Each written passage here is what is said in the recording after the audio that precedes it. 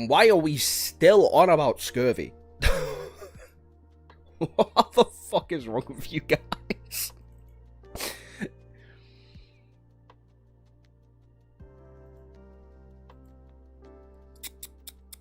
I don't care. Anyway, how are y'all doing? Y'all should see me by now. Don't blame it on a bad time. Blame it on a booger.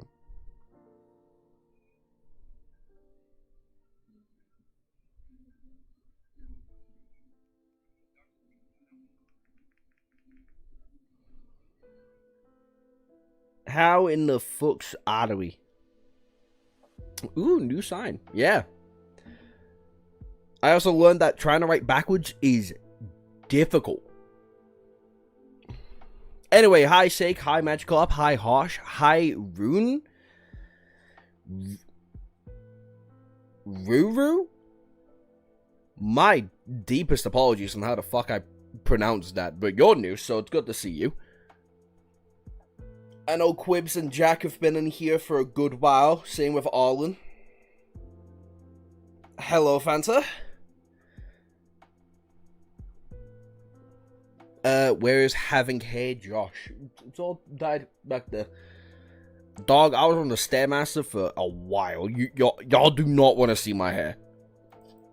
If I can promise you anything, it is that y'all do not want to see my hair. Okay?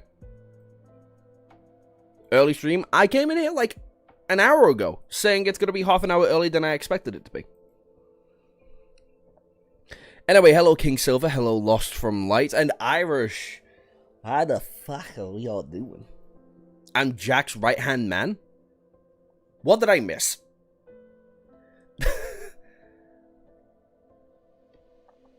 A good while, how long have you been streaming? When did I set up the stream? I set up the stream before I went to the gym. I usually give you guys like a good couple of hours. Like a good couple hours head start, at the very least. To come in, hit the notification, to know when the actual stream's getting uploaded. I think I left it like 3 o'clock. So the actual basis of the stream's been up for a good while.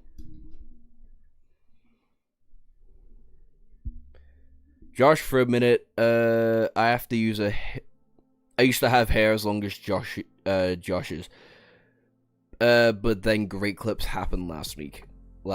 I need to cut my hair so bad.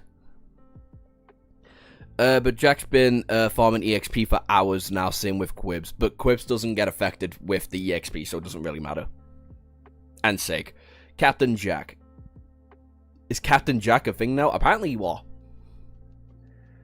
Now that it's less than an inch, brother's basically bald.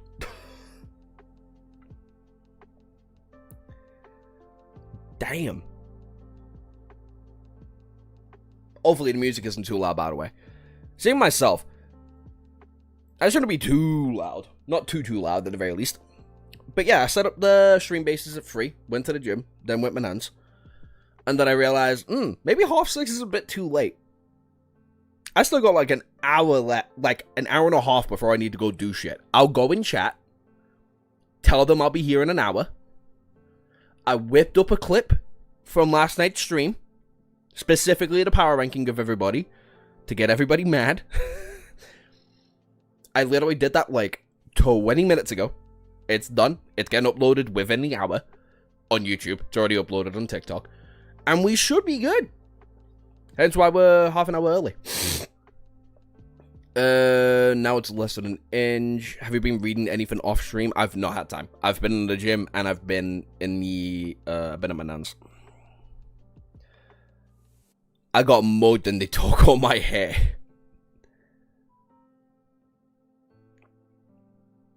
Out there in America mugging Indian hair now.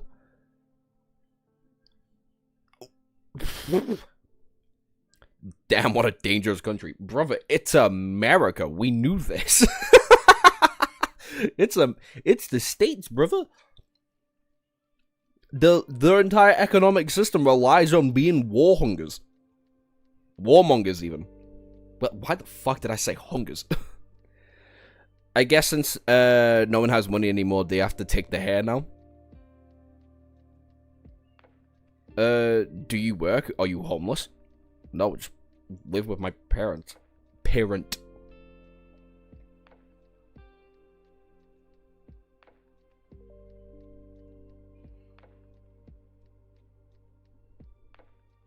But I was,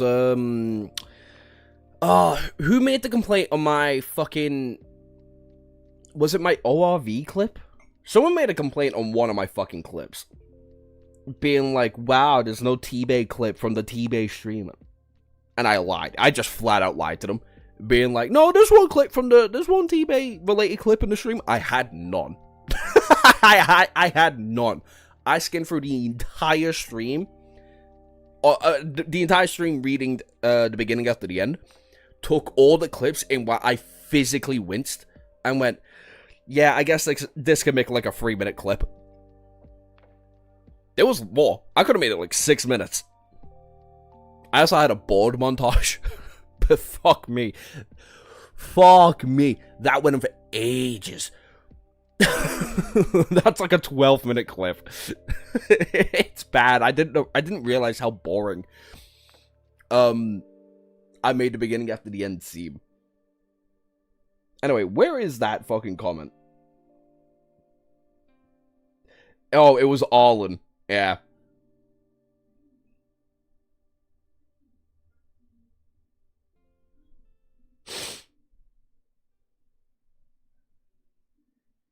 I knew it. America's only dangerous if you go to like 4 specific cities. Well, take those away and as safe as Nordic countries. I wouldn't say that. Bro has to highlight the Twin Abyssal Hills. I did. I don't know why. But twice consecutively, I called it the Twin Abyssal Halls. I knew it said hills. I said out loud the third time, the Twin Abyssal Hills. But the first 2 times I said it, I called it halls because I'm a dumb fuck. The one where you rated it really high. That's a worthy clip. Isn't that from yesterday's stream?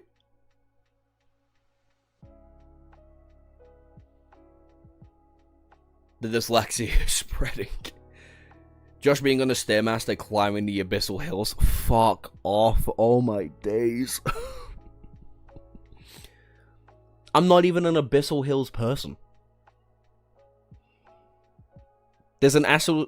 it's an actual statistic. Take away 4 American cities, and we go from like the 38th in the world in crime to like the 140th. Dang, when did this start? Hi, Praiseful. This started, how long ago? A little less than 10 minutes ago. So you go, big dog.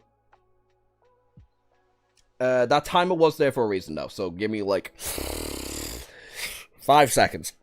Don't forget, I should probably put it on the fucking whiteboard. 15 likes, 2 kittens. 20 likes, an extra kitten. 25 likes, or 5 once again. That's going to be a recurring thing. But yeah, 5 seconds.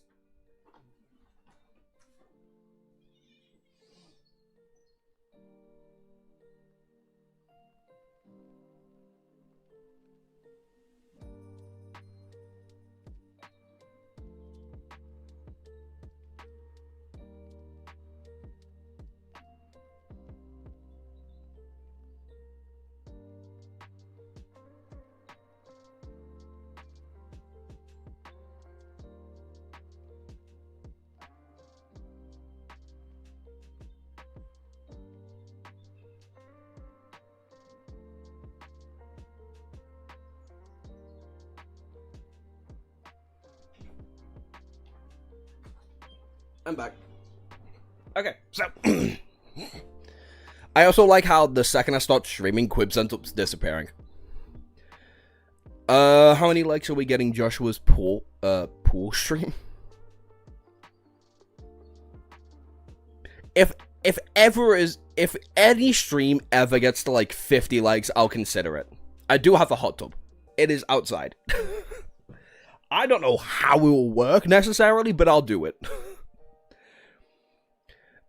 Sonny's not there to split it all yet, so still snow at the moment. Sake is trying to see Josh's Abyssal Hills. Fuck off, man. I'm a broad man, doesn't mean my chesticles are big. That's a lie, my chest is huge. But that's a separate thing. Let me get lean. By the time, let's be honest, if we ever get a stream to fucking 50 likes at once, then I think will be deserved. But what are we gonna do for 50 in that pool stream? No idea, but I'll do it. Add it onto the torture list.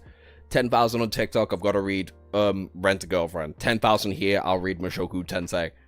And now 50 likes on a live stream. While actively live, we're gonna do a pool. You almost spilled your coffee? How about we don't do that?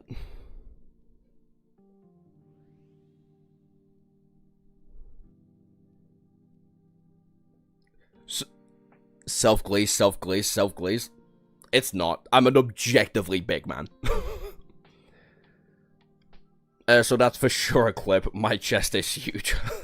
Let's go off. I was talking about you for sure.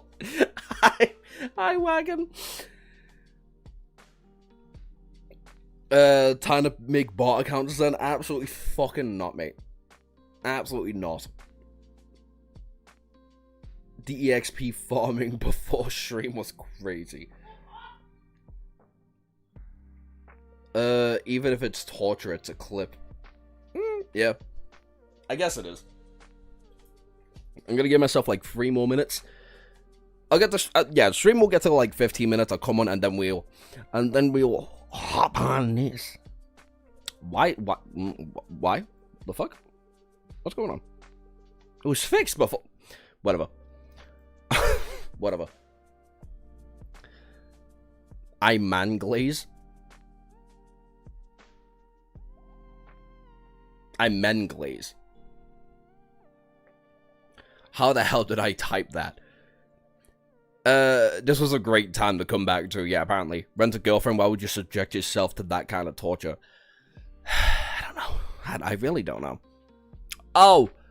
Because my friend Nigel on TikTok, good buddy of mine, very good content creator, he's also doing Rent a Girlfriend at 50k. And he's very close to that. There's no limits to the glaze. There's absolutely limits to the glaze. Also true, torture is wild. And yeah, that's like double the letters. Even if it's even if it's true, it's glaze. I mean, yeah, technically. But I can glaze myself in other aspects.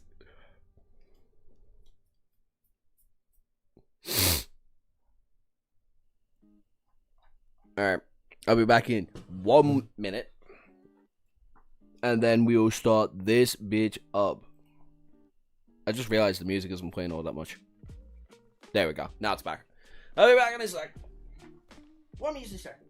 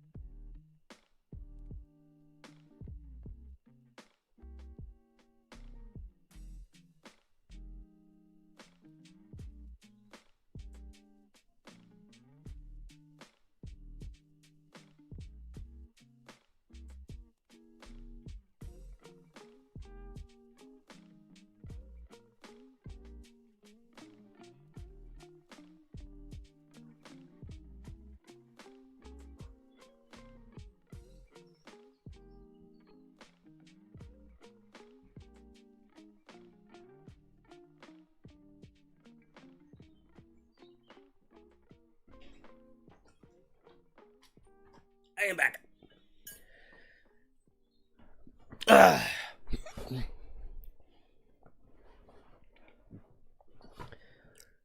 All right, you objectively big man, calm down. I am. The worst part of Rent a Girlfriend is the author spends like 40 fucking chapters making the main character not a cuck loser, and he loses all the progress on chapter 1. Right? Doesn't the author have an obsession with the FML? Oh yeah, yes he does. He has like full cardboard cutouts of the female MC in his house at all times. He is married with 2 children, and he is obsessed with the female main lead. Attitude named the glazed one. Calm down. Goku's character in the Boo arc was mangled horribly. Bye, Boo? Yeah, your abyssal hills get bigger the more you get glazed. You attract compliments wherever you go because your chest is swelled with pride, making you objectively big. Oh, you people concern me so fucking much. How many chapters today? We're gonna see if we can pump out 20. If we can't pump out 20, I'll get like 5 more in the night, and then make a quick, cheeky little review on those 20 chapters. There is something I keep forgetting to do, though, and that is writing down information on the actual chapters when I've read them. I'm pretty much using my own videos to, like, remind myself of what's going on. You my mutual homie, but damn. Yeah. How many... Alright, before we actually get into the stream, how many people have watched JoJo's Bizarre Adventure or has read JoJo's Bizarre Adventure? I just need to know something.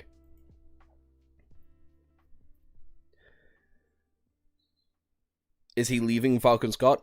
I don't know what the fuck Falcon Scott is.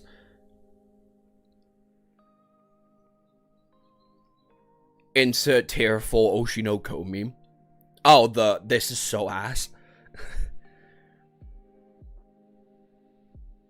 20 optimistic, this one. Anyway, how many people have read or watched JoJo's Bizarre Adventure? That's all I need to know. I have JoJo's Peak. JoJo's Peak. Alright, great. What? I don't know the general consensus of the JoJo's community. The only thing I know is my own opinions on JoJo's Bizarre Adventure. Which I'll make very abundant in the next tier list stream on Tuesday. How many people would say Part 5 is the worst JoJo's part that has stands? Because Part 1's universally the worst part. Everyone agrees Part 1's the worst part. But I have Part 5 right above it.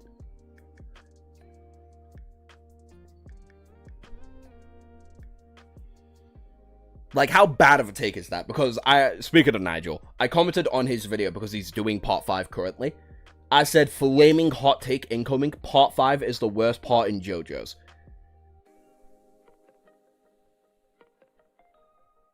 I saw a guy doing concerning things to a Jerry before, and I was ready and never got into it.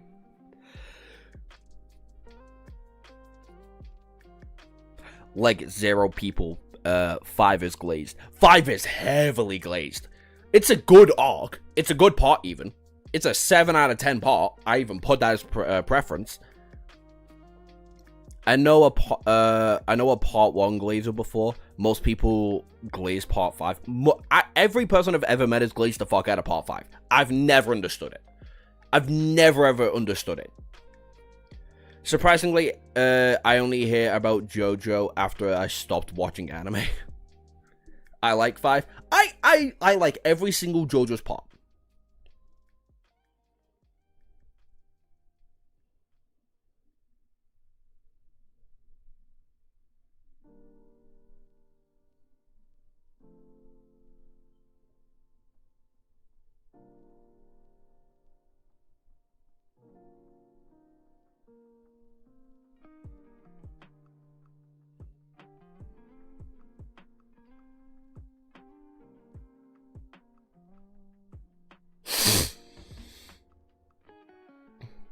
I love 4 as my personal favorite. Based. That's based as fuck.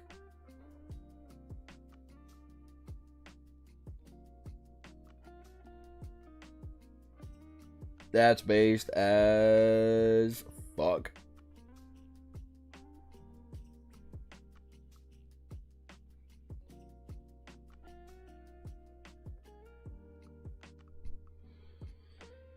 I don't like Volume 7 of Shadow Slave, even though I find it nothing wrong with it.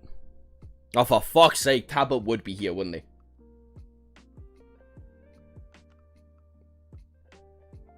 Tablet would be here. You look like Lev Yashi with blue eyes and blonde hair. Oh, I know about JoJo's the meme of the one guy jumping over a fence. Oh, fucking Joseph trying to get into the car and it turns into a fence. I love Part 3, man. It's so fucking silly. Part 4 is probably my favorite part animated so far. Feels like Part 5's like brutally Mogs? Is that what you're trying to say? Brutally Mogs like other parts? If that's the case, I disagree. Alba! Fucking hell, brother, where have you been?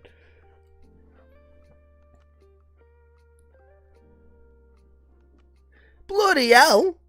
We've not seen you in several streams.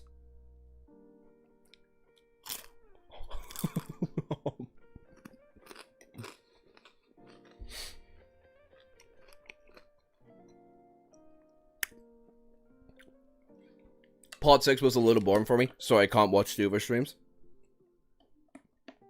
That's fair. It's just been a while, bud.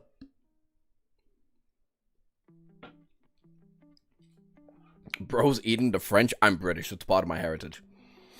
I was never a huge fan of Part 5, despite everyone and their mother's dick riding it. I'm so happy I'm a part of I have accumulated a community that doesn't dick ride Part 5 like crazy. Because for me, I've read up until the very beginning of Part 9. Like, 3 chapters in the Part 9, so I can't really talk on it. But general parts, I've got from least to best, Part 1, Part 5, probably Part 3, Part 6, Part 4, Part 8, Part 9, Part 7.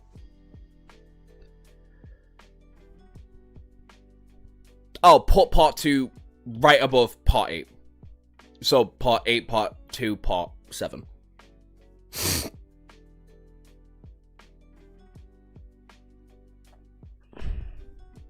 As any good British man should harsh.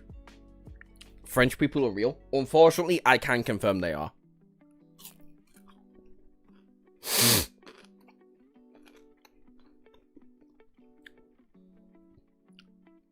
Yes, but these specific chips are called French fries.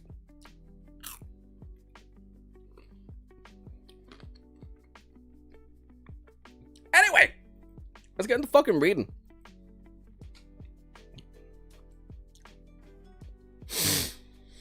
Chapter 830, Departure.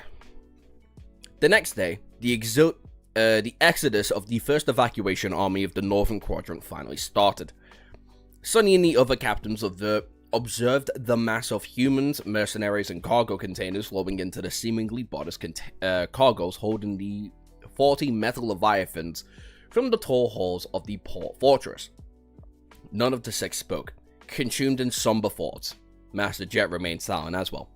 Behind them, the large encampment that had been bustling with activity just a few days ago was completely dismantled and gone.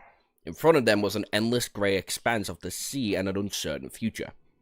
Even though only a quarter of the entire evacuation contingent was sailing south from the port today, the scope of it all was truly immense. Looking at the fearsome ships and the flood of soldiers boarding them, Sonny couldn't help but to feel a bit of awe. It was easy to believe that nothing would be able to stop such a tremendous force. However, he knew better. After a while, Master Jet sighed. Alright, it's time for us to go. Regroup with your cohort and proceed with your assigned ships. You know what to do if the convoy encounters a disaster on the way. Try your best to survive. Should the flagship go down and I with it, follow the chain of commands. Vandal is going to assume leadership over the company in my absence. Master Randall glanced darkly at her and grimaced. Hopefully I won't need to. And people say I glazed the fuck out of Jet in the last stream when I put her above Sunny. Like, fuck off. Oh my days. It is a tearful... is Tiawa a real thing? Yes, it is. That is a real thing. But I'm in the north. I don't have to follow that fucking rule. With how crunchy they sound, is this a food ASMR channel?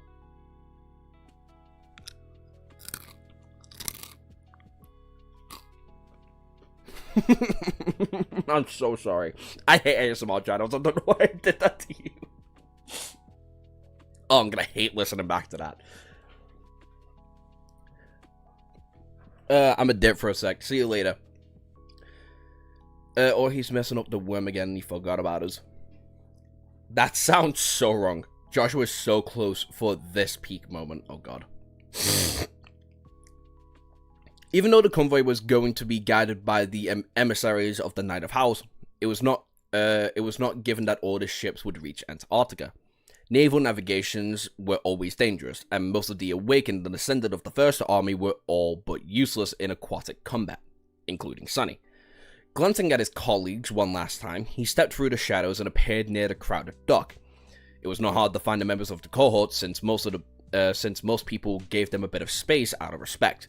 Walking up to them, he put on a confident mask and asked in a relaxed tone, "Are you ready?" Everyone nodded, except for Luster, who suddenly seemed concerned. Actually, I've never been in a ship. I won't get seasick, right?" Sonny stared at him for a few moments and then shrugged. "You're an Awakened, are you not?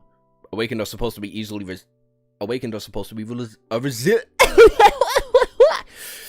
You're an Awakened, are you not? Awakened are supposed to be resilient to such things, so we'll see, I guess." Luster's face dropped. He lingered for a few moments and sighed. "Somehow, I feel like you don't like me very much, Captain." Sonny did not respond. However, Bell suddenly patted the young man on the shoulders. "Well, for one, I'm very happy that you're with us." Luster beamed. "Really?" The swordsman gave him a friendly smile and then nodded. "Sure, people like you are very vulnerable to be around. Very valuable to have around. I mean, one look at you and it's clear that you're going to die first, which therefore means it won't be me." I already feel better. Oh my days. Oh my god, what a bitch. That was horrible. I apologize for chat for bringing this up and making Josh do that. As you should, Arlen. You should apologize proficiently to the chat. It took me a second to realize Luster's flaw. Oh yeah, wait, don't know any of the flaws yet, actually. The young man glowered at him and scoffed. "Don't joke like that, it's not funny." Bell blinked a couple of times. I wasn't joking. Meanwhile, Sonny shook his head and turned away to hide a smile. "Enough talking, let's go." Together, they entered the long pier and moved towards the distant ship. The mass of people parted to let them through and then closed behind them like water. It felt a little surreal. Soon, a solid steel mass of the battleship obscured the sky.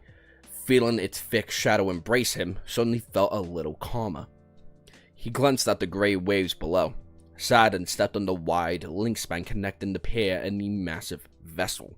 A few seconds later, a dark maw of the cargo hold swallowed him and his people.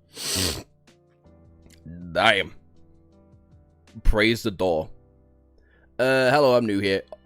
Are Joshua's minor strokes normal? Unfortunately. Who the fuck said it yesterday? No, at the T-Base stream. As I was going through trying to find the moments, someone said yesterday that I sound like a Lego Star Wars character's death scream. I can't remember who it was. It might have been Arlen. It is kitten time, and I'll get to that in a second. But whoever said that, still fuck you, and now you've got me curious about whenever I need to just do that to the microphone. Anyway, it is time to get kittens, so I'll be back.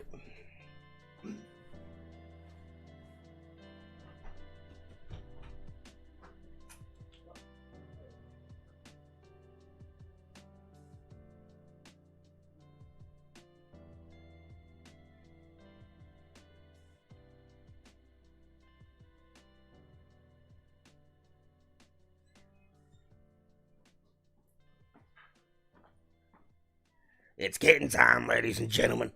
Bam. Look at these little fuckers. Look how big they are. Look how fat this one is. They are fucking adorable.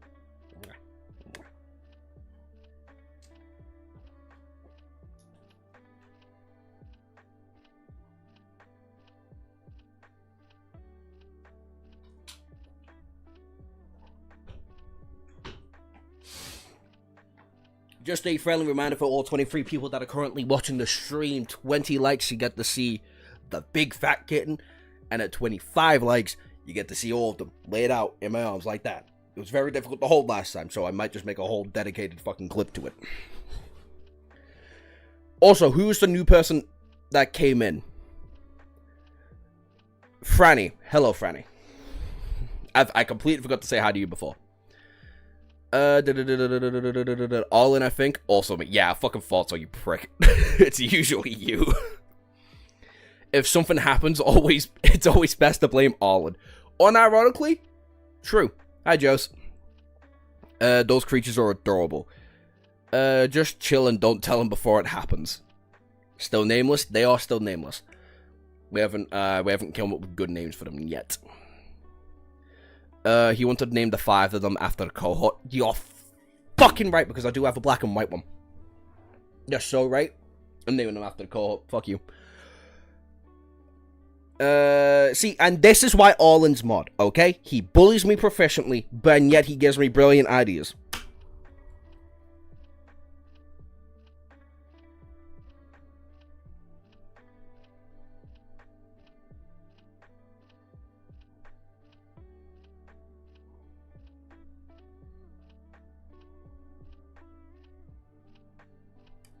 It's written down. That's why Arlen's mod. Hi, Greg. We're on chapter 830. Give them the true fancy names. So, Nightingale, Raised by Wolves, which is a bit ironic for a kitten. Changing Star, Lost from Light, and Song of the Fallen. That was your idea.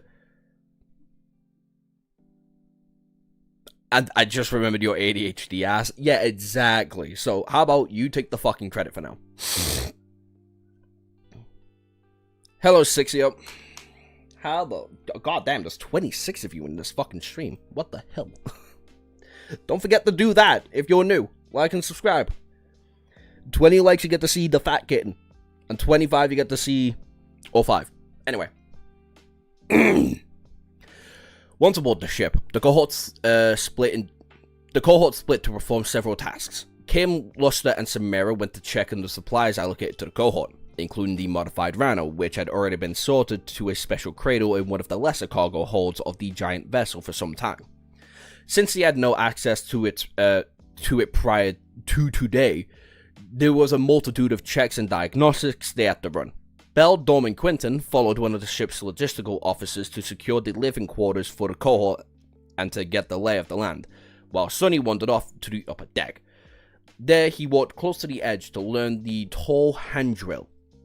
Looking down at the distinct surface of the water, images of the forgotten shore and the dark sea rose from the depths of his memory, making him shiver. I was hoping we'd get a little moment like this, because I do feel like we often forget how unironically traumatizing the Forgotten Shore was for our man. The Forgotten Shore is one of the most terrifying instances of any fucker's lives. Cassie almost died in his arms. Same with Nephis. Nephis almost died, right next to him. I feel like being around water should scare him a little bit. A little bit. Getting those likes up, people. We need to see the entire feline cohort. Fuck it, whilst we're here, we might as well name them now. And yeah, I realized we're at 21 likes. So give me a sec.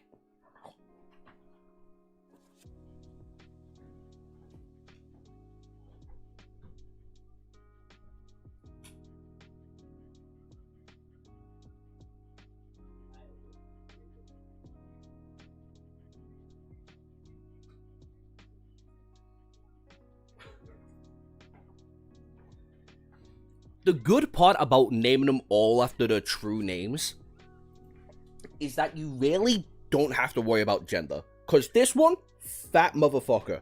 Definitely a lad though. But this can be raised by wolves. Because look how tubby this bitch is. And he's also the oldest. Which, and if we're going off Effie, she's the oldest out of the cohort. So why not? Nah. Alright, let's put you back.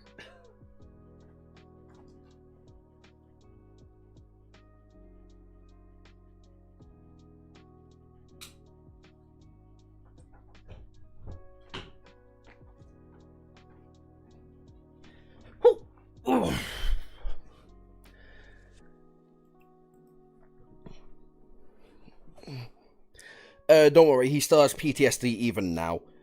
How many chapters are we going to read for now? Today we're going to try and aim for 20 if my ADHD doesn't bite me in the fucking ass.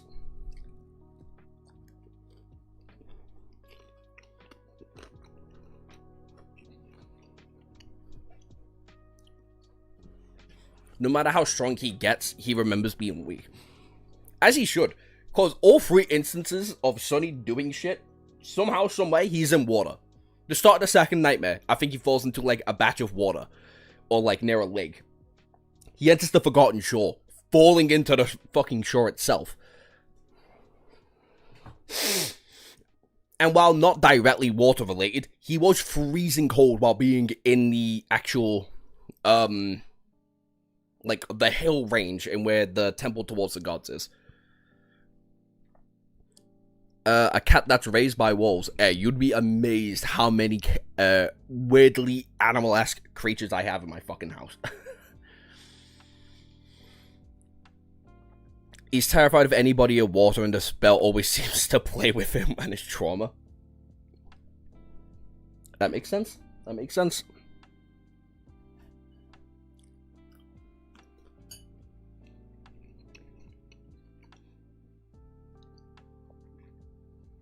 Exactly. His problem with water is the spell never letting him out of it for so long.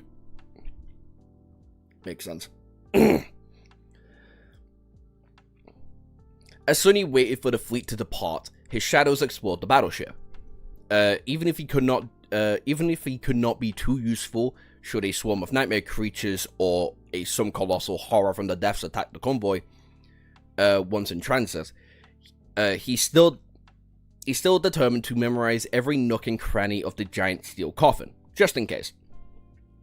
That's also something I often forget, that Sonny has a photographic memory. The prospect of handing his life into the hands of strangers did not appeal to Sonny, to say the least, but he did not have a choice. For the next 2 to 3 weeks, his crew of the battleship and the nightwalkers in charge of the convoy were going to decide whether all of them had lived or died. Curses! Sonny was suddenly very unhappy with the fact that he did not acquire any powerful swimming-related memories. Even he... That's actually a very fair complaint. Even if they could only give him the illusion of being safe, it would have still better than nothing. Maybe I should make it a priority once we reach Antarctica.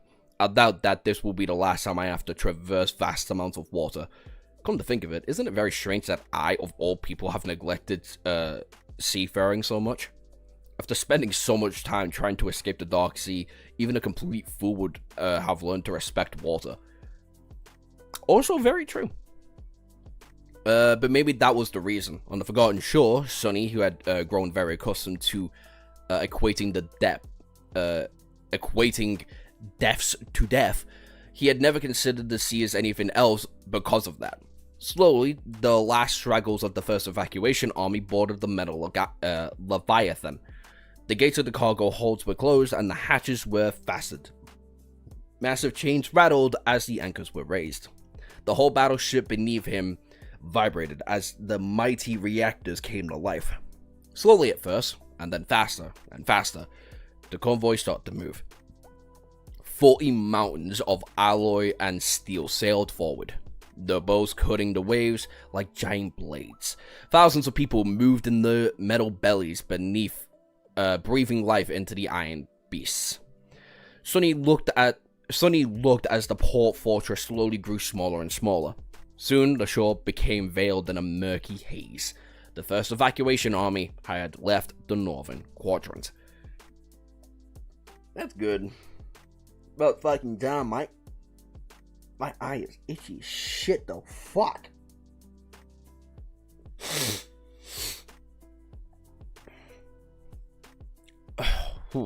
Spell, or I'll make you fail water. You know when he first arrived at the chained isles, he fell into a water fountain? That was the other fucking one I forgot about. I knew there was 3 instances of him falling into water. The second nightmare, something related in the 3rd volume, and the Forgotten Shore. Thank you for reminding me. Way funnier if it outlets the others start calling them names. The water is a problem in Shadow Slave. The sea in Shadow Slaves are scary as fuck. That is true. The Shadow Slave world, the Navy, probably the military short sword. In Shadow Slave, the Navy have a pair of eggs, big but really big. Massive reactors might remind me. You guys think the spell tech generators are just another fancy way to boil water? Like pretty much all of the other power plants? I would assume so. Like, water is an incredibly useful way of generating electricity. And boiling is a very easy way to do that. It's just a bit of a counteractive thing, though.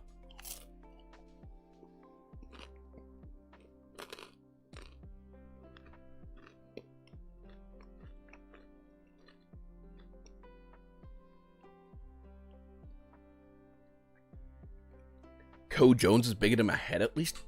Jack, what the fuck are you talking about? Chapter 831. Master Navy. Master Naive. It's always boiling water. That is true.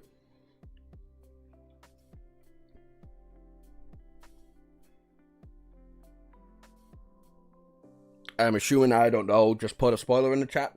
Because I just saw a message get fucking deleted. Anyway. After a while, nothing surrounded the convoy but the vast expanse of the rolling waves. The 40 colossal vessels moved in a narrow formation, with the fearsome flagship serving as the arrowhead of the expedition fleet. Hundreds of formidable cannons were aimed in all directions, the fields of fire overlapping to create a lethal exclusionary zone around the procession. I don't know why this book doesn't have a horror tag. Well, to be fair, there's like 2 instances in where the story is like legitimately scary, and one of which is in the first, one of which is in volume 1.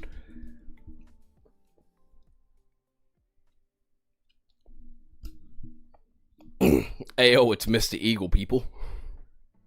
Okay, I've missed something there. What the fuck do you mean, Mr. Eagle? Nevertheless, Sonny was not reassured. He stared at the underlying surface below some time, the dark expression never leaving his face. Despite the grandiose magnitude of the passage, the convoy moved with a surrounding measure of quietness.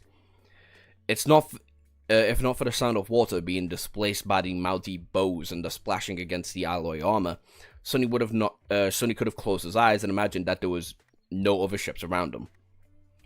Wasn't it strange that he had felt much more comfortable aboarding flying ships than these far more reliable sea-surfing vessels? No, that's completely fair. As a person who does not like ships generally, I would much prefer a flying ship than a one that's actually seafaring. Especially one in an ocean that's probably 100 times more deadlier than the one at the Forgotten Shore.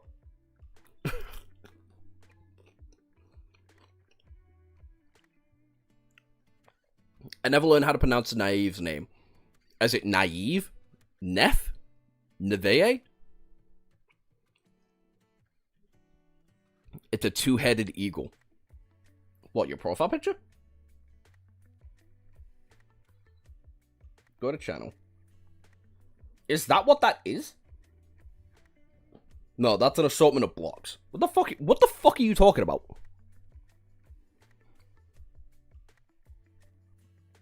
Should I really be asking? Anyway. He sighed, then actively summoned his communicator and assessed the Martine Safety Procedures Manual provided by each member of the First Army. In the past weeks, everyone had to study the sizable document and run through an exhausting drills to familiarize themselves with these strange rules to proper naval conduct. Sonny had a better memory than most, so he practically learned the manual by heart, while the general structure was rather easy to understand and explained what the passengers of the ship had to do if the ship or the fleet-wide alert was issued. There was a lot of strange and seemingly exotic rules included as well. Say it like you would say Navy. Never. Never in a slightly... Navy in a slightly muffled way, so it's almost Navy. Yeah, so Navy. Long story, don't worry about it. Got it, I'll take your word on it. For example, the manual had passages like, if you start to experience recurring nightmares or experience pleasantries or auditory hallucinations, report to the nearest naval officer immediately. Or, in case of alert level being raised raised to condition black, cease all activity and motion. Do not produce any sound, disturbances, or vibrations. Do not summon memories, and above all else, do not actively circulate soul essence. That is terrifying. What the fuck? Huh? How much energy can be generated if we manage to build a reactor boiled the dark water nightmare creatures? So long in a land far, far away, there was a Lithrium tribe. An Illithrium tribe. Okay. Anyway, this is terrifying. Nightwalker is my favorite clan. I can see my modus operandi. First Lord of the Mysteries with the Apprentice Path, and now Shadow Slave with the Nightwalkers. I love to play a game of a cat and mouse with. Yo, that's no, fuck that. Fuck that in every way which possible. There were several alert levels, differentiated by the color. Condition Black was among the highest and the most dire, inferior only to Condition Red, which meant that the whole fleet had to prepare for an all-out battle. However, there was plenty of regulations that fell outside of these established routines. Even though Sonny had no idea what most of these rules were supposed to prevent from happening, he felt a little bit calm in knowing them. Ships move between quadrants all the time. Ship moves between quadrants all the time. Hell, there are some that are constantly traveling between the West Antarctica and South America. There's no reason to worry too much. He sighed, then shook his head dejectedly and decided to leave the upper deck. Whenever Sonny liked it or not, Sonny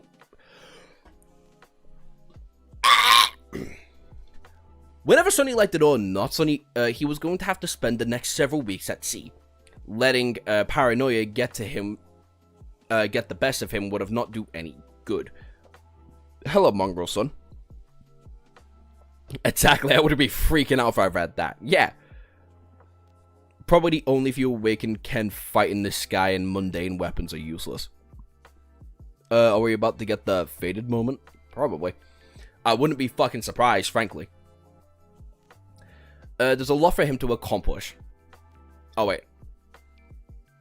Oh, yeah. There's a lot for him to accomplish. Still, from checking up on the Rhino to finding out what kind of facilities will be available with the cohort during the dangerous cruise, the implementing changes to training plan, not to mention the fact that he had to continue upgrading and augmenting the memories of his soldiers.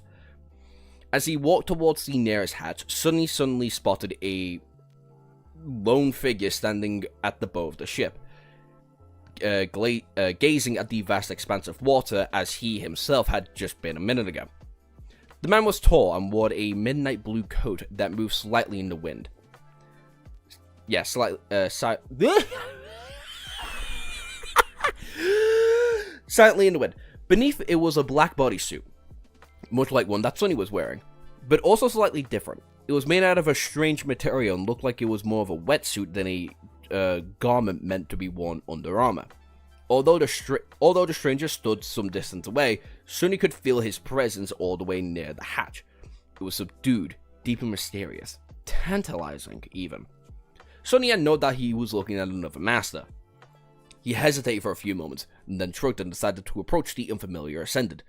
As he did, the man turned around and glazed at Sonny with a weary gaze. He was around 30 years old, handsome with eyes that are unusually beautiful indigo color. Strangely enough, his black hair also seemed to possess slight accents of dark blue, at least when exposed to direct sunlight.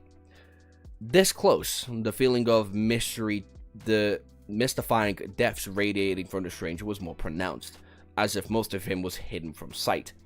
Sonny already had an idea who he was looking at. He thought for a bit and then simply said, "Good morning, I'm Ascendant Sunless, of the First Awakened Regular Company." The man lingered for a moment, studying him. His indigo eyes seemed to be searching for something. Then unexpectedly, a wide smile appeared on the handsome face. "Ah, I'm Ascendant Naive, of House Knight." Ooh. He stared at Sonny with a strange expression for a few moments and then suddenly blurted out, "Are you crazy?" Sonny blinked a couple of times. Naive, meanwhile, laughed and waved his hand in the air for a couple of times. Sorry, it's just that my daughter is your biggest fan." What? Okay, yeah, what? Utterly flabbergasted, Sonny stared at the scorn of the famed great clan knight, while trying his best to appear calm and composed. Eventually, he shifted slightly and forced out a question. How old's your daughter, if I may ask?" Naive smiled. "She's 5. A Song of Light and Darkness is her favorite movie." Oh no, for fuck's sake. "She must have watched it 100 times, the censored version, of course. She just adores your character. You're her idol. I really do apologize, Master Sunless." Oh god, someone shoot Sonny between the eyes. I feel like this is gonna suck for him. And that dear new people Josh's rendition of Lego Star Wars. Fuck off, Arlen, okay? God damn. Lego Yoda death sound. Oh my fucking Christ. Guilty Glazer. Are you crazy? Glaze that Sonny. I can't. Am I crazy? Are we crazy? We are crazy. We're all crazy. They are crazy. Bro, he's making fun of because of the movie. Sonny the Celebrity, that damn movie. I was laughing so loud when I read that for the first time. He has a daughter? Damn, he's raising all of the death flags. Okay, I'm not the only one then. A chapter named after you and a daughter that apparently you love daily. I don't have a death flag, but like, imagine him wave death flag. It's probably what's gonna happen to him, actually.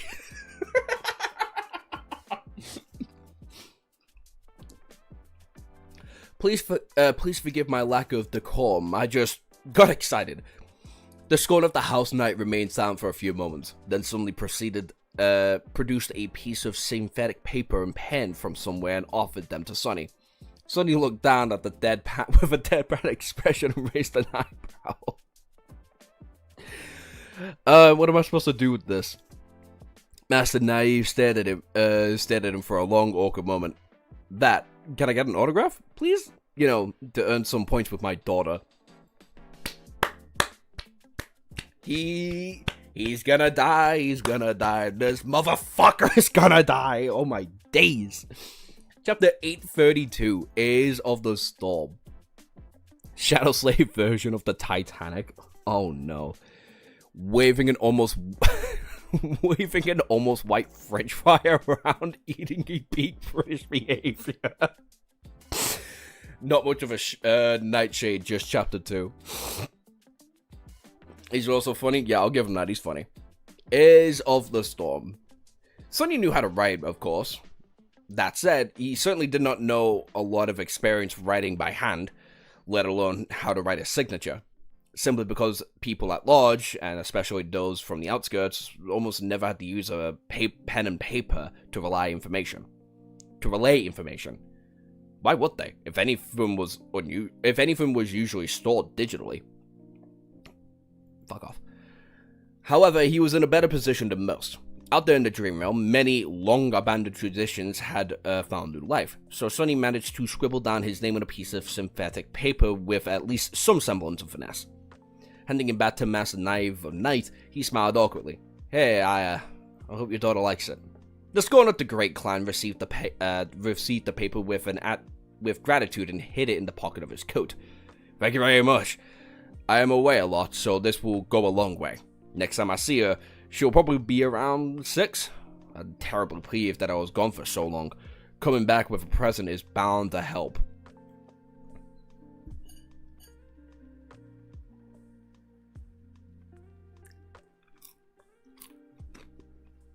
He looked at Sonny with a genuine mirth, then knowing a spark of gleam with his strange indigo eyes. Naive gestured at the ocean and asked, You're not too comfortable in the water, are you? Sonny lingered for a moment, then scoffed. You must have seen a movie yourself. Is it really surprised that I have a complicated relationship with the sea? The handsome master smiled. Oh, yes. I haven't thought about that. Sorry. Still, at least you're familiar with it. Most people just don't understand. He did not have to say what exactly it was that people failed to understand. For a moment, the two men stared at the strange feeling of closeness. Both of them had unfathomable dread in the depths, which was a rare thing these days. Did you cut your hair? No, it's just tied all the way back there. Raise them all, raise them high. The flags are raising. I'm hearing the angel of death walking with how this conversation is going. Brother, walking with him. He's flying with him. They're both diving into the depths on this one. Sonny sighed and then studied the massive silhouette of the iron ships for a few moments and then asked, what are our chances of making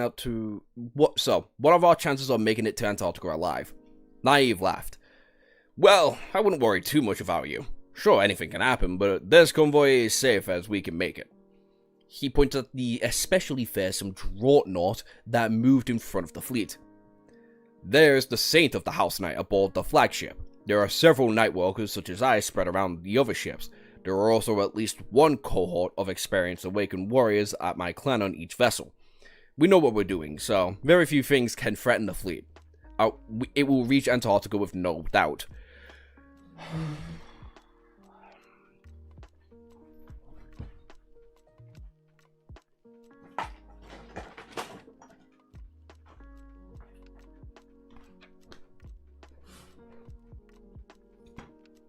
It's gonna be right there, just in case. The scorn of the Great Clan lingered for a moment and then added in a more somber tone. We have to make the journey many times, bringing the refugees away and returning with reinforcements for the government army. Each of the 4 fleets was made to be nearly indestructible. Still, that doesn't mean that our passengers can relax. Keep your wits about you, Master Sunless, and do remember the rules formulated in the safety manual. We put them there for a reason. Yeah, and they're terrifying. Brother. Sonny looked at the handsome man and smiled. Oh, don't you worry about that. I've already memorized the whole thing, more or less. I may be lacking in many regards, but being unreasonably paranoid is not one of them. Good man. Naive smiled. That is surely a remarkable trait that you have. I wish more people were that unreasonable. Finally, a saint involved in this operation. I feel like it'd be fucking silly to not have a saint operating 40 fucking fleets of people all being dragged to one of the biggest continents ever that's going to be raided. In the ocean, that is arguably the single most deadly place on the world. The Death Stick, a literal skull and stick. Oh shit, Sonny. What's up? Hi, Harsh. Master Naive is gonna die after gaining an autograph of Sonny. I know we're at 25 likes, which does mean you're gonna see all 5 kittens, but for the time being, I'm kind of currently waving this little fucker. So we're gonna carry on reading the rest of the chapter, and then you'll get to see the kittens. Sonny chatted with the Nightwalker for a few more minutes before taking his leave. Master Naive had turned out to be an unexpectedly pleasant... Master Naive had turned out to be an unexpectedly friendly and pleasant to be around. He was not like an arrogant representatives like the other legacy clans. By the end of the talk, Sonny felt a lot better about the current circumstances. He had grown a bit fascinated with the House of Night. The third great clan had always been a mystery to him. Nightwalkers did not enjoy the parentage of the sovereigns, but wielded an irreplaceable power. That unique advantage had carried a place for them at the very top of humanity's hierarchy. But what was that advantage exactly? After meeting with the scorn of the Great Clan in person, Sonny had all but confirmed his suspicion. The feeling Naive gave him was somewhat similar to what he had experienced twice before. One time in the shrine of the 4th level of the Ebony Tower, and one other time in the Great Hall of the Night Temple. Both were dedicated to the Storm God, the deity of deaths, ocean, darkness, stars, travel, guidance, and disaster. The aspect of the goddess of the black skies were all eerily related to the role of the House of Night played in human society, and Sonny did not think that was a coincidence. His previous guess seemed to be correct. It was all but certain now that the founder of the Great Clan, the enigmatic awakened of the first generation known as Nightwalker, had inherited the lineage of the Storm God and somehow shared its power with the rest of the House of Night. So, all 6 divine lineages are accounted for. House of Night inherited the lineage of the Storm God. The Immortal Flame had inherited the lineage of the War God. Valor had inherited the lineage of the War God. Song had most likely inherited the Beast God. That was clear from what he knew from Sishan, the adopted daughter of Kisong. Sunny had inherited the lineage of the Shadow God, but then it was devoured by Bloodweave. I still, to this day, hundreds of chapters later, do not believe this to be true, by the way. Not in the way that Sunny thinks of it, and what you guys probably think of it as well. That only left the most elusive of the 6 deities, the Heart God. The most elusive of the sovereigns. Astorian? Of course, Sunny could have been wrong. Kisong might have been the heir of the Heart God instead, while Astorian might have been the heir of the Beast God. Or lacked the lineage entirely. But what were the chances? That is all great. But what the hell does that all mean? What were the divine lineages exactly? Do they have a purpose, exempt from bestowing their wielders with additional power? Were they just chance remnants of ancient bloodlines or some that had been left behind for a reason? More importantly, now that one of the 6 divine bloodlines had been hijacked by a forbidden lineage of the meddling diamond, how would that affect things? Sonny had no idea. Shaking his head, he had descended onto the metal depths of the giant battleship and reunited with his shadows, which had been exploring the vessels all that time. One way or another, I would find out later. Right now, however, I really had to go and take a look at the rhino. Sonny hastened his steps and scowled. After all those contribution points I sank into it, that damn thing better be good. Oh shit, Sonny. Yeah, cause what do you mean, don't even circulate essence? Yeah, the essence part's the one that's fucking me over. Naive is one of the boys. Freeze, there is nothing you can do. If one of us gets noticed, we'll all get eaten. That is easy. The boys ended. Maybe Naive will too. The boys ended, and I think I'm like one of 7 people on the face of the planet that actually like the ending. Hey, Naive is fine, just don't try and jinx it. I want to see Sonny meet, his fan, Naive's daughter. That'd be sick. G3 says a lot of things to make the story make sense.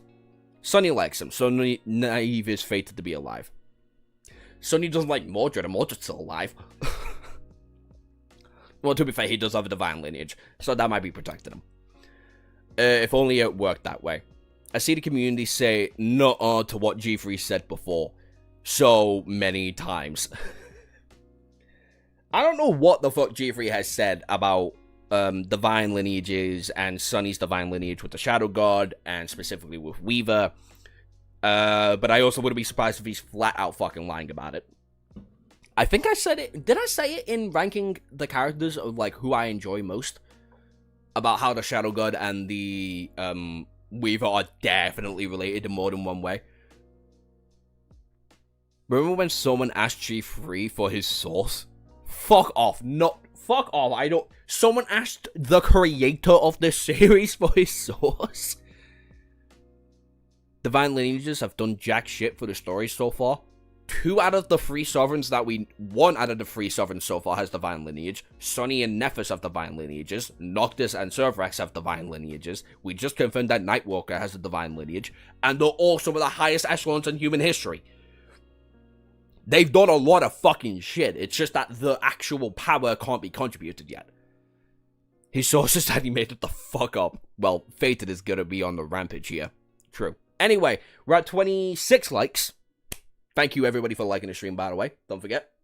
Do that at the same time. It's kitten time.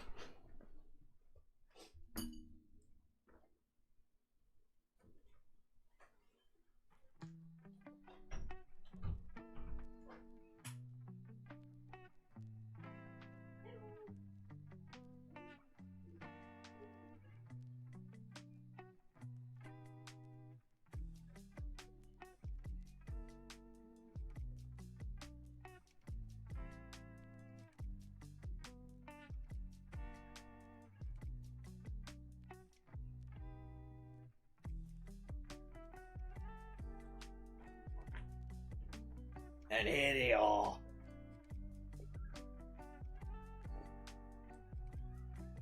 Do you want to take a guess at who's Sunny and who's Lost from Light and who's Changing Star?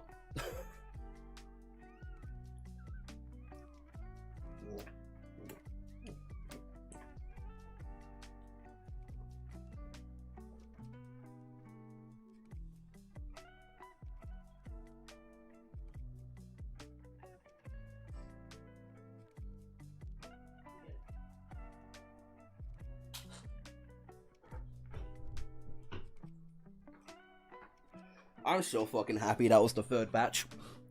So fucking happy, because if that was the first, my hand would have been cut up to shit by Ophi.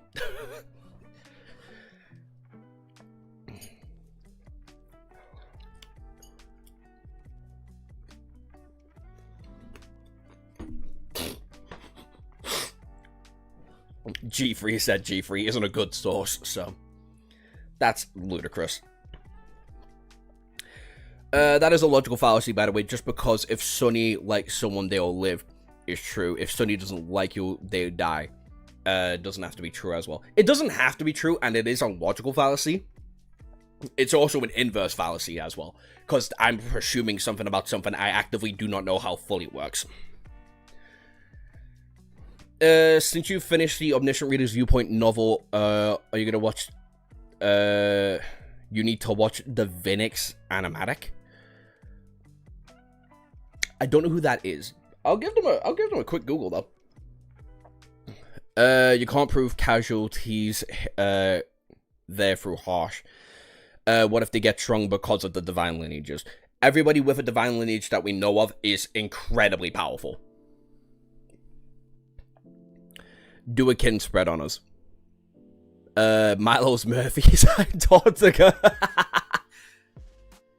Which one's Sunny? I don't know. Maybe the only pure black one.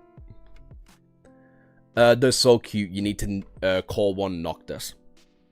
Well, they're all named after the cohort now. So, at Arlen. The thing that we don't know is what it helps with specifically, other than to boost everything with one speciality, which is vague as shit. And if things, they should do more. They should logistically do more shit than they actually currently do. By the way, we just got the 30 likes. What the fuck? Thank you very much. But yeah, they should technically do more than they currently are. But we also know that 3 out of... Well, to be fair, we know 2 things about divine lineages. It's that they are inherently incredibly powerful, and that you can unlock divine lineage aspects. Or aspect legacies, even. Because from what we understand, Mordred might be able to unlock one. Nephis probably already has one. And Sunny, we know for a fact has one, and that's Shadow Dance. It's also a divine lineage, fucking hell. It's also a divine lineage just because it's relevant to the highest ranks. We will probably know more once Sunny is divine because the divine lineages. True. Well, that message got fucking removed from existence. Lineages tend to give an overall boost to all parts of the person, but each one also specializes in that boost way more than the others. Aspects are inherent to the person. You can't unlock that. Wrong? Okay, I'll take your words for it.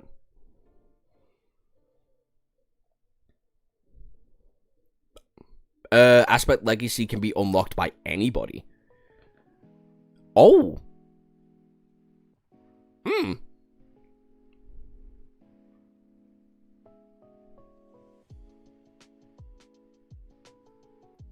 Huh. Okay.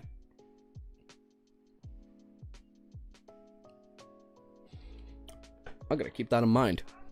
The names are Lost from Light, Lost from Calm, Lost from Hungry, Lost from Lost from Snap. Why Snap?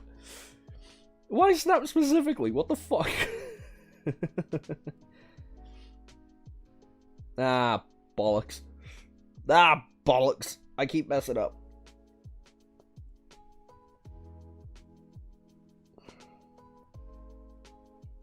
There we go. Aspect legacies can be unlocked by anyone.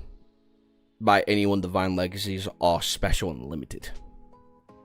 Got it. When people say that Geoffrey is not a valid source, they meant that the answers he gives us on Discord to fans' questions only seem semi-canon unless confirmed in the story. Okay. I mean, that's understandable. Because sometimes the author is just fucking stupid. Look at Robert Kirkman, for example.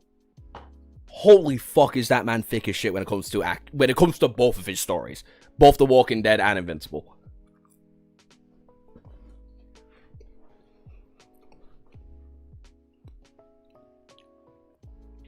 Remember, Joshua, Sonny's legacy was in the drop of Ica, so a memory.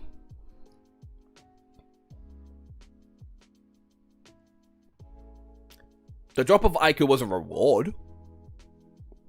Same with Shadow Lantern and Soul Serpent. But he unlocked it afterwards. Oh, for fuck's sake. When did he unlock his Aspect Legacy? When he had his dream. He unlocked his Aspect Legacy after he had his dream. Because he was learning Shadow Dance. Or he had learned the existence of Shadow Dance through his dream. So that's a fucking lie. Because he got Soul Serpent. Yeah, he got Soul Serpent after mastering the first step. And then he got the Drop of Ica, which had the Shadow God's blood in it, which was then consumed by Weaver. And then he got Shadow Lantern.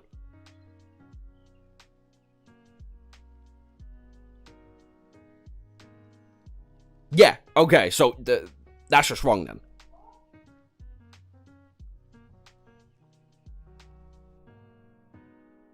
The first Ica drop was from the Vile Thieving Bird. Yes, which is not related to Sonny's Aspect Legacy at all. Well, it might be, but that's a theory for another fucking day. After Antarctica, I know Sonny would not die in a horror movie. Brother, he won't die in any horror movie after The Forgotten Shore. Sonny's Aspect Legacy is Shadow Dance, Shadow Lantern, Soul Serpent, etc. Or a gift, or a spell gift. Yeah, okay. Thought so. Anyway, we should carry on reading, because that's kind of the purpose of the stream. 833. I know. The vehicle stable in the battleship took a whole a lesser cargo hold. Calling it lesser, of course, did not do the space justice. It was a vast metal hall filled with all types of heavy machinery and bustling human activity. Feeling the force... Fuck off, fucking hell. Feeling the force sway slightly beneath him, Sonny walked along various cradles, each holding a powerful engine of war, until he reached one of the assigned to his cohort. There, he finally saw the Rhino. Sonny seemed motionless for a while, studying the formidable vehicle. The armored personal carrier was angular and stocky, the heavy plates of composite alloy armor covering its solid frame. Its design was stout, sleek, and strangely predatory. The whole machine was the size of a train car, with 6 mighty wheels supporting its overbearing weight. Fuck me, this thing is big. Each massive wheel was as tall as a human and was rough as the alloy hull of the Rhino. A lot of engineering went into making the APC as mobile as possible. Not only were the wheels connected to an extremely robust suspension system, they were also attached to a set of short integrated limbs that could be extended from the frame of the vehicle to raise its profile and maneuverability. The APC also possessed powerful boosters that allowed it to sustain brief bursts of automotive levitation, hop over short distances, or often the blow of land from height. Or soften the blow of landing from height. It could even move across water as an amphibious vehicle. Not that Sonny had any plans to do so. The feature that gave Rhino the particular name was the massive steel wedge that was raised slightly above the wide snout. This plow could have been lowered down to the ground, turning the APC into a semblance of a heavy siege ram. With the sharp catcher lowered, the alloy beast looked like it was capable of tearing through walls, piles of debris, natural obstacles, and the flesh of nightmare creatures with equal ease. Sonny studied it with a dark sense of glee. Well, alright, I have to admit, it does look good. He lowered his eyes and looked at Kim and Samara, who were busy inspecting the vehicle. He walked over to his technicians and asked in a neutral tone, "So, what's the status?" Samara glanced up from her screen of her communicator, where a diagnostic program was displaying the results of a series of complicated tests. She offered him a small smile. "Everything seems to be in order, Captain. He's a real beast." Kim affectionately patted the surface of the APC, which had been painted a grey camouflage pattern. "This is a superb machine. Rhino is really fast despite being burdened by heavy armor, highly maneuverable, and has exceedingly durable internals. With the expensive upgrade we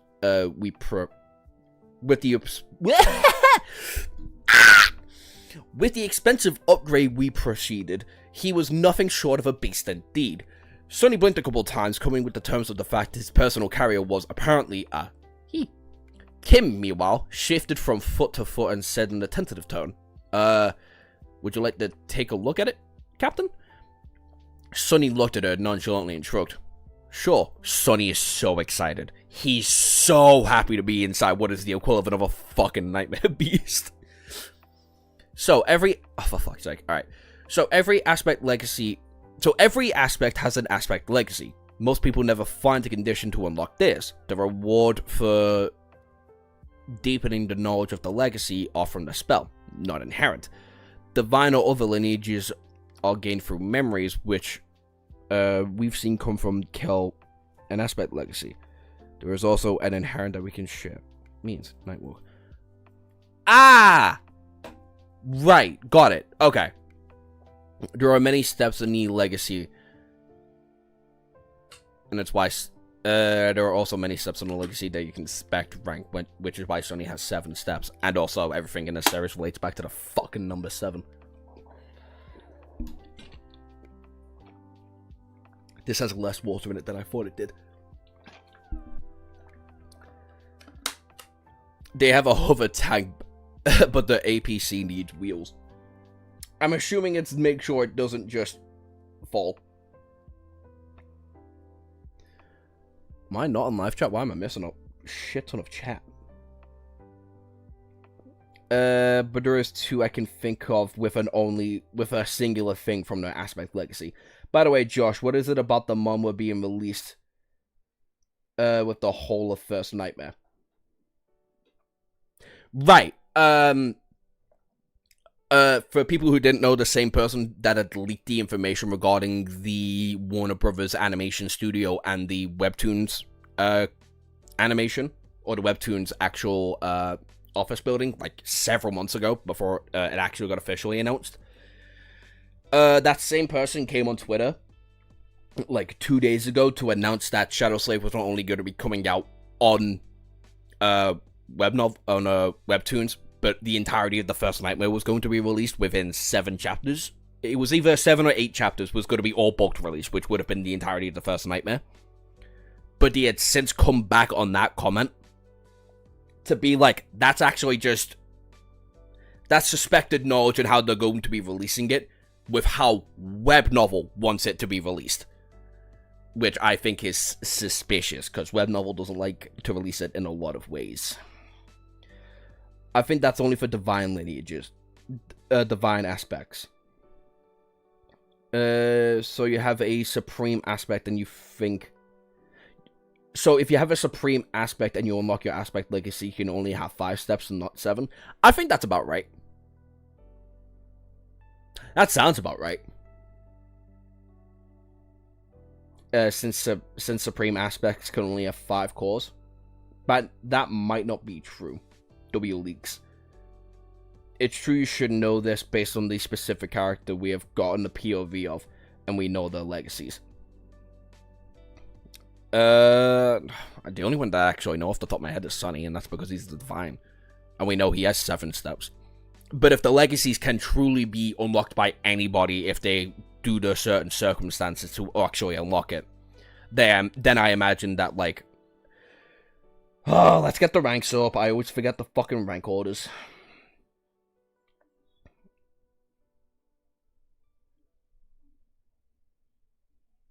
The hierarchy of Shadow Slave. Yes. So a Sacred would probably have 6 steps, a Supreme would have 5, a Transcendent would have 4, an Ascended would have 3, an Awakened would have 2, and a Dormant, I'm assuming, just wouldn't have any. Knowing that it's meant to be like a stepping stone kind of thing. But that's just my own suspicion. This is getting spoilery. Let's keep it down.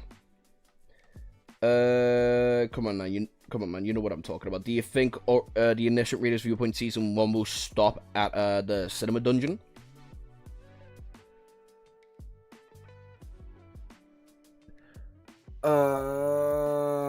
Yes. I had to be reminded where the cinema dungeon stops at, and it's the guy that gets absorbed into the actual system, isn't it? So yeah, it'll probably stop there, cause that a lot of fights last a while.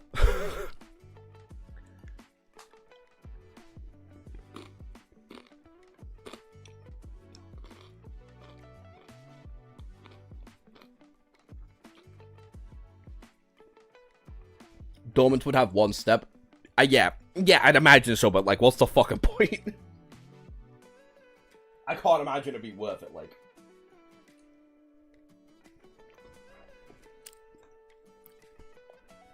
Also, I keep having to look at my phone for the fucking chat, because for some reason, it's just not working here.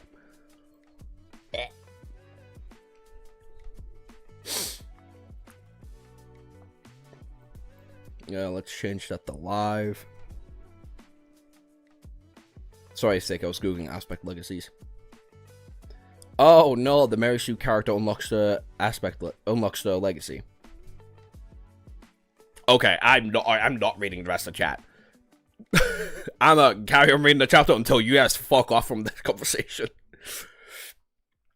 Of course I want to take a look inside. What kind of question is that? He entered around or through the open hatch, climbed a set of steep stairs, and found himself in the interior of the massive vehicle. Everything there was Spartan. highly utilitarian and designed with a maximum durability in mind. It was clear that he was inside a military machine, and yet Sonny couldn't help but to feel that he was surrounded by pure luxury. Maybe it was because he knew how much all of this seemingly unassuming equipment cost. The front of Rana was dedicated to a slightly raised point cabin, where Luster was currently studying the various control panels and switches with the excited expression. There was enough space in there for a couple of additional seats as well. The reinforced windshield was long and narrow, but offered almost a panoramic view of the surroundings. Of course, there was plenty of monitors displaying the feeds of various external cameras and sensors as well. The middle of the vehicle was dedicated to the most modest living space. There was a small lounge area. What the fuck? How big is this fuck-ass machine? There was a small lounge area where the crew could rest and spend time together. A compact gallery and a partitioned hygiene compartment. 6 sleeping nooks were situated at the opposing walls. Sonny could already imagine the compartment for who would be at the bottom bunks. Of course, each of these bunks could actually function as a dedicated sleeping pod, should their need arise. Behind the lounge area was a cargo hold that also served as an armory and integrated a high-tech engineering workstation. The engineering compartment itself was situated below the floor and ran through the whole length of the vehicle. This entire thing is massive. This is a miniature bus. What the fuck?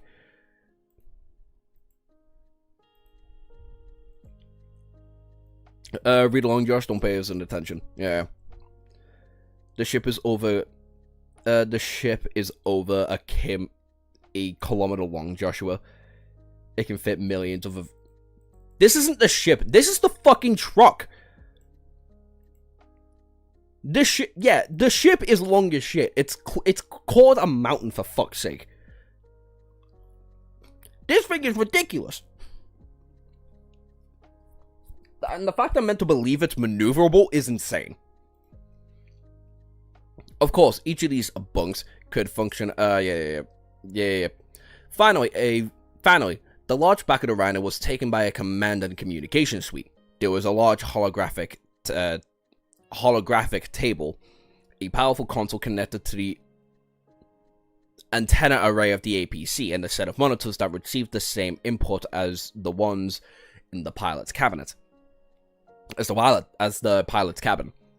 Most importantly, behind all of those, a cave where Sonny's own bed was situated, completely with the privacy partition and a dedicated storage space. The mattress was the very best of the first evacuation army could offer. He grinned, imagining how pleasant it would be to sleep on that thing. This is actually better than what I have back home. That's sad, Sonny.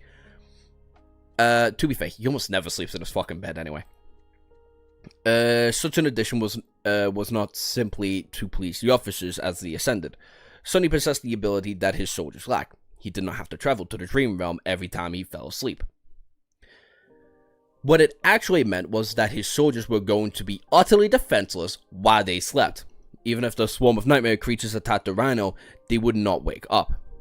He was the only one who could guard the cohort no matter what happened. That's a lot of pressure, Sonny. A staggered sleep schedule was supposed to help with this problem to a degree.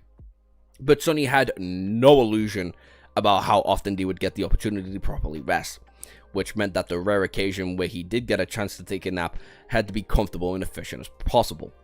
Sonny walked all around the Rhino for a bit, trying to suppress a satisfied grin as he studied the layout. Eventually, he approached his personal convoy alcove and sat down in the soft bed.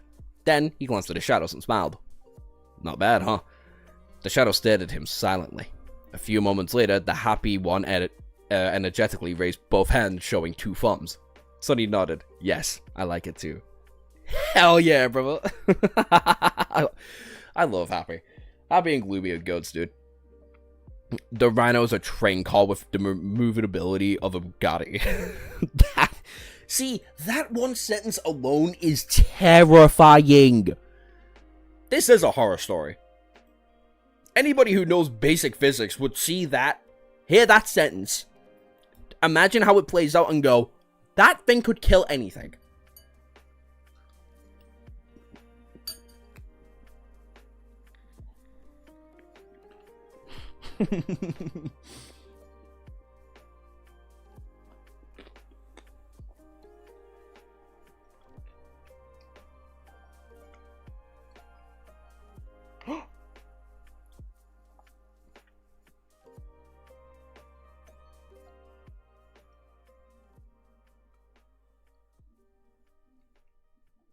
Fucking drama queen, what the hell?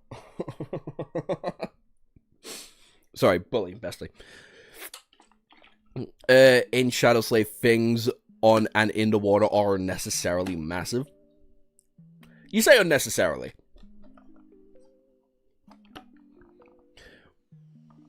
We know things in the water are scary. One of the first nightmare creatures we ever get to see, we've put in Saint Tier. And it's one of the only creatures we see in the water, ever. I don't blame the world for putting anything massive in the water. Saying to not use your soul essence, though, that's even scarier. Gloomy is to go, he's our day one. He is to go, but I fucking love Happy. Sunny given his shadows names is weirdly cute. I mean, if they match the personality. With the introduction of magic, lol, everything is unbelievably massive. True that. And water makes it much easier to be massive. That is true. Anything that's in the sea should be considered a fucking national threat.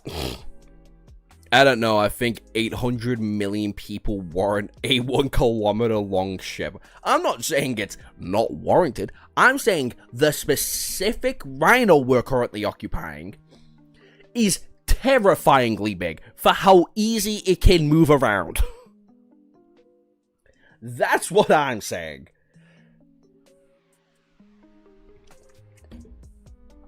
Anyway, chapter 834, Cohesion.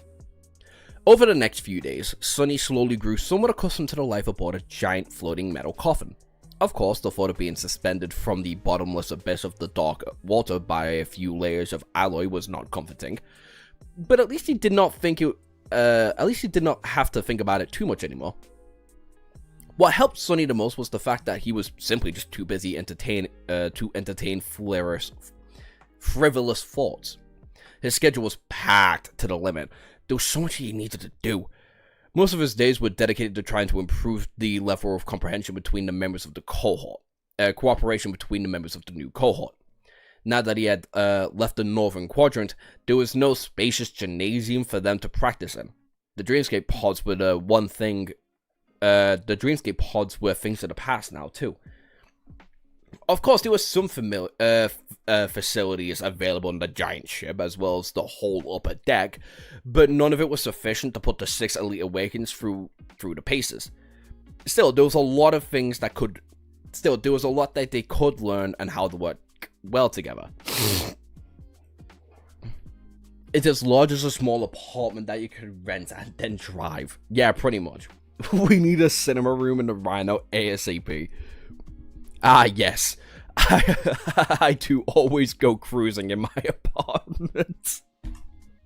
He's not wrong, though. This Rhino's probably as big as my bed. This Rhino is probably bigger than my bedroom and my roommate's bedroom in uni. Together. And we're a room apart.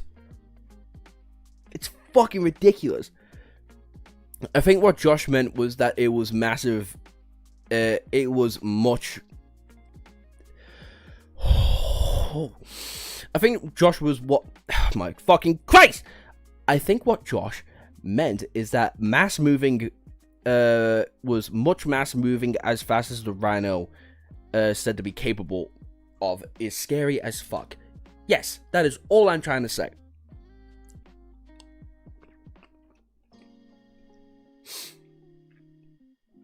From low-intensity training to mental exercises and games, anything that can give the cohorts, anything that can get the members of the cohorts a glimpse into their comrades' thoughts and acts was a step in the right direction. Sunny's insight that he had gained thanks to the Shadow Dance helped a lot as well. Slowly, but surely, his soldiers were clicking together and learning how to fight side by side. Bell's swift and mercurial nature, Dorm's solid and calculated approach, Quentin's steward persistence, Samira's steadiness and deadly aim, King's mastery of sight and quiet competence, Luster's spirit and inexhaustible bravado, guided by Sunny, all it was slowly melding together. The cohort had not reached the point where they could move as a single organism yet, but at least they were able to reinforce each other's strengths while simultaneously covering each other's weaknesses. Sunny had gained a deeper understanding of their powers as well. For example, Bell's ability to sharpen his sword was actually much more complicated than he had thought. As it turns out, the actual effect surrounded the blade with an incredibly thin, invisible displacement field instead of an actual making the edge sharper. What's that fucking ability from Kagurabachi? It's like the strongest guy's ability. I can't fucking remember what it's called, but yes, that. This thing would run over Dorm's MCMC. Maybe awake. Oh, dormant as well. Will we ever see a dormant Titan? If there's something like a forest or such, it can drive it over. Is it larger than LeBron? LeBron could probably sleep comfortably in this.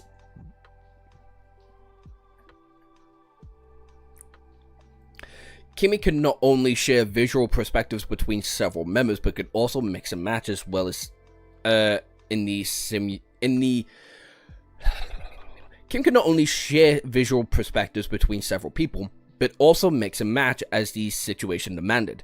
She could also see the weaknesses of those enemies, but simply channeling her point of view to the fighter in the middle of a furious battle would have been too disorienting. Instead, she is able to transfer only the vision of the variables, almost all of the composite overlay that lightened the chosen the spots up. Luster could speed up his soul essence recovery, both for himself and for his allies. Strangely though, the better he knew the person, the more distance he could maintain between himself and the target while channeling the beneficial effects. If there was one flaw to his ability, it's just that he didn't seem to work on Sunny. As it turned out, Shadow Essence did not react to Luster's presence at all, which was a big disappointment considering Sunny had stripped himself of Soul Serpent support in order to protect Rain. Damnation, why did I recruit this fool? Like it's not helpful for the other 5 members of the team, Sunny, but you know what, go ahead. This thing could ram a fallen of a low rank and probably be okay. Someone chat read Gachi Akuda, someone read the chapter 167. Join he evacuation army and enjoyed the fancy portable apartment to travel across Antarctica. Yeah. Sounds like a good life, surely. No Luster slander. I will slander Luster all I fucking want. Okay? I'll slander whoever the fuck I like. Despite being upset, Sunny had to reluctantly admit that while this was not a big issue, Luster's unique and useful ability would have not been a great effect on him anyway. The Young Awakened was only able to dramatically affect the much more potent essence of a master, let alone the abnormal one that possessed 4 cores. While Sunny was not training his cohort, he was busy modifying their memories. The process was long, arduous, and complicated, but he was steadily making progress. He had embedded Bell's sword with a potent but passive sharpening effect of the enchanted straight razor. He had somehow managed to transfer the Feather of Truth enchantment to the mantle of the underworld to Dawn's sledgehammer. The latter was an especially incredible achievement, considering that the weave of the Onyx armor was one of the most intricate and complicated he had ever seen. Even more impressive were the 6 charms that he had presented to the members of the cohort. Each carried an alternate version of the single enchantment of the Memory of Ice. I forgot he had this fucking memory, which was supposed to raise the resistance to cold. While the effect was much weaker than that of his personal charm, that was exactly what made his accomplishment so important. This was the first time Sunny had succeeded in not only copying an enchantment, but also modifying it. Although the memory of ice was more powerful, the ascended charm that devoured a lot of essence to sustain its effect. The version Sunny imbued into the 6 weaker charms was more modest, but also less demanding. His awakened soldiers were going to be able to keep it active more or less permanently unless the reserves were completely drained. If there was one thing that he had failed to do, it was turning Samara's destructive rifle into a memory. Sunny had really wanted to, but no matter how hard he tried, the high-tech weapon was too intricate, complicated, and contained too many moving parts. There was no limit to what Sunny could achieve. The more complex the structure of the object was, the larger the size and mass, the harder it was to integrate into rudimentary weaves into it. Perhaps if he knew more, he would have been able to overcome this limitation. But as it stood, Sunny had to abandon this particular ambition. Oh well. His dreams of turning Rhino into a memory were utterly shattered. It had already been a week after the departure of the Northern Quadrant.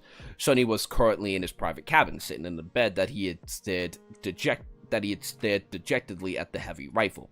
The battleship vibrated subtly around him, but the corridors were enveloped in silence. This was far into the night. Most members of the First Army were fast asleep. Sunny himself was not asleep for a long time. Of course, as an ascendant, he could easily last a week without sleep. The problem was that he was already on his 2nd week. Or was it his 3rd? With a sigh, he put the heavy rifle aside and threw an unused soul shard into the maw of the covetous coffer. To hell with it, I need some rest. The chapter was too short for me, in my opinion.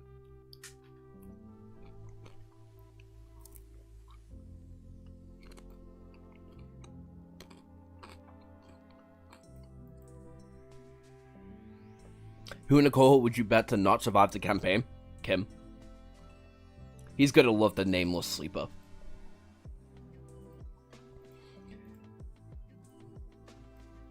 Oh my god, fuck off. Feeling crammed in a tiny hotel in the outskirts. Want to see new sights of exciting new people and creatures? Join the Antarctica campaign now and enjoy the complimentary mobile apartment. Yeah. It's short, but the climax of the arc. Arana said next week we would have more chapters along. I need to re-pick up Gachiak, though. I fucking love the first, 20 chapters of it. And the entirety of Season 1 was great, too. That's not surprising, though. This is the same person that was the predecessor of fucking... No. The prodigy of the person that made Fire Force and Soul Eater. And if they're like, I don't need to do any work anymore because you exist, then yeah.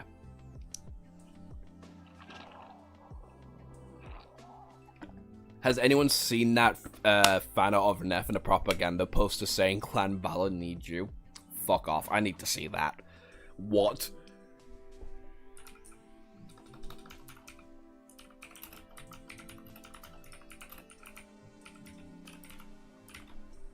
I'll go in images exclusively. Because I really want to see that. I'm seeing no propaganda images. Oh, never mind. That's kind of one. Not that great.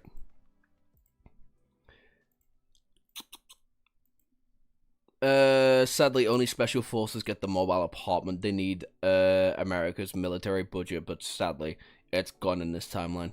Dude, Gachi Ikudo is too good a special in the latest chapters. If it was set in a bunny suit one, I would join the army. If you're in the Discord server, can you send that? Not Jet in a bunny suit. I need to see Nephis being a military fucking thingy. Because that sounds fucking hilarious. I'll open up Discord right now to make sure I see it.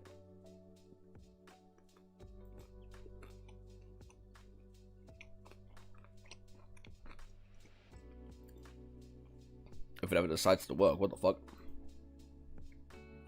It was from Reddit a while back. Oh, I don't use Reddit. That's a lie. I use Reddit, I just don't use Reddit for the correct things.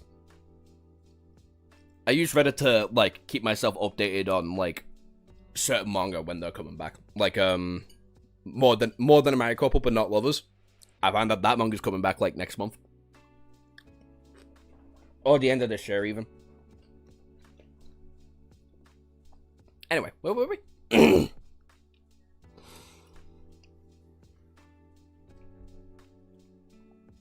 He yawned and put his head back in the soft pillow. Suddenly, all the exhaustion of the past weeks descended upon him, making his thoughts slow and sluggish. After a few moments later, Sonny fell asleep. And after what felt like a minute, he was rudely awoken by a loud and persistent sound.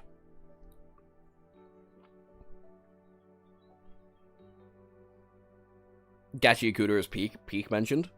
I use Reddit. Okay, Raven, we can calm down. You're new to chat, I know that, but we can calm down.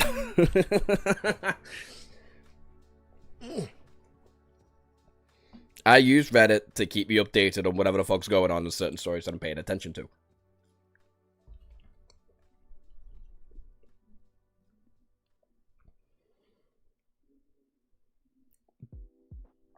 Like, the three main ones that I'm in right now is Fu Fujio, which is more than a married couple but not lovers. Pokemon ROM hacks. Anime memes. The Omniscient Readers subreddit, which is kind of dead, low-key. Jujutsu Kaisen. Fairy Tail. Who the fuck is... Oh, never mind, I know who that is. And YouTube. To see what the fuck is going on, because they're making secret updates for anything. Like, I don't have YouTube Premium. I'm probably gonna get YouTube Premium if I get another job. But paying attention to so bunny suit Jet. I've seen the image of Jet in a bunny suit. Same with, I think it was Cassie in a bunny suit as well. As it's the only right and I've seen those. Those have been funny. I saw those on Instagram. I saw one. I tried to find Ken's Instagram account because I know he has one. I liked one Shadow Slave video, and then my entire explore page was all Shadow Slave related for some fucking reason. Because Instagram is actual dog shit. Fuck, I need to delete that app. And then I saw Jet in a bodysuit, and I was like, is that meant to be Jet? And it was. And then it was Cassie, and then it was Morgan as a cheerleader, I think it was. Then it was Nephis in a bodysuit, which I did use in a video. Yeah, that was Noptic. Oh yeah, I know. Oh, trust me, brother, I know it was Noptic. Shout out to Noptic, he's a great artist, but fucking hell.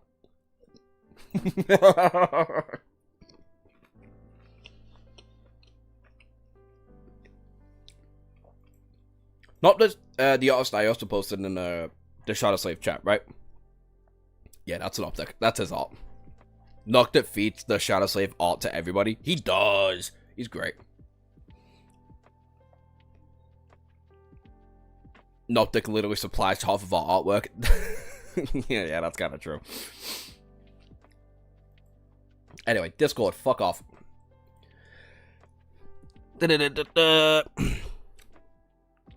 Irritated, he turned on his side and tried to dive back into the rejuvenating darkness.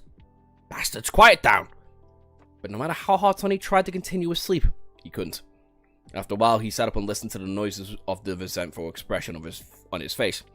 He clearly heard several voices, but the sound of it, they all belonged to a young woman. And these women are... Sonny gritted his teeth. Singing?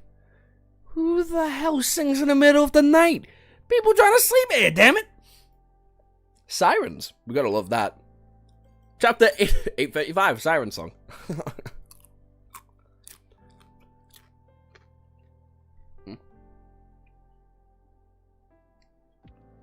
brother, I don't get.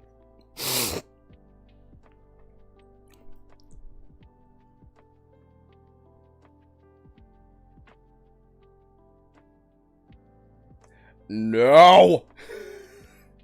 No! Away with you!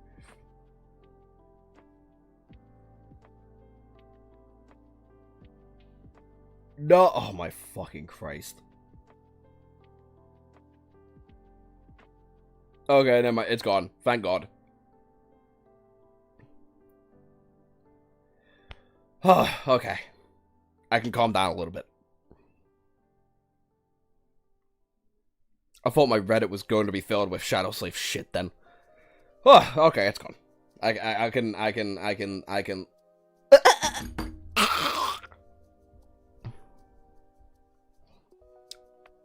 can now do shit without having to worry about being hilariously spoiled.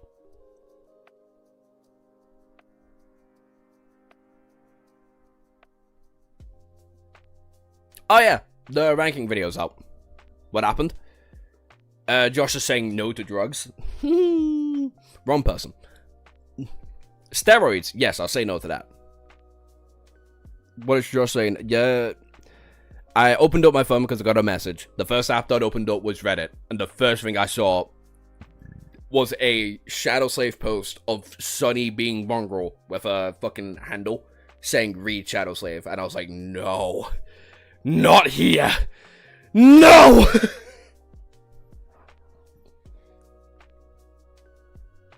Modern Society is not worth it. No, is it fuck?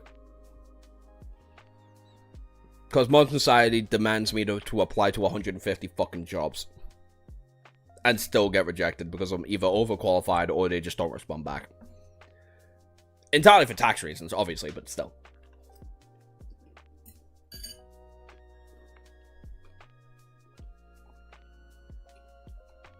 Bitch, I was just telling you what I was using Reddit for! I literally just told you what I use Reddit for. There's certain places that I go on Reddit for. So yeah, no shit was the first one that fucking opened. Don't... Arlen, you test my patience, boy. Chapter 835, Siren's Song. Sonny sat silently in his bed for a while, irritated by the fact that someone had disturbed his sleep. With singing, no less. Slowly, however, his expression softened. Well, at least they have good voices. Yeah. The young woman sang beautifully. The voices flowed and resonated with each other, creating harmonies that made him feel tingly. The song was neither sad nor happy. Instead, it made Sonny feel a deep, poignant longing. A wistful sigh escaped his lips. Maybe I should introduce myself. Brother in Christ! Never mind, he's dying in a horror movie. Since these beauties were having a party, surely they wouldn't mind some company. Sonny. No! No, if I've got to reprimand Arthur in his fucking story, I can reprimand you, brother. Sonny lingered for a few moments and then frowned. Slowly, he looked down and studied his shadows, which were silently trembling. His face darkened. There is just one problem. How the hell would he be able to hear the singing so clearly? His cabin was separated from the neighboring compartments by thick alloy bulkheads. The entrance hatch was securely fastened, isolating him from the rest of the battleship. No sound should have been able to penetrate inside so easily.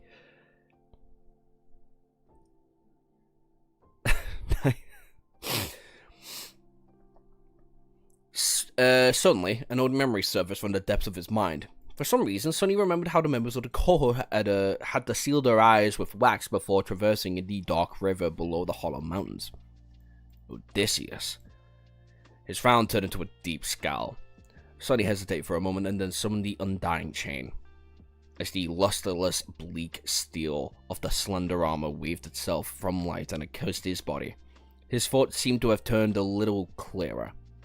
The chains of longing enchantment provided the wielder with a high amount of protection against mind attacks. However, the However, contrary to his expectations, the beautiful singer was not affected at all, so he could still hear it clearly. He's still moved by the alluring voices.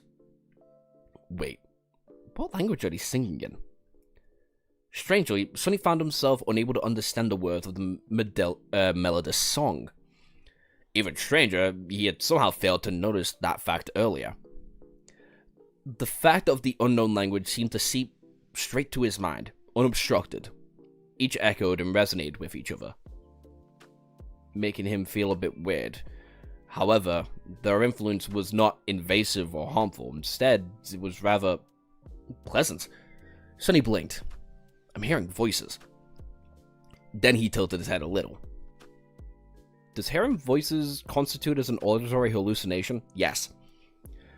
Wasn't there a rule concerning exactly these circumstances in the safety manual? Right, he was supposed to immediately inform the nearest naval officer in case something like that had happened.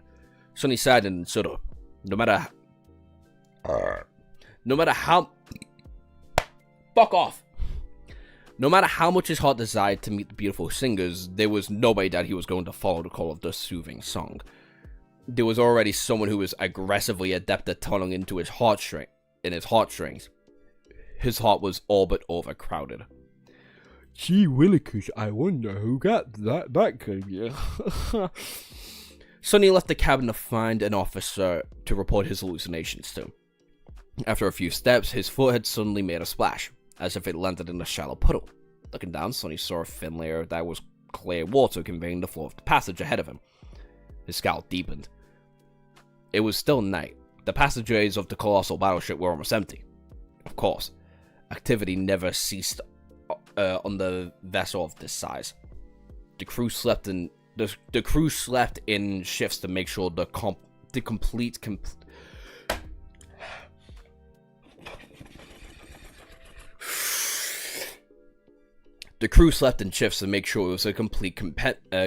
and the sailors were specialized, always tended to the internal systems and managed the posts. One such post was right ahead of him. Behind the corner, there was not a soul around.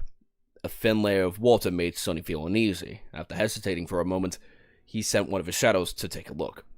To his relief, the security point seemed perfectly in order. A junior officer in a blue uniform was standing near the wall, studying the panel mounted on it. Well, maybe simply staring at the wall and boredom. Does he not see all that water? Or was the water a hallucination as well? Guys, Sonny's talking to himself again. Sonny's getting compelled to think this by sirens off. It was completely just like that, yeah. I don't know if I can finish the stream. That's fine, armor. Vietnam flashbacks. Or the signs were there all along. Oh god, I think I know how the water is.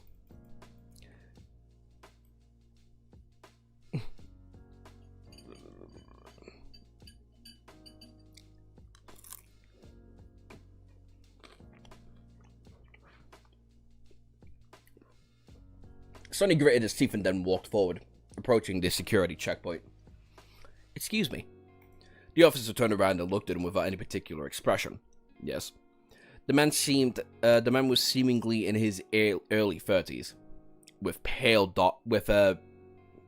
skin and dark, slicked back hair. There was nothing particularly memorable about him except for how his face seemed to be. Sonny sighed and said awkwardly, "That's the safety manual said to inform the nearest officer that I hear voices. Well, I do. So." The impassive man suddenly became more lively. A strange gleam appeared in his eyes. "Oh? What did you hear?" Sonny rubbed his face. Singing. I heard beautiful singing." The officer stared at him for a few moments and then nodded. "I see. In that case, please follow me to the upper deck." Sonny shifted his weight to take a step forward, but then lingered for a moment and then leaned slightly to the side instead. Glancing behind the naval officer, he took a short glance at the man's shadow. The shadow appeared exactly how it was supposed to appear. It swayed slightly on the surface of the water, staring at Sonny's shadow, as it often did. Nevertheless, he was still very disturbed for some reason. His intuition was not exactly ringing an alarm, but became strangely alert. Sonny looked at the officer. Why the upper deck?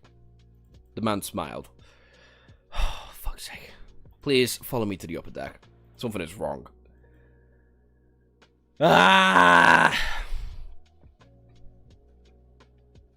Dang, late again. What chapter are you on? Green, you're like 2 hours late, brother. What the fuck do you mean? The hallway should have soldiers, but there are none. Sonny is the second carrier of schizophrenia. Yeah, that's true. Sonny frowned, trying to understand what was making him uncomfortable. Was the naval officer's unblinking stare? Unblinking? Yes, the man was wearing a uniform of a junior officer and had not blinked once since they had started talking. Sonny stared at him for a few months and then tentatively stepped back. I'd rather not. The polite man smiled. The polite smile slowly disappeared from the officer's pale face. His dark eyes turned a little hollow. Oh? As Sonny backed away under the man's glossy stare, his communicator suddenly vibrated to let out a sharp sound. The Navy officer did not seem to react at all. Sonny, on the other hand, recognized that sound immediately. Crap. In the next moment, the lights of the passageway would blink in a specific pattern, and simultaneously went out. Submerging in the utter darkness, the battleship vibrated for a split second and went still for the reactors that were shut down. Absolute silence enveloped the mighty vessel. Coordinated black had gone into effect. For fuck's sake. Fate to trolling so hard.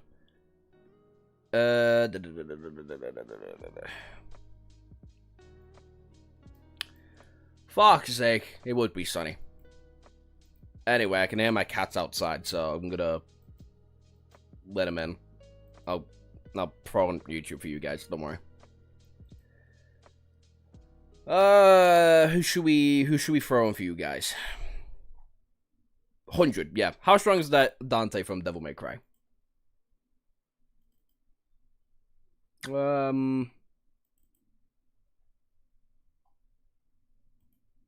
There we go. Oh. Screen's a bit cooked. Hello? YouTube. In a world plagued with demons that lurk around every corner, Alright, I'll be back in a sec. Cause trouble for the innocent, possess the guilty, and eradicate both of them. There's a human demon who dedicates each of his days to being the greatest paranormal detective of them all, the strongest demon slayer, the legendary devil hunter, the son of Sparta, Dante from Devil May Cry. After taking down many threats such as Mundus, the king of hell, who is said to be the embodiment of a void itself, Argosax the Chaos, the embodiment of despair whose presence was able to distort time and space, and many more reality-warping threats such as these monsters, people have come to know Dante as one of fiction's most powerful characters. Although Dante's Sparta boasts a lot of style and character to be analyzed, in this video, I wanted to focus on giving an explanation of Dante's overall strength and abilities, how he fares compared to most characters in his verse, and just create a stylish, fun video that captures everything that makes Dante one of the most cool and powerful characters in gaming. With that said, if you enjoy content such as this, don't forget to leave a like and subscribe, and now, let's get into it. There was once a legendary and all-powerful demon swordsman who was known as the legendary Dark Knight all throughout the underworld. He would eventually develop a sense of justice and go on to single-handedly defeat all of Mundus and his armies. After accomplishing such a feat, he would seal himself and all of his power away. After many years, he would escape his own prison and go to the human world to quietly live in harmony, and later on battling and sealing away Argosax, and eventually going on to meet a human named Eva who would give birth to his two children, Dante and Virgil. Dante is the brother we'll be focusing on here, as he is the protagonist for a majority of the franchise and serves as probably the most powerful character to this day. After his father would go missing and his mother would have her life taken away by demons right before his eyes, Dante would eventually grow up to be a demon hunter who operates his own business, referred to as Devil May Cry. Since opening this business, he's been on all sorts of adventures, whether it go from slaying kings of hell to stopping his brother from achieving power beyond the ability to cut the concept of space and time, and just more powerful beings who sit above concepts such as that. He's taken all of them down. With that said, I'll now get into his stats and abilities. first and foremost, we're going to go over Dante's strength. As Dante has traversed the world of Devil May Cry, he has slain many powerful characters such as Argosax, who was more than capable of easily creating an eclipse by just pushing the moon as if it were a toy. Argosax has also been said to be an equal to Mundus, another demon king. This demon king being so powerful and integral to the demon world that it almost completely collapsed upon his defeat. These multi-dimensional monsters that Dante has slain man, you being a bitch. early parts of his journey. As he's grown as a devil hunter, he would even state that monsters on the level of I'm a saint. were easy jobs for him. And I mean, that's not That is not how I would describe myself. Most recent entry to the franchise. Ding.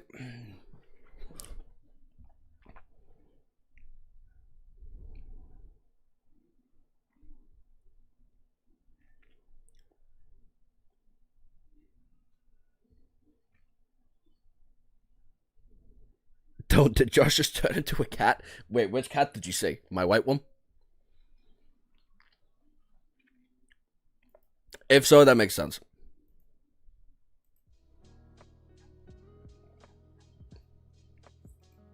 I need you to fuck off. I need you. Thank 100, by the way. Bro, all in lock in. Wait, why are we telling Holland to log in? The fuck?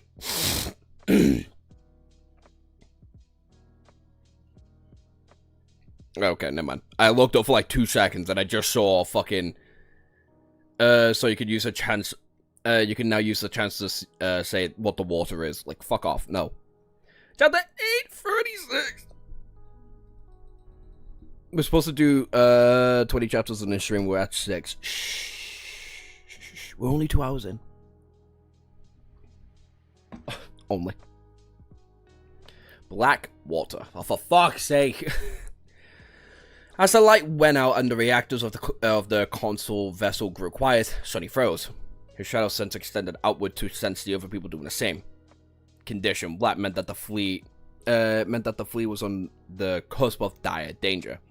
After the alert was issued, every member of the First Army aboard the 40 ships had to cease all activity. They weren't supposed to make any noises or movement. They weren't even allowed to agitate the essence in any way. The problem was, the strange Navy officer was still mere meters away from Sonny. He, too, stood motionlessly in the darkness. His head was lowered, so Sonny could not see the man's face. He was only hearing his breathing. It sounded wet. Don't do it. Don't. Suddenly, the man's shoulders twitched. Froze, and a few steps away, Sonny gritted his teeth. Curse it all. The officer swayed slightly and then took a step forward. The water covering the floor pattered, allowing him to make a move without making any sound. The air grew colder. A resentful expression appeared on Sonny's face. Don't move. Don't make a sound. Don't circulate essence. Don't summon memories.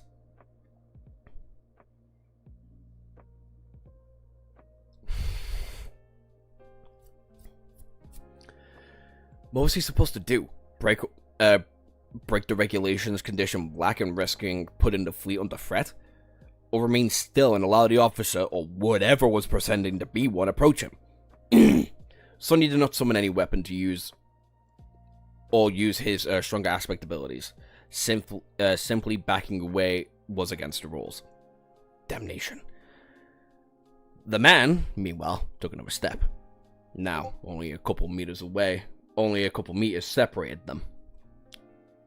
Fuck off! Sonny tensed. The hell with this! The moment the bastard tried to make a sudden move, he would learn to not mess with a master. High alert or not, Sonny was not going to let this creepy thing touch him. The singing voices suddenly grew louder. He even thought that he started to understand the meaning of some of the words of the beautiful song. The man took another step forward towards Sonny, and then suddenly disappeared. Fuck that! In a few moments, he was suddenly surrounded by nothing but darkness. Where? And then the water quietly splattered right behind him. What? His shadows didn't see anything. Before Sonny could turn around, something flew through the passageway and collided with an invisible object behind him. producing a blinding flash of light. He was thrown off his feet and landed on the wet floor.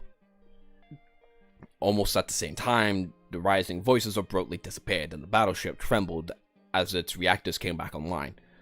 The lamps on the corridor ignited, drowning in the light. Jumping back on his feet as the cruel sight was manifesting itself into reality in his hands, Sonny looked ahead and saw a familiar figure pressing something dark and slithering in a metal bulkhead. Master Knave had lost his midnight blue coat somewhere and was wearing only his black wetsuit. There was a strange bone knife in his hand. Impaling on that knife was a... Before Sonny could get a sense of what the creature looked like, it suddenly lost its shape and turned into a formless mass of black water, which then fell onto the floor and formed a puddle. Knave's indigo eyes shone a dark light and he turned ahead. "Now, Sunless, are you alright?" Sonny courteously nodded. "What in the hell was that thing?" The scorn of the Great Clan Knight opened his mouth, but before he could answer, the battleship around them shuddered and muffled thunder sounded everywhere in the distance. The main railgun was flaring. Knave shook his head. "No time right now. Check on your cohort." With that, the handsome man seemed to disappear. A moment later, the lamps illuminating the passageway blinked and changed their color to an ominous red. Condition red. All out battle. What the fuck? Slow down, brother! Sonny flinched and then Huntley used his communicator to send the soldiers to order to gather near the Rhino.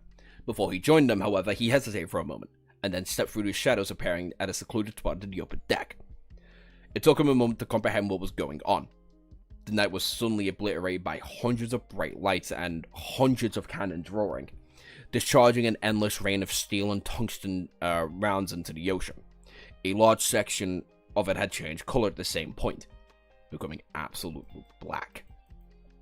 Although the force of the wind had not increased, the black waves seemed taller and more violent than the ones rolling far away. They had reached towards the ship, fingers of the unknown monster. In an especially blinding light, the main cannon of the flagship of the naval convoy fired, causing countless tons of the black water to be dispelled on a high rise into the sky like a colossal pillar. A second later, a thunderous roar of the discharge reached Sonny and made him grimps. The scope of the heavy bombardment was truly mind-boggling. However, it did not seem to do much except for slow down the curring black water a little. As Sonny watched and noticed the human figures diving into the waves from the tall decks of the ship, there were cohorts of the Awakened of the House of Night stationed at the 40 ships. Although the flagships were situated at the considerable distance where Sonny stood, he still noticed lonely figures jumping into the ocean from its towering bow. For some reason, the diver in particular demanded attention. A moment before the figure hit the waves, it shimmered slightly. Then, something massive and ferocious dove under the water. A giant black fin cut the waves before disappearing into the depths. The Saint Guardian of the convoy had joined the battle. Kinda hard, can't lie. Sonny stood among the thunderous roars of the flaring cannons and started to roll, and stared at the rolling black waves, awed and dismayed. Slowly, a grim expression appeared on his face. This is no place for me to be in a battle like this. None at all. What could an ant like him do when it seemed like heaven itself was warring against the ocean? That's cold. His eyes gleamed in the darkness. Not yet, at least. And with that thought, he swallowed the bitter feeling of powerlessness and disappeared into the shadows, leaving to join his soldiers. Tonight, they would all stick together and hope to live until the morning. Fucking insane. What the fuck? Sorry guys, I have to dip. Should be back in a little. The Shadow Slave fights have such amazing imagery. Yeah, it's kind of fucking insane to be seeing a fight in the ocean. Oh, that cat you saw before, that's the other one. Anyway, you know, that's ludicrous. Ludicrously awesome.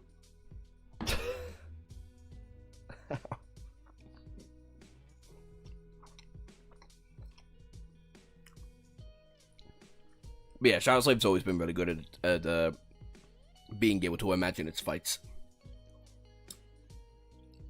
There you have the Saint you've been asking for. We knew a Saint was there.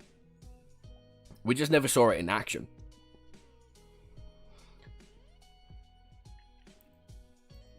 Insane, this is baby's first steps into Antarctica. Can't wait for you to see the rest. In action, in fact. Yeah, that's true. Well, we've only ever seen, like... Oh.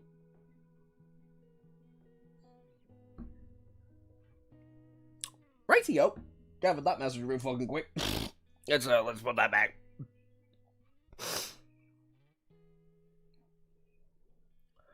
Oh, I have made people mad. I have made people mad.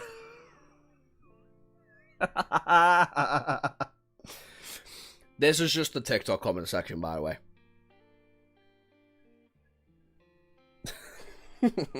Yikes. And I know that's not even half of it. Chapter 837, Naval Engagement. The vehicle stable on the battleship was quiet and tense. Hundreds of people were moving with somber haste as they secured various tools and pieces of machinery. Thankfully, most of the vehicles were safely faceted in their cradles. As Sonny stepped out of one of the shadows, he had to make way for a lumbering load of thundered past, carrying a half-dismantled bulk of the massive engine. Which one? Power ranking everybody in Shadow Slave. Up until now. All around them, the colossal vessel was trembling. Its cannons continued to fire without stop. Muffled sounds of heavy what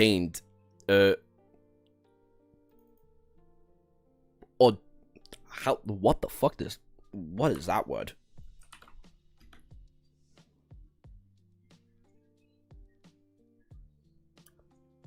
Ordnance, right.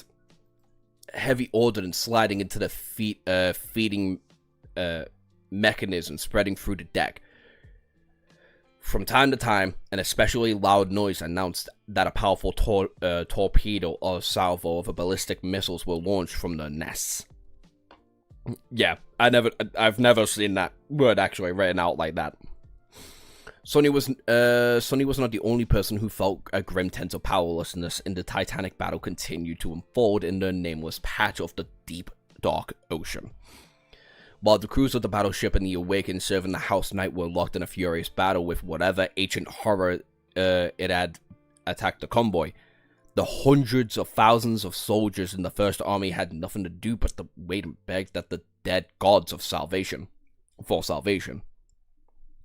He was better off than most, at least.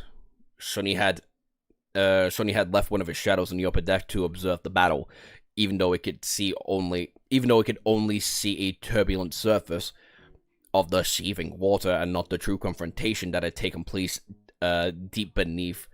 There was some relief knowing what was going on. What's the chances of the convoy is attacked cause Sonny is on board? Probably really high, knowing how fated works.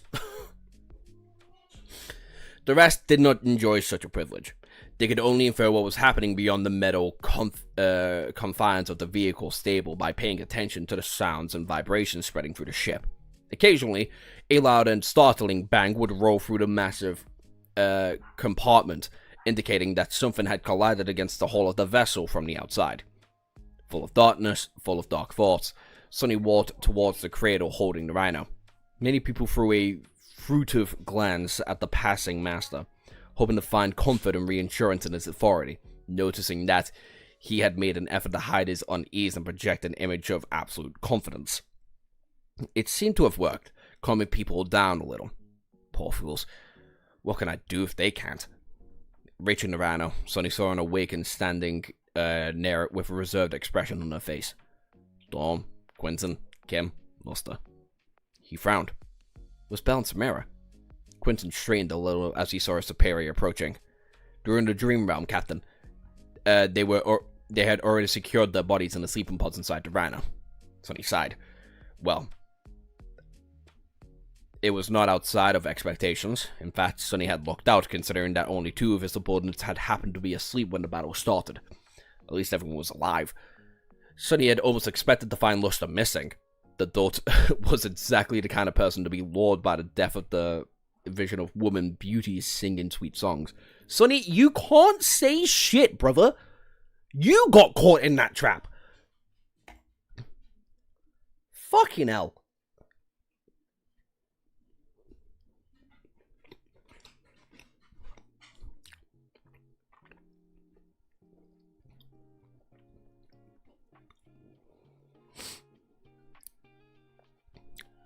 Okay.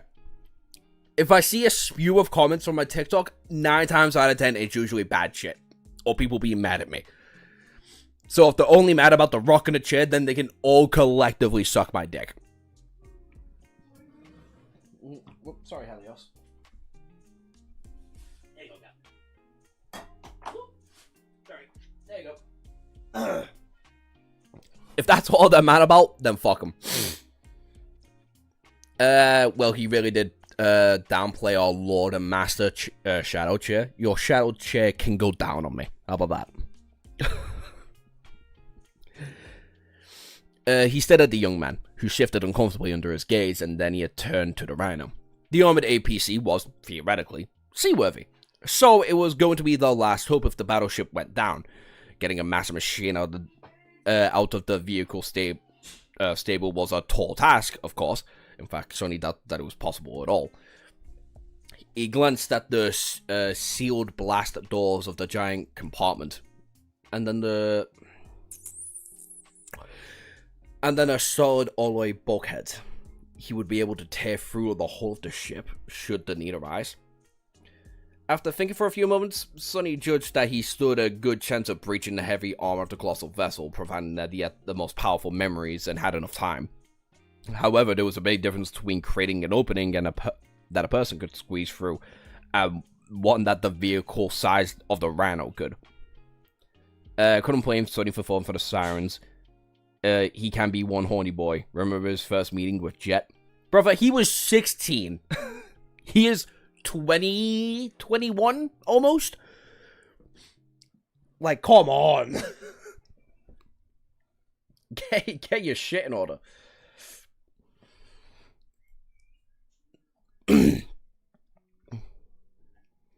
Things would have been different if Neff was here.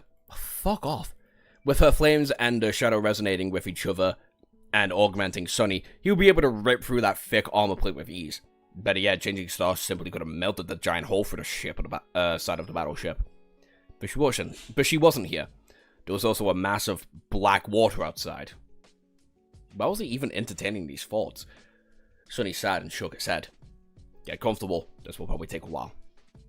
His soldiers obeyed, sitting down on crates and leaning against the side of the Rhino. However, none of the four looked particularly at ease. Luster lingered for a moment, and then he asked in curious tone, Captain, sorry, what's exactly going on? Sonny shrugged. Something big and scary is taking a big bite at the convoy. What else? Don't worry too much. The House of Knights probably had things under control. I personally saw the Saint joining the battle. Despite the precarious situation, Luster's eyes suddenly gleamed with excitement. Really? Wow. I hope that I get to see a Saint fight one day. Sonny's face turned bleak as he threw a dark glance at the young man. Be careful for what you wish for, fool. If you ever close enough to see a Saint fight, there's something definitely gone horribly wrong. Believe me, I should know. Luster opened his mouth to respond, but in that moment, something collided against the hull of the ship again, making him flinch and lose his train of thought. Despite the fact that these loud bangs were occasionally resonating across the vehicle stable for some time now, each was still extremely jarring. People trapped in the vast compartment could not treat them with indifference, no matter how much they might have wished to. Still, slowly but surely, they were growing accustomed to the startling noises of the collision. This last one, though, Sonny growled. The last one was different. He slowly turned around and stared at a certain spot at the opposite wall of the stable. Sonny imagining it, or but the bulk looked a little deformed. Before he could finish the thought, something collided against the ship once again. The LA wall visibly bent inwards. Whoo, boy! Something trying to break in. This was not what I was imagining, by the way, before we got to Antarctica. What the fuck? Now I feel like I'm misleading people with the fucking title of the stream.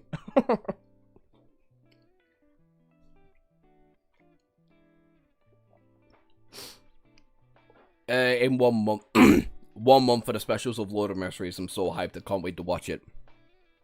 Sonny and his bad experiences with Saints. Let's see. He knows one killed himself right in front of him. Kai had to kill. His best friend had to kill a dragon. His other best friend had to hang one. He himself had to kill a saint, not once, but twice over. And he saw another one get beheaded.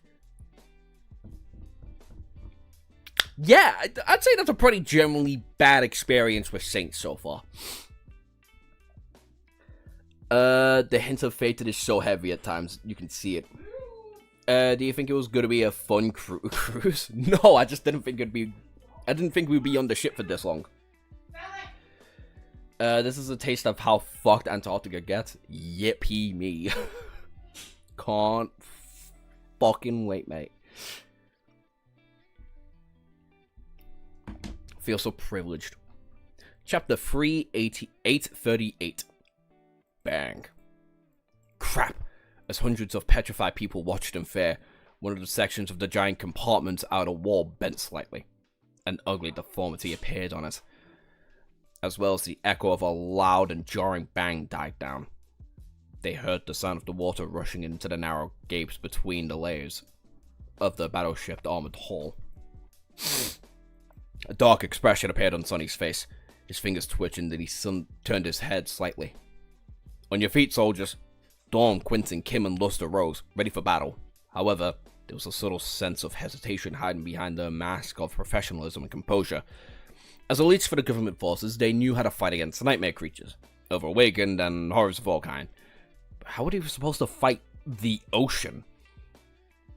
A moment later, something crashed into the side of the ship with a thunderous bang once again, making the indentation of the bulkhead of the vehicle stable grow more pronounced. People that were closest to it shuddered and backed away. Some turned around and ran. Soon, the space around the damaged section of the wall became completely empty. Everyone in the large compartment had moved as far as they could. Everyone in the large compartment had moved as far away from it as they could, pressing against the opposite wall, staring at the massive deformity. A second passed in utter silence, and then another. Then, one more. All they could hear was the sound of rushing water. Someone cursed and stifled. Bang!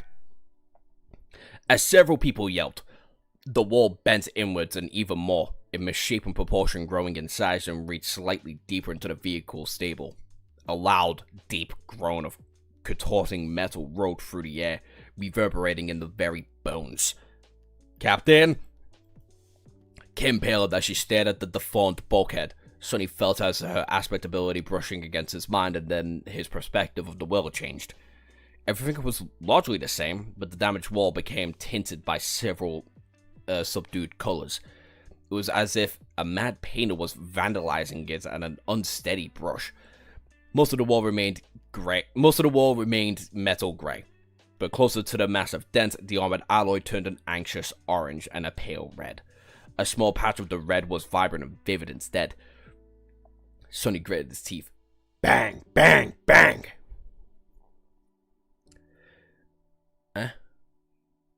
It's a new location inside the ship, and if you want to be specific, inside a moving one at a very new location. I just reread the whole thing. It's really one of the best arcs in the novel. My ears. Was that a heart attack? Hey, Josh. Josh, you actually think of doing voices on this one? Maybe. Possibly. I don't know. 3 consecutive strikes crashed onto the outer hull, exacerbating the damage and making the wall bend even more. People screamed and tried to get even further away from it. There was simply no way for them to go. Some eyed the exit of the vehicle stable, while some stared at the contorted bulkhead, frozen still. Somehow, it still held. The metal groaned once more, but endured. Nothing happened for a dozen seconds. Then another blow crashed into the damaged section of the hull, and the wall bent a little more. As it did, a thin crack appeared right where the alloy had been painted a vibrant red. A small drop of black water seeping through the crack in the hull and rolled down. Hundreds of people watched the drop with horror written on their faces. Before the next stripe tore the hull open, however, a tide of shadows suddenly rose and rushed towards the deformed wall as a wave, converging on the damaged section. The wave splattered across the surface and then somehow solidified, turning into an improvised brace. Sonny grunted, feeling the strain of keeping such a heavy mass of the shadows tangible. It was well within his limits, though, if plugging the leak was the only thing he had to do. The problem was the crushing blow against the dented bulkhead did not stop coming. One after another, they impacted against it, sending tremors running through the entire vehicle stable. Sonny had to keep exerting opposite pressure to keep the wall intact, as if he was trying to brace a castle gate as a heavy ram was pounding it on the other side. Keeping shadows tangible was hard, but forcing them to continuously press forward as much force was even harder. Clenching his fist, Sonny looked at the subordinates and said in a strained voice, "Dawn, help me push the braces against the bulkhead. Quinton, try and use your aspect to repair the cracks. Lus, keep Dawn and Quinton supplied with essence. Transfer your own to them if they both come close to running out." Then he turned to the rest of the humans gathered the vehicle stable and barked, "What are you staring at? Make yourself useful, fools! Those of you who are awakened with useful aspects, help if you can.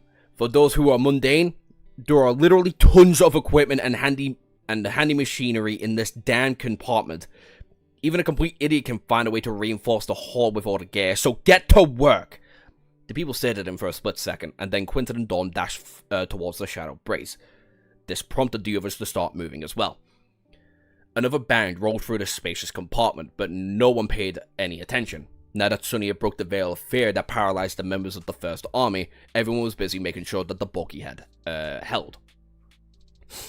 With the mass of shadows reinforcing the most damaged section, it was not too hard for them to make several smaller dents soon appeared elsewhere and never break. The immediate crisis passed, and people in the vehicle stable survived. Now the order remained was to wait and see if they were able to continue staying alive for the coming hours. They did. However, what felt like an eternity of an intense, terrifying struggle, the battle outside finally started to show signs of slowing down. Sonny, who was slowly growing concerned about his reserves of essence, let out a sigh of relief. Though his shadow in the upper deck could see the fleet had escaped the vast blotch of black water that marinated the surface of the ocean, the cannons were slowly ceasing the bombardment, and the crews of the battleships were already started to evaluating the damage. A giant shape rose from the depths and broke the surface of the water as it jumped in the air. Sonny saw a glimpse of the creature that resembled a monstrous killer whale, with its black and white hide torn, showing many signs of an intense confrontation against the unknown ferocious enemy. Then it shimmered, turning into a tiny silhouette of a human, who then tidily climbed onto the deck and flagship and disappeared. More human figures emerged from the water, returning aboard the ship of the convoy. Master Knave was among them. The handsome man climbed onto the deck not too far away from where Sonny's shadow was hiding and sat down with an exhaustion expression. Drops of water were falling from his black hair. His wetsuit appeared more ragged than it had been when they had first met, but the scorn of the House of Night did not seem to bear any serious wounds. Soon his indigo eyes shined a reflection, the first rays of sunshine that broke through the eastern horizon. The new day had come. The fearsome battle was over. Damn. That was fun. Sorry to fuck up all your ears, by the way. I had to. I had to fuck up your ears. I have fallen from the EXP leaderboard. What a pity. Captain Jack no more. He's already hearing a harden. His hearing.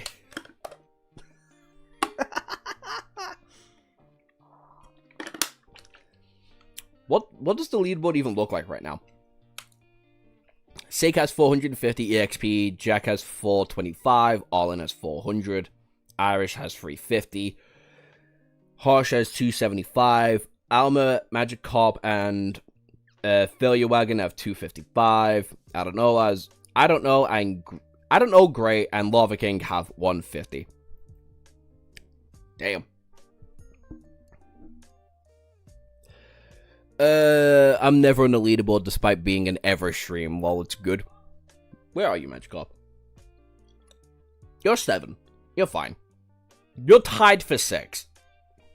You're tied for 6 with Alma and Failure, so you're good. Wrong, I have 300. Now you have 300. Now you do. You didn't when I read it, bitch. What do you think of Sunny's team so far? They're alright.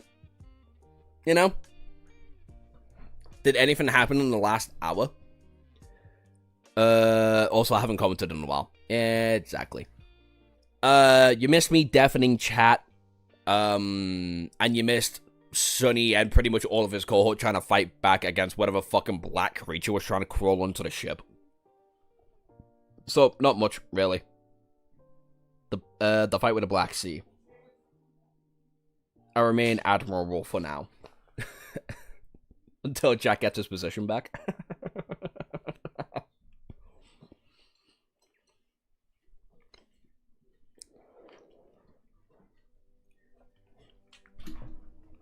It resets every stream, so it doesn't consider how consistently appear every stream. I think it should, though.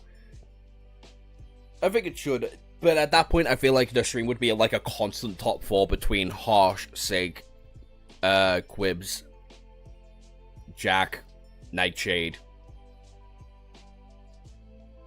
Probably Irish. Magikarp nowadays, you know. Like, there's 7 of you that are constantly in the streams, regardless of what happens.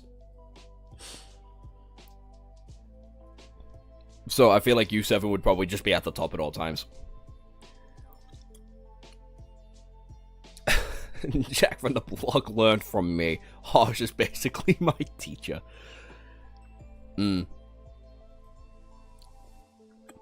I would throw you in that conversation because you are in a lot of streams, to be fair. Just not recently. 7. Yes.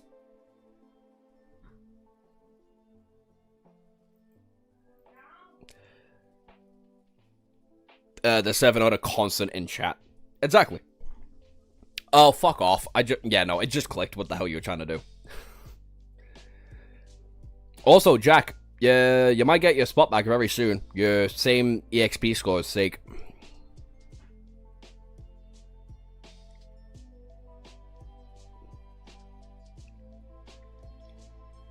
$26 people watching, 34 people like the stream, which is a very concerning amount of people since I already made that pool bet. I've been here from the since the beginning. It's just that I have classes. Where are you in here, then?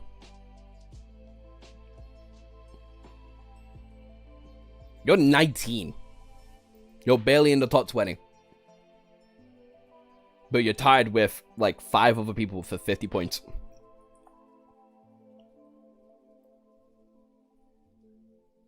I can't watch all the streams, but I try, and I appreciate that. It was fun while it lasted. Admirable sake. It was good whilst having you on the team, brother. Oh! Oh no! I don't like that! Chapter 839, Unholy Blood? Fuck. I'll be back. I gotta refill my water bottle and have a cuppa whilst I'm at it. Let's see if Jack is able to get his spot back. Probably not, though. Oh, never mind. Oh, never mind. I'm stupid. I got it wrong.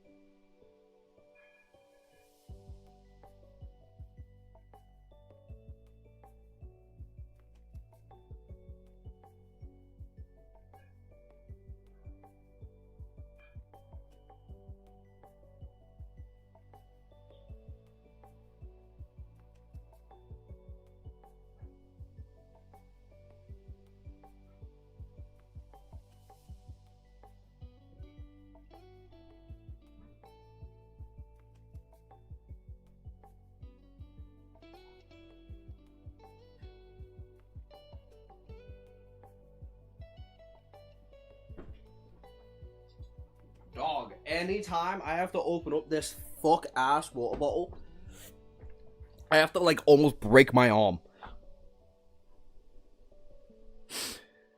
Oh my days, my arms hurt like a bitch. God, they're in so much fucking pain trying to open that.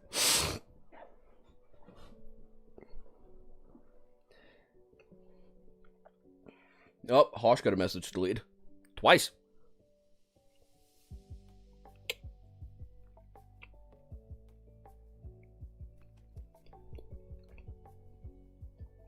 Working on a blurb for work, so I'm doing it to just listen to you.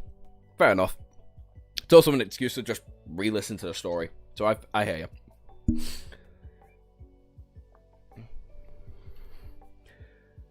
Am I crazy, or have I not seen Arlen or Kirbs in a while?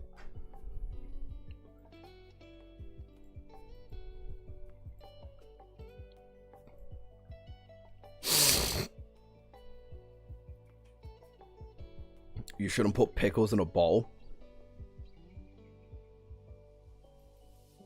Oh yeah, the start of volume 12. Kirbs is sleeping. Brother, it's 8 o'clock.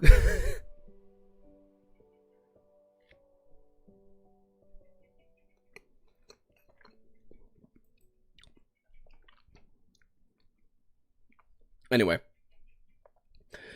This title's terrifying me, so 839, Unholy Blood. In the end, none of the 40 colossal ships had lost. Some received moderate damage to their hulls, but the high compartmentalization and the rugged engineering of the war vessels prevented them from going down.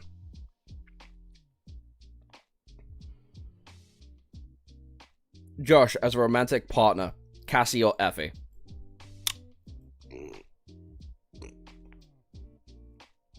I do feel like it's wasting only having Jet at the start of the arc and then leave. Yeah, to be fair, it is fucking late for you. But it isn't for Kirbs. He lives here. He lives in England.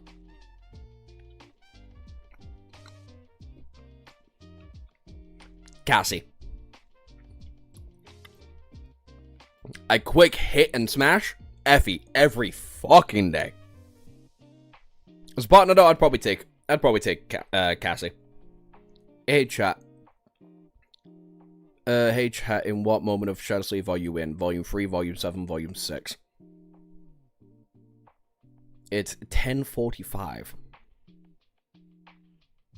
It's 10 to 5. It is 10 to 9 for me. 10 to 4, yep.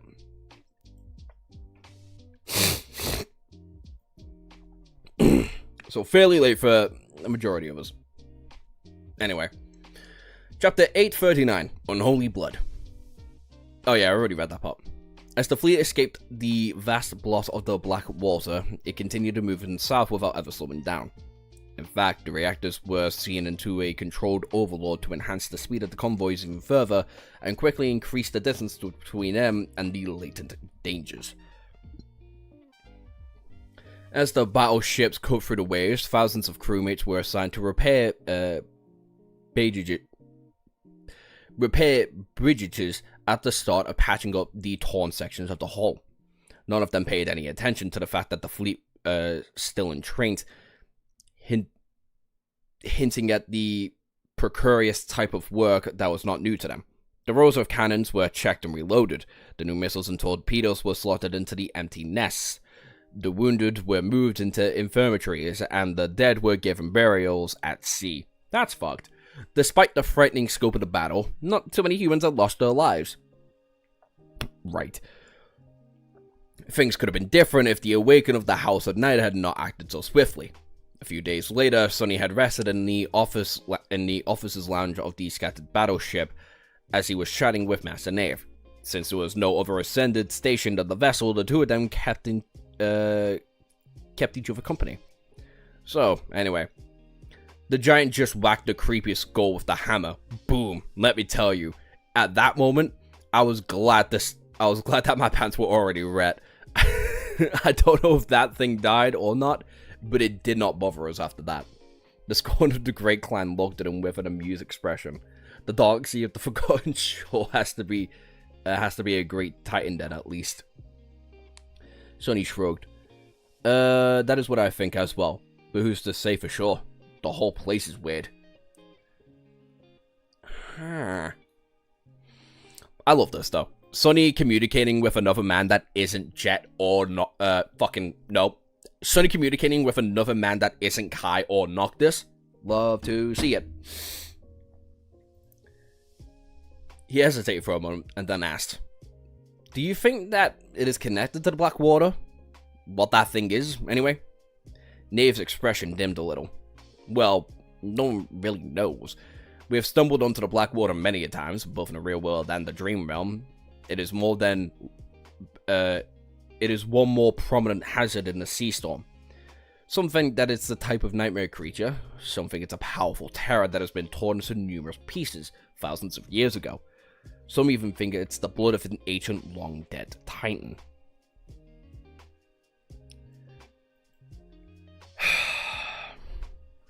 I feel like I should get my laptop out and write down something. Because something tells me this is gonna be a war drop. He shook his head and sighed. In any case, everyone agrees that the best to avoid it. The black water is not really sentient, so hiding from it's not too hard. It's really that the convoy is too damn large. There are too many souls, too many awakened. They're scattered, their scent attracted, as well as the abomination that dwell within it. Luckily, most of them were not too powerful this time. The handsome master fought for a bit. I don't think that the black water is the same as the dark sea in the Forgotten Shore, though. They seem similar in surface, but the sea in yours is much more vast and powerful. It's a miracle that you and your friends managed to seal it as mere sleepers. Sonny glanced at Knave with a somber expression. It's not a miracle. Countless thousands of young men and women had to die in the Forgotten Shore across 2 decades to uncover the secrets that eventually allowed us to seal the Dark Sea. Many of them would have been piles of humanity by now. If they had survived, we had just finished what they had started.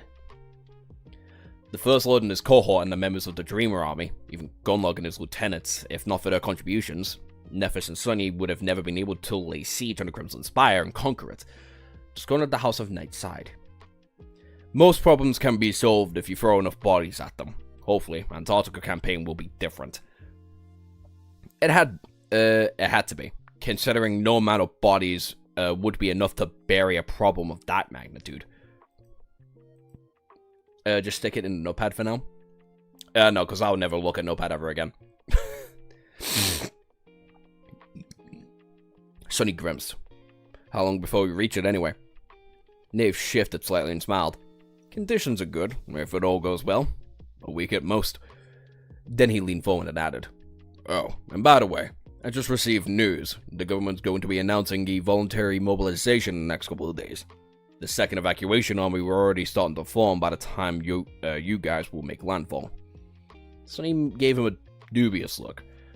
That's great. I doubt that you'll arrive with 2 reinforcements anytime soon. Though, things like that take a lot of time. Not to mention that it's the best and the brightest that the government has to offer already aboard these ships, but the legacy clans remaining on the sidelines, the reinforcements aren't going to be changing much. The Nightwalker shrugged. I wouldn't be so sure that the legacies won't join in this fun. Sonny frowned. I've been told that neither Song nor Vala are interested in participating in the campaign, while you and your guys are hanging out at the House of Night are not going to send it to the land troops either. Naive lingered for a moment. My clan is the most useful at sea. As for the other 2, indeed, they have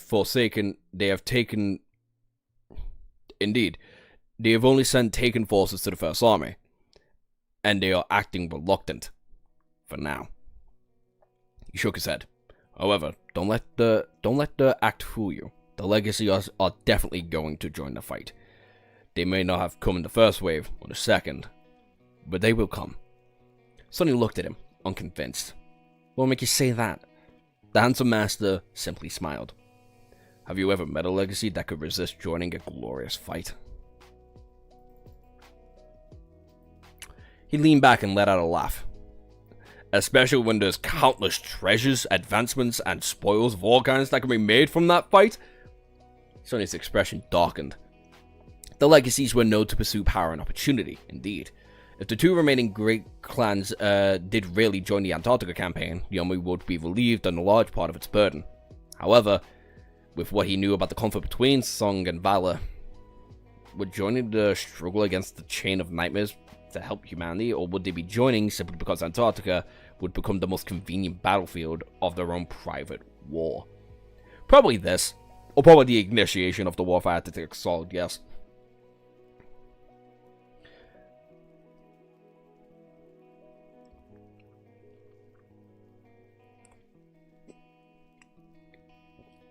Josh, Valor, Song, or House of Night?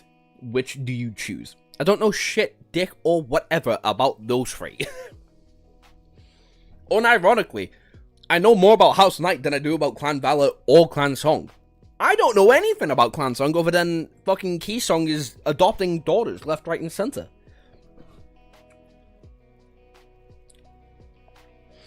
In regards to the Forgotten Shore being mentioned, killing Gunlog and Horus is a waste of an antagonist. No, they both needed to die. Horus needed to die. I don't know about the Gunlog. The Gunlog is too valuable as a person. I think I would choose Valor. A bit easier to leave and still more resources than Night. Less stress than Night as well, if I had to take a guess. Give me Song for the baddies.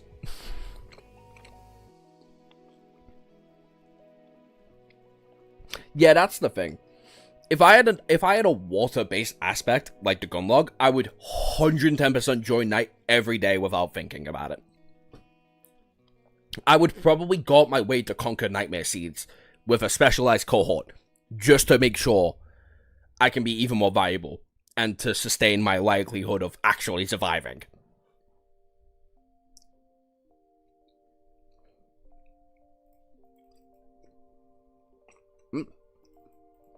Short chapter. Chapter 840. Mobilization. As the naval convoy moved closer and closer to Antarctica, Sonny had to accelerate his attempts to weave new and better enchantments into the memories for his soldiers. Although his rudimentary knowledge of sorcery was not nearly enough to create something truly powerful, he did manage to comprehensively upgrade the cohort's arsenal. Even if the modifications he had made were mostly modest, they were all targeted and suited the task facing the first irregular company. While Sonny failed to make memories considerably stronger, he succeeded in tailoring them to situations and, more importantly, to the users. This was already enough. Now, many of the memories that his subordinates wielded looked rather peculiar in his eyes. If they were to touch them and deepen their insight and pair the deep inside, he would see strange weaves that combined the usual strings of ethereal light and the lightless threads that made the shadow essence. That sight reminded Sonny of himself and Nephis. Fucking hell, brother, get over it. Speaking of changing star, a few days before the fleet reached Antarctica, the world was shaken by an emergency announcement transmitted by the government. Of course, the propaganda machine managed to present the approaching cataclysm in an easily digestible and inspiring light. It was almost as if the chain of nightmares that was going to be a glorious stage of heroism, villains, and human triumph, instead of a bloody mutigated disaster. Okay.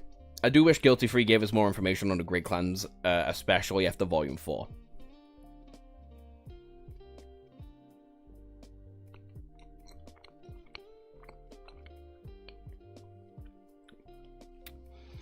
It might be part 1 of today, because free tomorrow.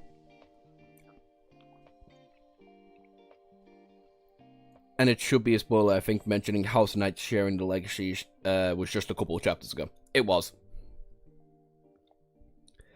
House of Night might look more good than Song and Valor. They are the bad guys.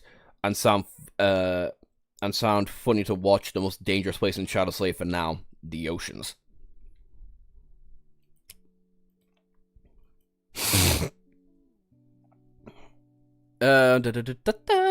However, no matter how hard the government tried, people weren't easy to fool. Although nothing much had changed for the soldiers of the first evacuation army, something was sure that a wave of panic was spreading through the rest of the world. The population centers of the southern quadrants were, of course, hit the worst. You could not imagine what the people living there was going through. But other continents could also be consumed by fear as well. If something like that could happen in Antarctica, then what about anywhere else? The infrastructure was bound to come under terrible strain when hundreds of millions of refugees were besieged continent arrived. If they could be saved, what if the evacuation failed? How do people living in South America feel, knowing that they would soon be cut off from the rest of humanity? No one left unaffected by the shocking news. Nephis and the rest of the cohort had seen the announcement as well. Knowing that the next few weeks was going to be extremely turbulent, Sonny retreated into his cabin, spent some time establishing a new tether, and then closed his eyes. Finally, fuck. Oh my god, that's been stuck there for hours. Like, that big one was just stuck there for fucking ages. It took him several minutes of intense concentration to grasp the elusive sensation of the Dream Realm's anchor. Then, He circulated his essence in a swift, complicated pattern and disappeared. The cabin was suddenly silent and empty. All that remained was a silent, eerie feeling of coldness that permeated the air. The ivory tower did not change in the many months since Sonny had last visited his current citadel. At least, on the outside. Well, what did he expect? The great propaganda was the same for 1,000 years, so would it suddenly change now? The firekeepers might have made it their home, but they were hardly capable of reshaping the ancient structure. The island itself, however, looked a bit different. To his surprise, Sonny noticed a large garden surrounded by a neat and tidy wooden fence. Inside, various vegetables were growing on the soil. There were also several other structures here and there, all built of wood. It seemed like they were meant for training, resembled some barns. They all looked rather harmonious. It's probably Knorr's or Shaikh T's handwork. Oh, these are... I recognize these names. These are people from the actual comments of the web novel. The two members of Cassie's former cohort had been used as Astians of the Bright Castle.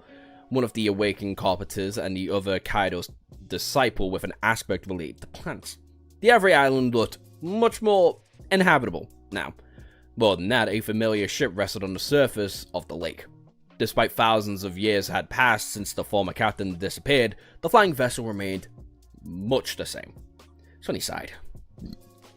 He had been rather taken by the Rano, but now looking at the graceful lines of the ancient ship's hull, he couldn't help but to feel that the armored APC was rather small and shabby. That's fucking ridiculous. Whatever. It had been plummeting anyway. That's what really matters.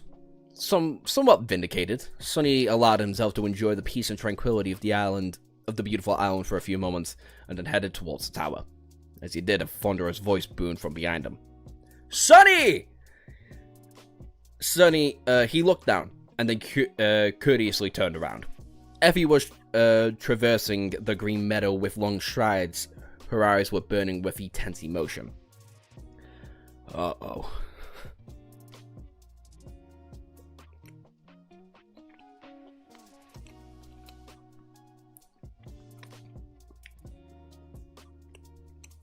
Ten chapters in, baby.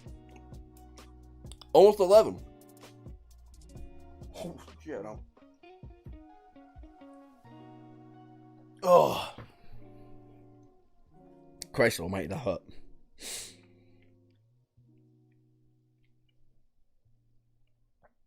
Sake truly outperforming all of us. God damn, yet he is. What the fuck? Jack, what happened? Are you even here? No, never mind. He's not commented for a while. No wonder. 6 at 550 EXP. Owen's at 450. Same with Irish. Sorry, same with Jack. Irish has 350. Harsh has 300. Armor, Magic Carp, and Failure still at 250. And King Silver is at 200. Fucking hell. I truly have lost the battle. Yeah, fucking hell, brother. You lost by a... Well, to be fair, you've got a couple hours left. Possibly. If you knew. If you knew. Nigel subscribed. When the fuck did that happen?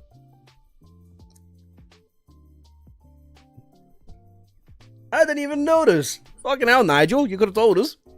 He probably did. He probably messaged me saying I didn't know.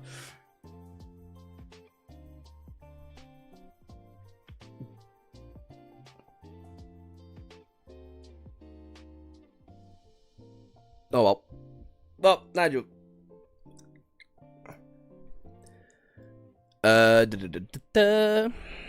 What can I say? Jack is lacking.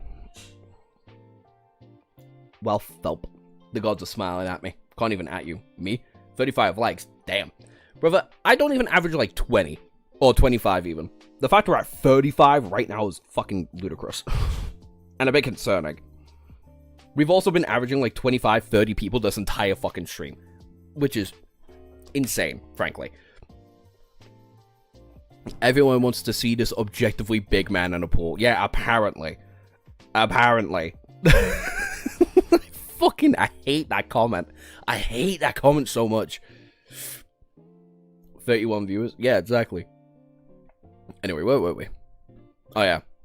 A second before the hunters could reach him, a swift shadow flew across the grass, and Kai suddenly landed on the ground. The archer seemed concerned. Sonny? Effie growled, interrupting him. What the hell, Sonny? Antarctica? That was your big secret? You up and left to go to war without telling us? They would 100% join Sonny, let's be honest now. Sonny stared at them for a few moments and cleared his throat. Actually, it's Captain Sunless to you, citizens. Please maintain your decorum. Oh, there we go. There's Sonny.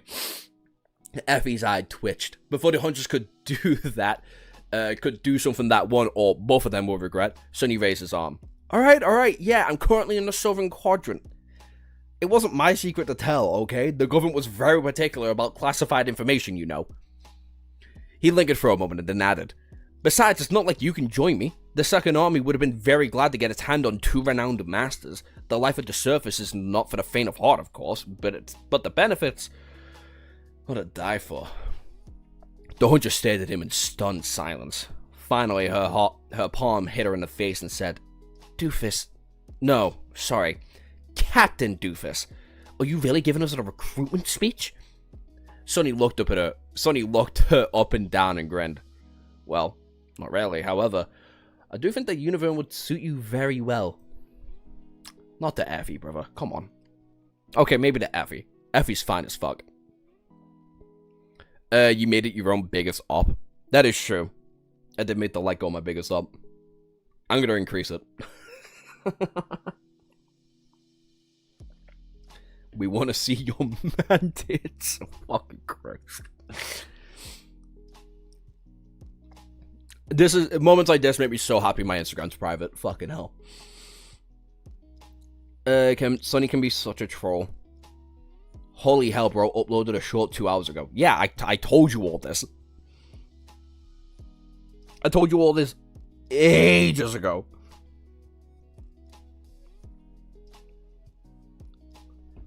Like, I started the stream at 6. I said, not even that long in, I was like, yeah, I was getting done editing a short based around the assortment that we did last night for the tail list. It's going to be up in an hour, but it would already been uploaded on TikTok. You lying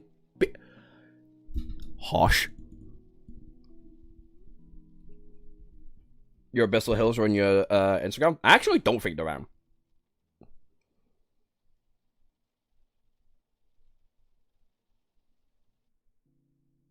I don't think.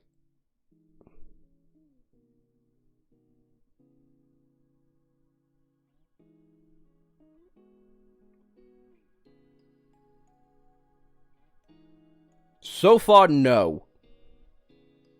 In a couple days, anyway. He didn't even deny having them. What's the fucking point? You're gonna keep calling them Abyssal Hills anyway.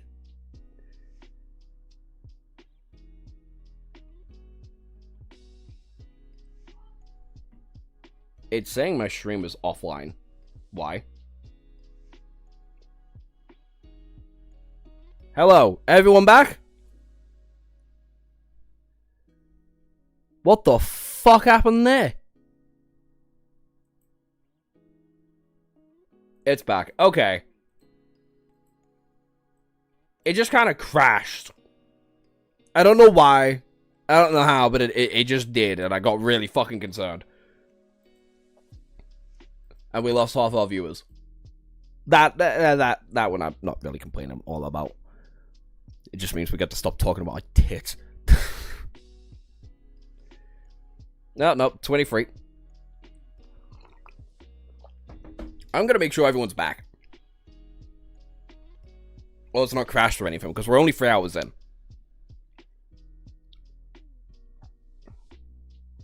Is your internet bad? Not really. It just kind of died. Still 30? No, it was at 16, like 2 minutes ago, brother. Okay. Cause Streamlabs stroked out. my phone had told me stream had ended. I was like, what? It do be like that. This is the only time it's ever done that. Back, okay, yeah. So it wasn't just me, you fucking lying prick. And we're back up to 31. Okay. Let's carry on reading then.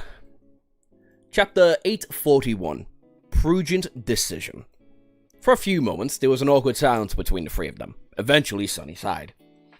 Listen, it is what it is. I have my own reasons to join the campaign in the Southern Quadrant. Both of you are smart enough to realize that the picture painted by the government is far removed from the truth. The truth is that Antarctica is going to be a disaster. And no one, not even masters like us, can guarantee the survival. So, you can decide for yourselves. He looked at Effie and Kai with a heavy expression, and then added, If you do decide to join the Second Army, do it for a good reason. Do it for yourselves, your desires, and your principles. Point is, whatever you do, definitely don't do it for me. Chances are that we won't even meet if you get shipped to Antarctica. It's a big place, you know. His friend stared at him with an unreadable expressions. A few moments later, Kai shook his head with a subtle smile. Thank you very much for caring, Sonny, but you don't have to remind us, really. We have good heads on our shoulders. We are more than qualified to make prudent decisions. Effie nodded. Exactly! If anyone's going to give sage advice here, it's us. We're older than you, and also, it's pointless anyway. We've already been enlisted. Sonny wait, fucking what? What the fuck? Okay. Effie, what the fuck? Sonny blinked. You what? The huntress grinned and patted him on the shoulder. What? Did you think we're gonna miss what, you think we're gonna miss our chance to fight an apocalyptic horde of nightmare creatures? Dream on, buddy. Both Kai and I are among the first ones to submit our applications for the recruitment debut.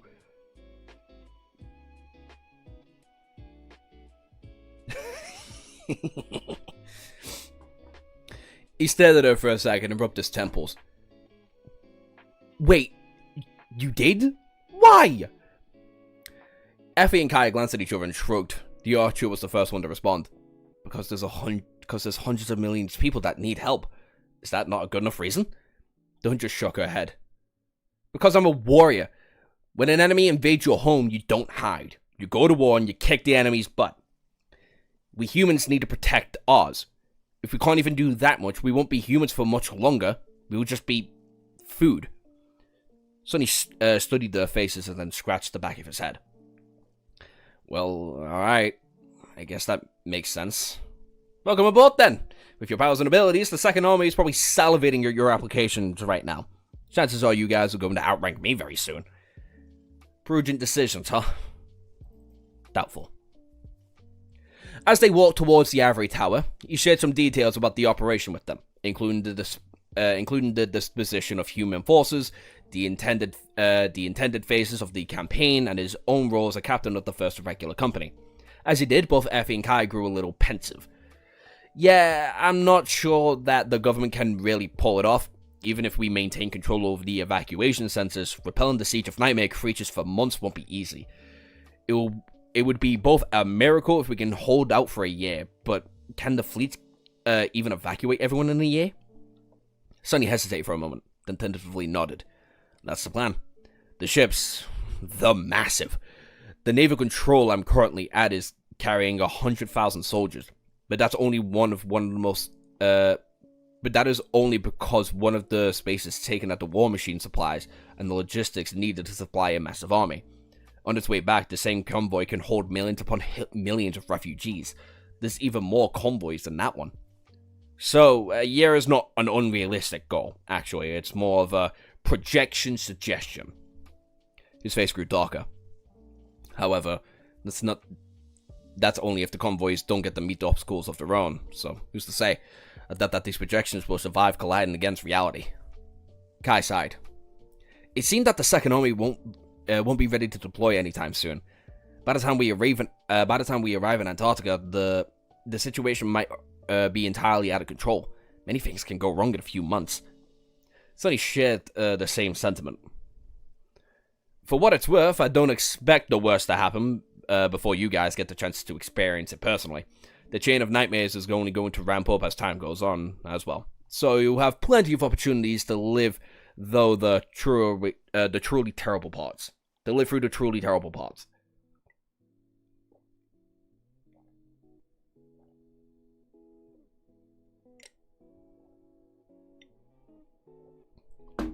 Arlen, come on. All for Jet.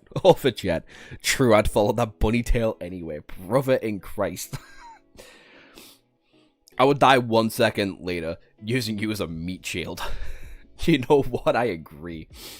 Also, Philip, I have more EXP than you. I would use you as a shield.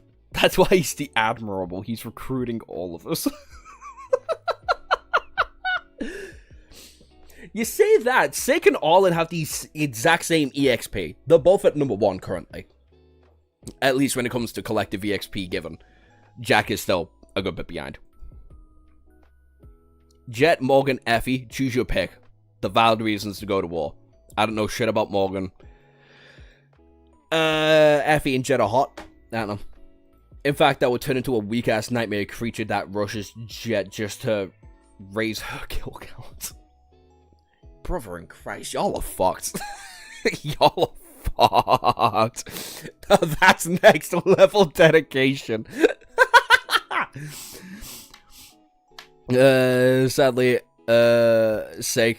I am with you on that one. Brother in Christ, what the fuck? You're meant to be the captain and admiral. What the hell is this shit? Yo, are you two riding the fucking ship? Shit. Harsh, why do you think I'm using you as a meat shield? Fucking Christ. My days. They entered the ivory tower, where Hope had once been imprisoned. As always, Sonny felt a terrible shiver running through his body and soul when he saw the great hall where he had faced that ineffable demon. Now, Hope's former prison cell served as the heart of the human citadel. The 7 broken chains lay on the ground, forming a wide border, and the circle served as a gateway. Myriads of ruins glowing softly on the surface. The firekeepers made their home in the upper levels of the Great Progranda, so the first level was mostly empty. Only a couple of them were here, busy with chores. Noticing Sonny, they greeted him with an excited smile. Weirdos. Sonny waved at them, and then turned to Effie and Kai. By the way, where's Nephis? Hasn't she arrived? Getting Changing Star to the Ivory Tower was a complicated process. She had to travel to the Sanctuary of Noctis first, which demanded cooperation from the saint that had replaced Skytide as a person in charge of the Chained Isles. After that, the Firekeepers had to fly the ship all the way from the Ebony Tower down to the surface to pick her up and return her to the depths of the sky below. However, they had not escaped his notice that the flying ship had somehow ended up at the Ivory Island itself. Kai single-handedly increasing the percentage of female volunteers. I didn't even think of that. He's an idol. Women are fucking nuts. They're definitely gonna fucking join him. Oh my days. I say that, you stupid cunts were going for Jet. So yeah, you know what? You're all the fucking same. Great leaders think alike, Joshua. My days. People concern me greatly.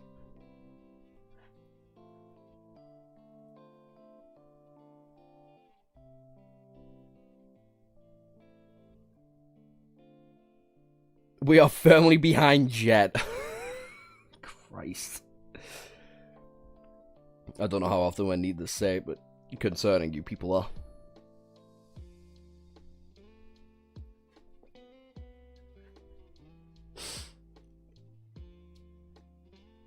Are you with us, Josh? Bitch, I'm the one who made the fucking ship. Of course I'm with you.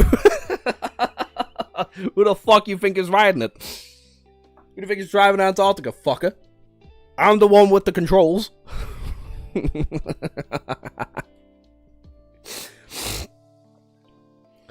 the Firekeepers found a way to brave the crushing? Kai nodded. She reached the tower a couple days ago. It didn't take as long as we thought. With Noctis' help, Cassie studied the flying ship extensively in the Nightmare. don't know how exactly, but she managed to repair its enchantment circles through to enough to move directly between here and the islands. That's fucking ludicrous.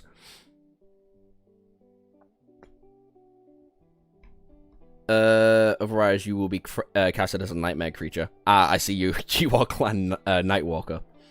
Sonny is currently in the dream realm with Effie and Kai. Had to leave for a bit. Where are we? We're on chapter 841. Sonny is getting Kai and Effie caught up on what the fuck's going on, and we're now being informed how the fuck the flying ship is currently at the Ivory Tower. The process is a bit precarious, but the travel time between here and the sanctuary was cut by several weeks. Fucking you know what, Cassie? Fair enough. This is some MVP shit. She rarely wants to leave. Sonny lingered for a moment and sighed. Well, where can I find her? Effie gave him a long look and gestured back at the gates where they had walked through. She's there, by the lake. Do you want to say hi? Sonny took a deep breath. Yeah, something like that. You don't have to pretend, Josh. You don't have to pretend, Josh. You're being conceited. Takes one to know one and all that. Exactly. Well, she learned from the goat Noctis. She did. Or you were born the hope since... you know Jet's flaw. I don't even know her ability. I can take a solid guess. Knowing her name. But bear in mind that I don't know dicking shit about Jet other than she's got a nice rack on her. And she's like, what, mid-20s? Like 5-6 years older than Sonny? Something like that. I love to get behind that all. And that's why I said what I said. Even better makes me so much more concerned for whatever the fuck Jet's flaw is gonna be. You should have already seen her in a fight once at the Nightmare Gate. Yeah, in where she bodied the fucking Nightmare creature. And against Kurt. We don't see Jet's perspective once. Ever. Sonny never even gets the chance to look at Jet fighting. We know she's fast, she has a war sickle, and she's strong as shit because she's a master. At this point, we already know it is. Nope, we never get told. We are freaks, it's not known. No, nothing's known, so no spoilers. Yeah, thought so. Anyway, chapter 842. Lessons of the Past. Leaving the Great Prokanda, Sonny glanced warily at the bones of the Servrax, Avery dragon whom Kai had slain in the nightmare, and slowly headed for the lake.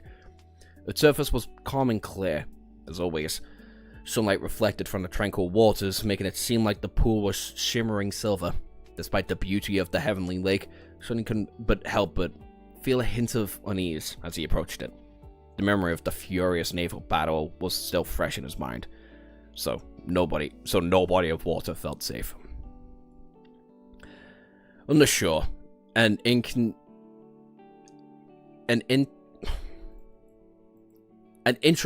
bench cut from the white stone stood, inviting people to rest and enjoy the idyllic view. Currently, it was occupied by a familiar figure. Nephis, with her legs sat crossed, staring at the sparkling water with a distant look. When Sonny's shadow fell on her, she lingered for a moment and she looked up. Sonny? He remained silent for a moment. He remained silent for a while, and then sat on the bench and studied the beautiful lake as well. How's life treating you? Being adopted into a Grey clan has a weird experience. Nephis frowned. It's fine. I felt a bit strange being addressed as a sister by Morgan of Valor. I guess she seems to enjoy my discomfort. Considering who Morgan's other sibling was, she was probably put on a different meaning into the word sister. One that entirely lacked affection. Most likely, for a moment, Sonny was darkly amused.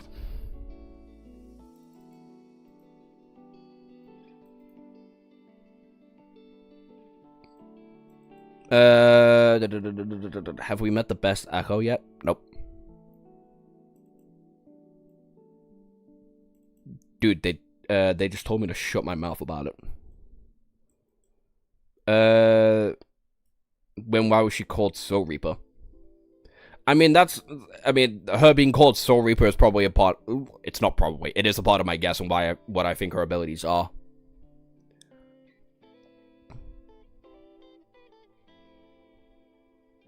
You guys would crack Morgan despite her flaw as well. All the Valor siblings are elite level trolls. I'd imagine it's genetic.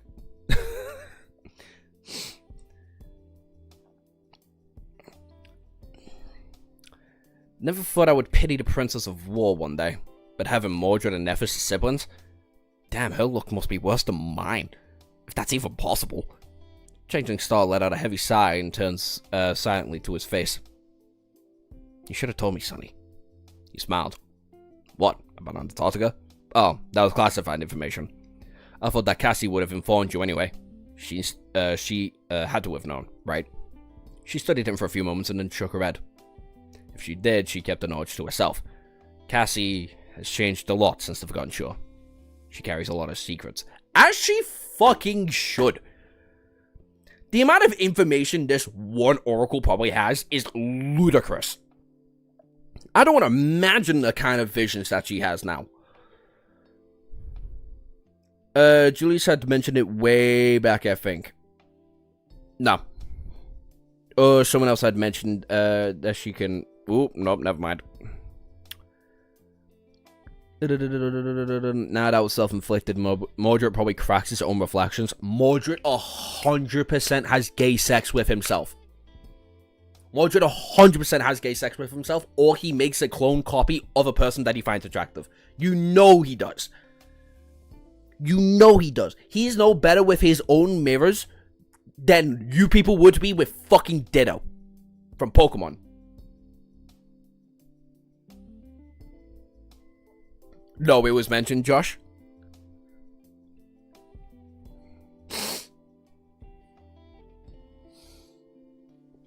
Alright, I'll read the rest of the message, but for now, I think her ability is soul, like, heavy soul damage related. What's this rest of the message say? Where the fuck is it? Julius had mentioned it way back, I think. Or someone else had mentioned it, that she can circumvent physical attacks and attack the soul directly. So I was right. Okay.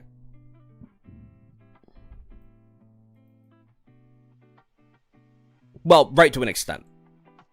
My third idea and her actual ability worked.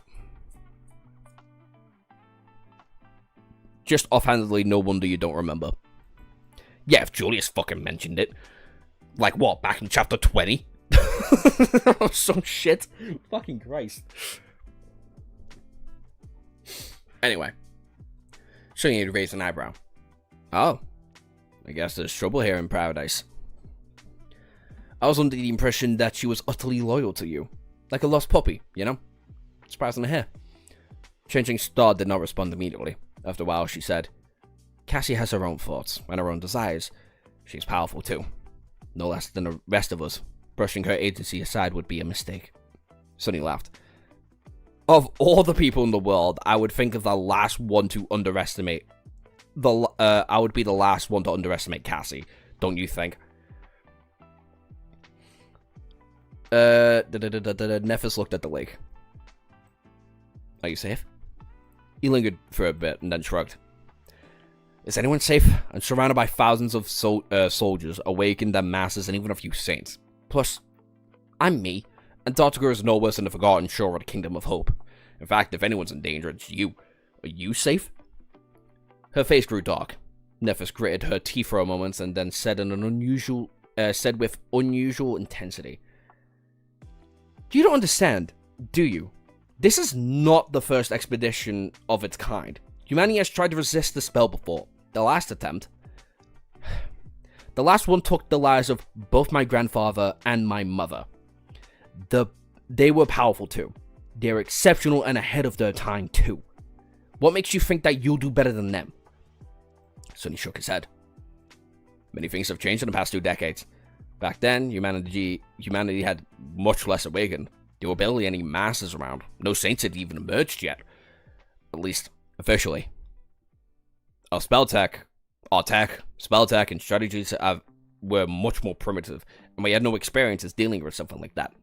Yes, North America was a disaster, and we learned our lessons there. This campaign will be different. It will be better. I will survive it, and I'll grow stronger as a result. Nifus looked at him with a challenge. Says who? He smiled. I do. If I say I die, or not, it all depends on me, does it not? Sonny sighed and glanced at the radiant lake. The nightmare creatures don't scare me. The chain of nightmare creatures don't scare me either. If there's one thing that does, however, it's the great clans and their ambitions. Would they really come to Antarctica to start the war of their own? A troubled sensation appeared on Changing Star's face. She hesitated in giving him an answer. I don't know. Maybe. It is the perfect opportunity. His face grew ugly. Why? Why are they doing it now? This is insanity. Our civilization is on its last legs. Nefis lingered for a moment, then sighed. There has to be a logistical reason for it. There has to be a logic to their actions. But what is it? I'm not sure. All of it's very strange. We're missing something, I think. A key piece of information that can explain everything. The sovereigns, they never do anything without reason. Sonny scoffed. Is there something you are sure of? Nefis gave him a look and said in a serious tone. There's one thing. Changing Star remained silent for a moment. Distant flames dancing in her cold grey eyes. When the great clans do come to Antarctica, all of us better be ready. Not how I expected the experience to go, but you know what? Fair enough. Moderate virgin coded. All 3 of our fucking guys are virgin coded. Let's not go there. Option. Also, opinion on Cassandra. They've literally never interacted. Sorry, the minor interaction they had at the Night Temple is all I have of them for. Oh, and Mordred killing everyone she knows in the second nightmare that wasn't the main crew. Nefis and Cassie will be a one-sided Yuri. 100%, yeah. Mordred and Cassie all the way, because Mordred is second ahead. So is Cassie. Are you fucking kidding me? She's an oracle, and I've never met a sane oracle. A match made in hell. Can we all at least agree that Kai X Morgan should happen? I can't wait to get deeper into the story to understand what the fuck you people are talking about. Who doesn't know about Soul Reaper? She might not be the most powerful Waken out there, but she is certainly one of the most feared. Because of her aspect ability, disregards flesh and targets Soul Core directly. Which means no amount of armor, damage, resistance, and physical protection can stop them. What chapter was that? Reveal best girl in the series? Oh, Revel's the best girl in the series. Revel's an AO3 writer. Oh, I couldn't care then. Chapter 25. I fucking thought so. How am I meant to remember that? What the fuck? The closest I've come to rereading is all of the first Nightmare. And that's it. I've not gone to the school. I don't want to. The school was cringe as shit. I don't want to deal with cringe, Sonny. I deal with enough cringe, Sonny. Don't mention people we haven't met yet. What fix have Revel made?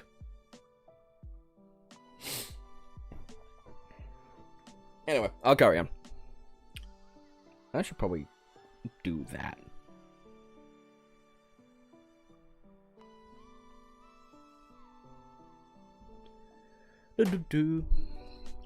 Several days later, Sonny ascended onto the upper deck of the colossal battleship and walked over it to its bow. The guard stationed there, here and there on the deck let him pass freely because both because of the 3 stars on the shoulder insignia of his black bodysuit and the close relationship with Knave of the House Knight, the direct superior. Stopping at the shadow of the massive cannon turret, Sonny endured the cold winds that pelted him with drops of icy water that looked ahead. In front of him, there were towering hulls of the metal leviathans on the naval convoy, which cut the waves as they sailed towards the distant horizon. And out there in the horizon, a dark line slowly appeared, finally putting an end to the vast expanse of the underlying water. Antarctica. After several tumultuous weeks at sea, the fleet had reached its destination. We're finally here! Holy fuck! Hey! It's the name! Falcon Scott! What the fuck is it, finally?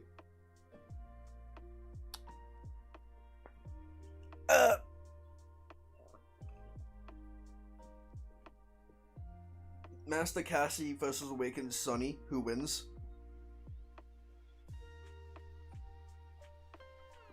If Sonny has his echoes, then... if Sonny has his shadows, then Sonny. But I don't like the odds Sonny has against Master Cassie, I won't lie.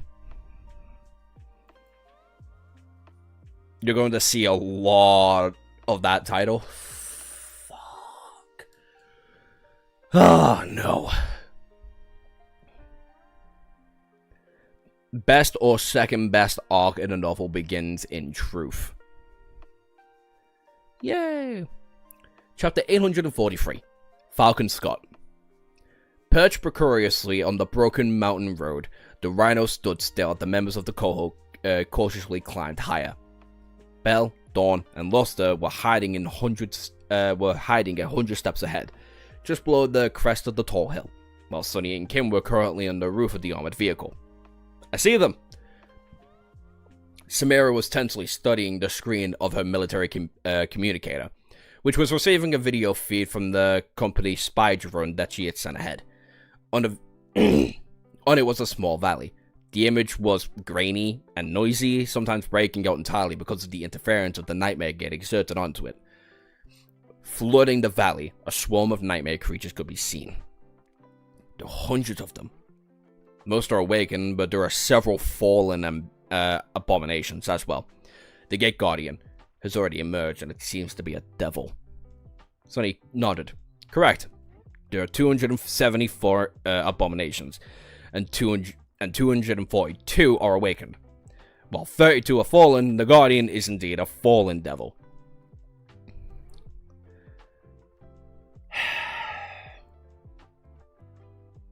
I honestly thought Geoffrey would stop naming chapters after the 3rd volume.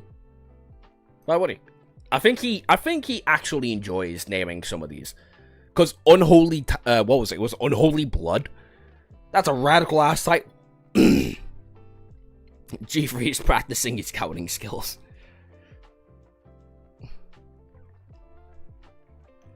One of his shadows had snuck much closer to the swarm of nightmare creatures. It wasn't suffering from any interference either. Sonny, however, maintaining a calm facade, he shivered inwardly. The Gate was whispering into his ear, calling him on to a level much deeper than thought or emotion.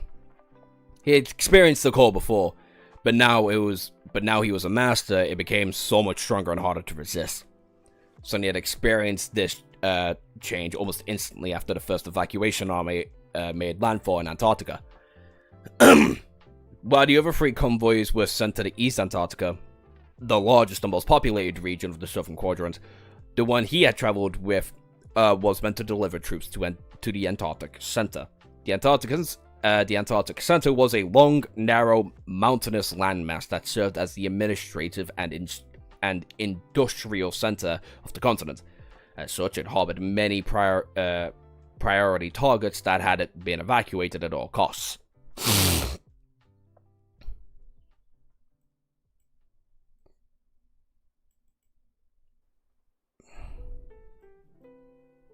I'm pretty sure he said he wasn't a fan of naming things. Is he Sonny? The fuck? Well, no, Sonny likes naming things. He's just bad at it. The first several days after the arrival of the army was pure chaos. A large city they entered, Falcon Scott, was in a state of utter havoc. Millions of people had just learned that the entire lives would be uprooted or maybe even lost, while the local government forces do their best to maintain the order and prepare the civilians for the evacuation. It did not amount to much in the end. The situation had only made worse by all the gates that were opening near and within the city. As one of the Southern Quadrant's Awakened had put it, it had used to be one gate opened every few weeks. Then it was one every week, and then several a week, and then one every day. By the time the evacuation army arrived, the situation was swiftly growing even worse. With so many gates around, every awakened master and saint felt their call. Some more than others. It wasn't easy for Sunny to adjust to this new, subtly maddening reality. He wouldn't be surprised if the prolonged exposure to the call drove many people insane. But if they had not reached that point, even if the world seemed to have lost it, after spending several days in a panicked chaos consuming Falcon Scott, a large chunk of the army corps stayed behind to start converting into an impregnable fortress. The northernmost city of the Antarctic Center was going to serve as the largest evacuation center, so it had to be converted into a full-fledged siege capital in the coming months. Most of the government forces, however, moved out and started their long march south. The job was to reach other populated centers, establish safe evacuation corridors, and start moving civilians through them with a handful of siege capitals. The first irregular company left the field army and split up to assist the various divisions. And now, just a day later, Sunny's cohort was going to fight in its first battle. The division they were escorting was already entangled in a low-intensity confrontation with the mass of nightmare creatures that had emerged from a half a dozen gates that are lower altitudes. To fight the abominations faster, they needed to flank them. But most of these shorter roads skirted the slopes, and it was itself blocked by the 7th gate. Damn. Deploying soldiers to fight in such a rough terrain was problematic, so the irregulars were sent instead. Standing on the roof of the Rhino, Sunny sighed. We're in luck! Both Samara and Kim turned and stared at him with an indescribable expression. After a few moments of dead silence, the latter said in a timid tone, I'm sorry, sir, but how can facing 300 nightmare creatures and a fallen devil be called luck? He shrugged.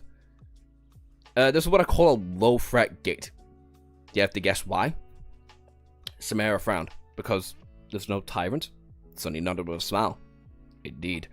Sure, there's a lot of abominations, but without a tyrant or a terror controlling them, they're just a herd. Things would have been much, much worse if all those creatures could coordinate their attacks.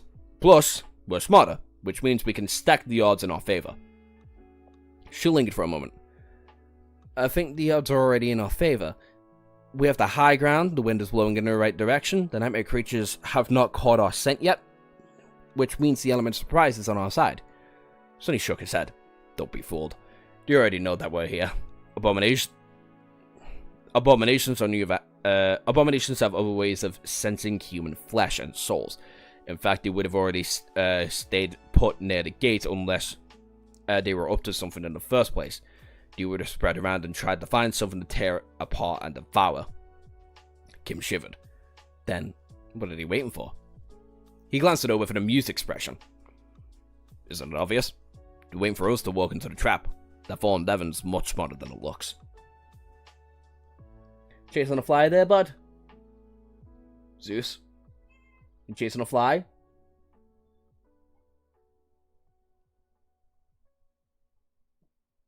Zeus? I prefer if you didn't dig into my pillows, boy. He's doing the fucking wee.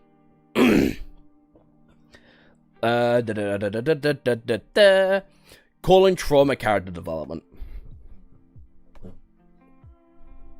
It can be. It can lead to great character development, though. I like the Forgotten Shore and Insane Sunny the most. That is definitely my favorite kind of Sunny. Smart-ass Sunny that's actually really useful in a fight. Or the Forgotten Shore Sunny that's kind of just a lunatic. Or like up there with some of my favorite variations of our beautiful little mad boy.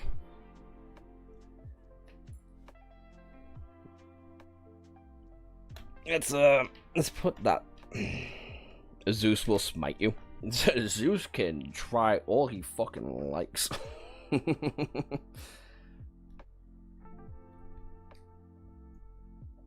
Zeus can try his goddamn hardest to try and smite me, but he won't do.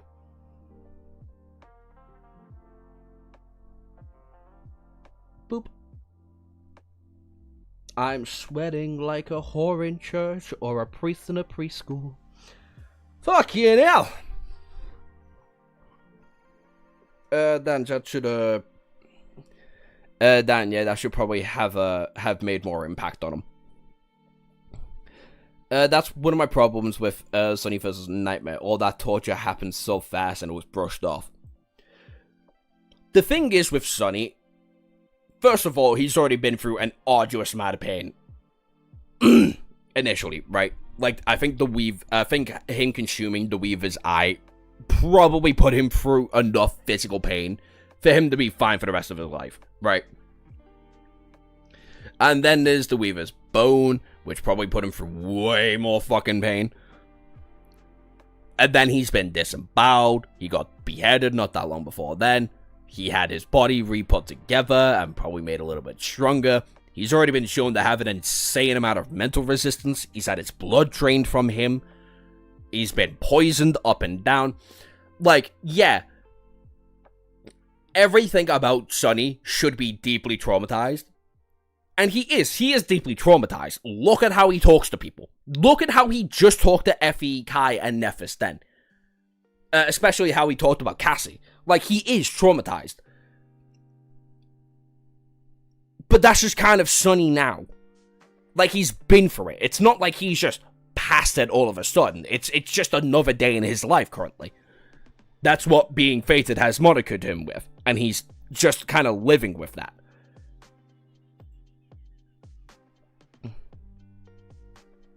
I wish he was more like Cassie. That is not a good role model to think of. I don't think Cassie's a great role model. Yeah, okay. Good to know I'm not the only one thinking that. Fucking Christ.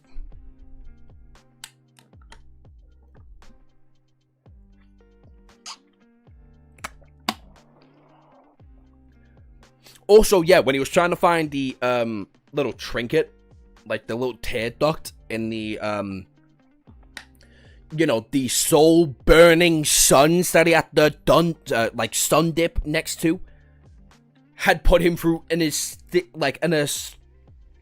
what's the fucking word? Like, an egregious amount of pain anyway. Like, everything about Sunny's life is pain. All Nightmare did was just give him more of it. You think Sunny's gonna be bothered by that? He's been mentally manipulated. He has seen the inside of Fate. He has already been driven crazy several fucking times over. He has been disemboweled, hurt in every physical way you can think of. Like, there is nothing Nightmare could have realistically done to Sunny to really put him down. Sunny, up there, is one of the toughest characters I have ever read. Like, mentally. And that's just how he has to live his day-to-day life.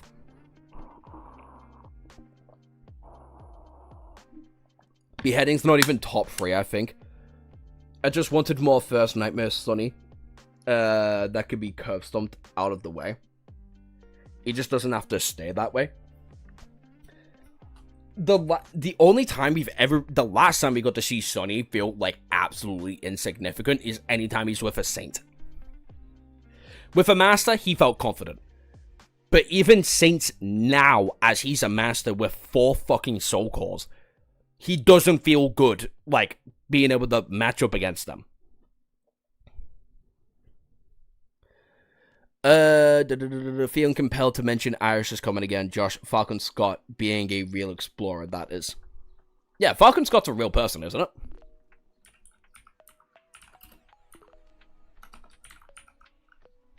Yeah, Robert Falcon Scott.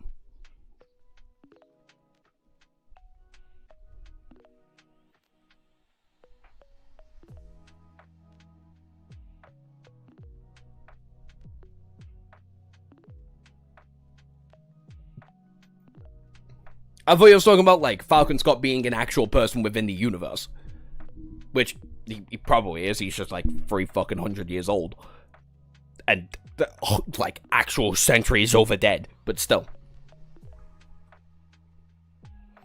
Bro, I'd cried more about being a slave than dying. Why wouldn't he? Freedom is the thing he, like, craves the most. He will die for his freedom. He has died for his freedom. And he's gonna do crazy as shit for his freedom. I can guarantee you that. Freedom is the thing Sonny craves the most. So yeah, I don't fucking blame him. Well, he can brush off dying, but being a slave, that's an insult to his existence. Yeah, exactly. Being a slave goes against everything that Sonny stands for as a person in this universe.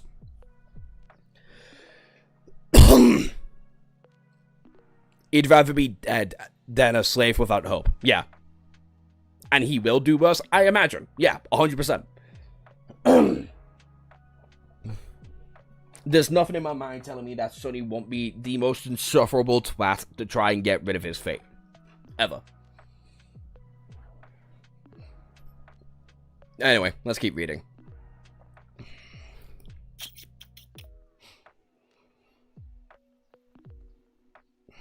Sonny's expression hardened, which is why it has to die first. Samira studied the screen of her communicator for a few moments inside. I can probably make a shot from this distance, but we don't have a direct line of fire. The crest of the hill that hides us from sight also protects the enemy from ranged attacks.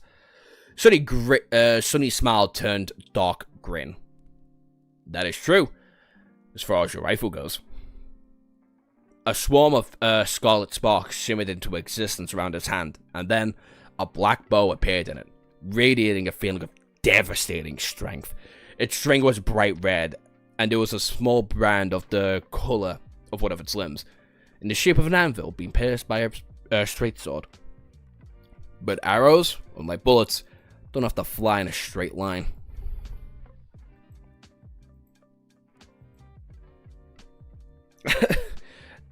This was a nice orla from Samira. Amen.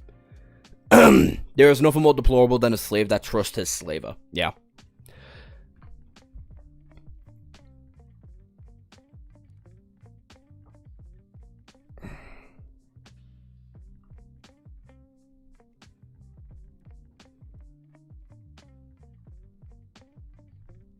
I feel bad for fellow dude. I think he's had like 20 messages be deleted. Anyway, we're going at like 4 hours at this point. I think I'll stop at 4:45. Give myself a little bit of a breather and then talk to you about certain future plans. I think someone mentioned already the Weaver's Mask.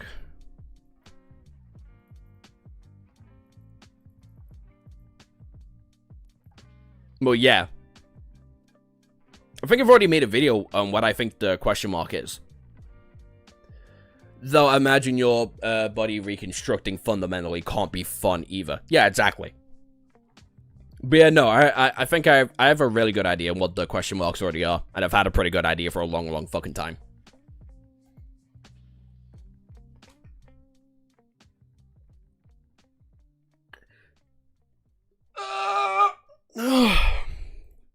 Anyway. Chapter 844. The Opening Act. Sonny studied the swarm of abominations that flooded the small valley. These ones didn't seem as dangerous as the primal hunters that he had once fought in Rain's school. The creatures had bestial bodies with 4 bony limbs that ended in sharp claws and long slithering tails. Ridges of jagged spikes rose from the spines, and their maws were full of sharp fangs. Most disturbingly, all except for the fallen one had seemed to have their eyes violently torn out. Now, only darkness nestled in the empty, gaping holes of their eye sockets. Yeah,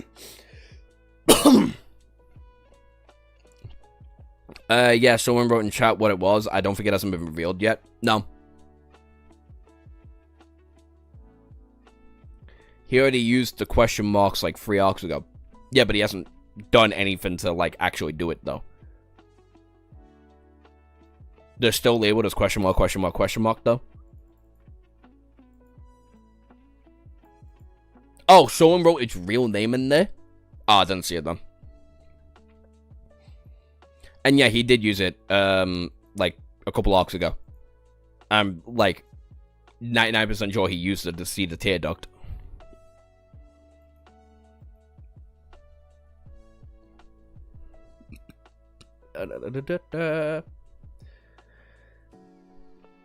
The abominations did not move as if they were blind, though. That was strange. Predatory precision to their subdued motions.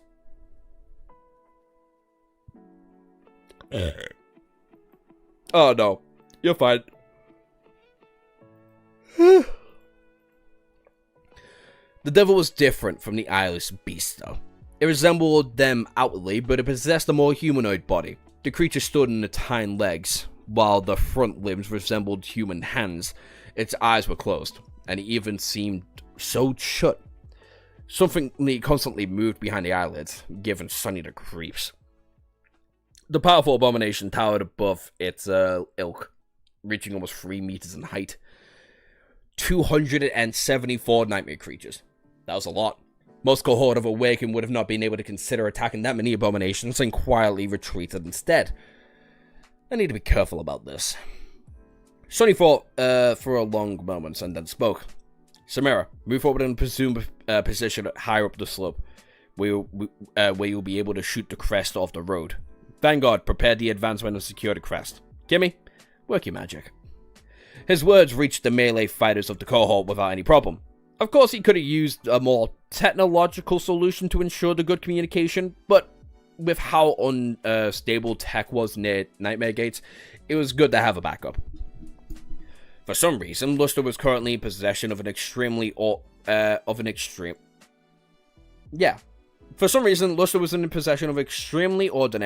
very unassuming rock, which nevertheless was somehow able to speak the captain's voice. One of Sonny's shadows was following the Vanguard as well. He had no trouble hearing their responses. As the cohort's ranged specialist hoisted the heavy rifle on their shoulders and jumped down and off the Rhino, the melee Vanguard crept forward. Quentin served as the center of formation, with Bell and Dawn flanking him. Luster stayed behind to cover their backs and prevent any monsters from escaping towards the Rhino. He was constantly wielding a beautiful attached halberd in his hand, which both gave him the rage and allowed the young man to support the three fighters from the back, should the need arise. Its versatility also gave him a lot of options and how to engage the enemy.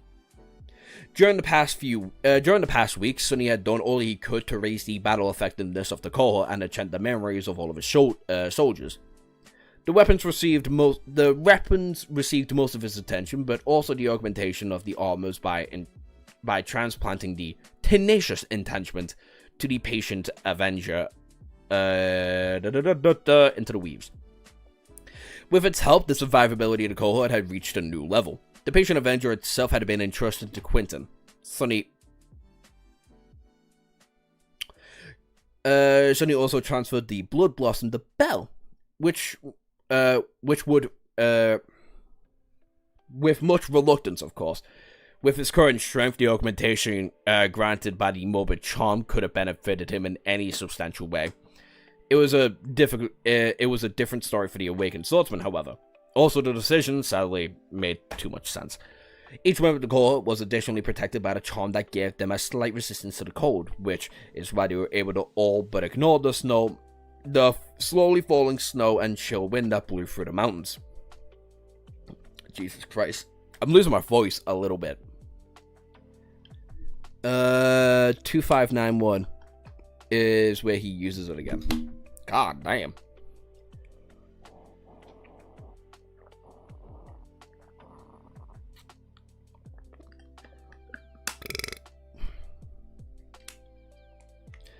The river is when he looked into it. Yeah, that's when he usually finds out the name earlier.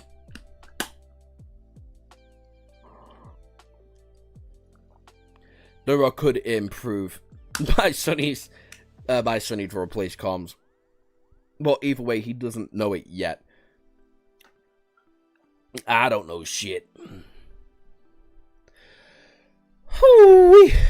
Standing next to Sonny on the roof of the Rhino, Kim, who was wielding a round buckler, a sharper rapier, and a sub-noise automatic carbon slug around her back, concentrated and unleashed her ability.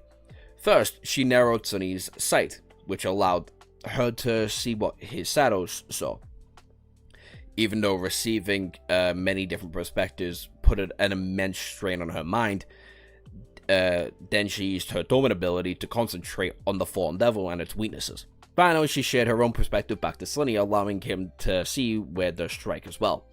The shadow did not see color, so to him, the body of the towering abomination only painted a different shades of grey. The lighter areas were the most resilient, where the darker ones were the less protected. Strangely though, a small spot at the very center of the devil's forehead was almost entirely black. That was where Sonny aimed. As he wrapped two shadows around his body, straining his muscles, the black bow bent, despite possessing the enchantment called Unbending. Because of it, Morgan's warbow required a giant strength to draw it. It was also capable of sending arrows very far, and transcending devastating force with them. Just one reason why the rock is very important and should be appreciated by certain people, especially in the tier list.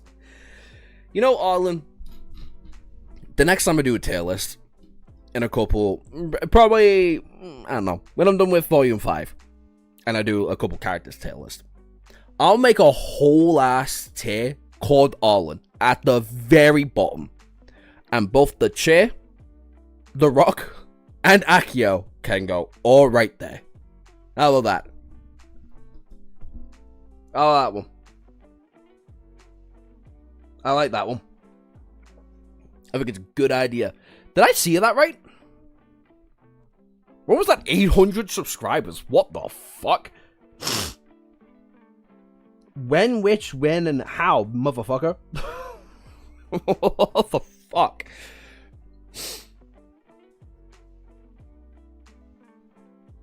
Nah, the bell's legendary. The bell can go in right up there with Julius.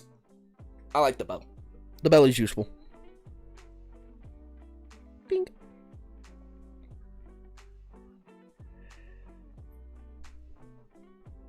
I am reading that right? 798. What the fuck? We're not at 800 yet. If you're fucking new, do that. Do both. This is backwards for me, by the way. So trying to figure this fucking thing out was difficult. Anyway. back to reading.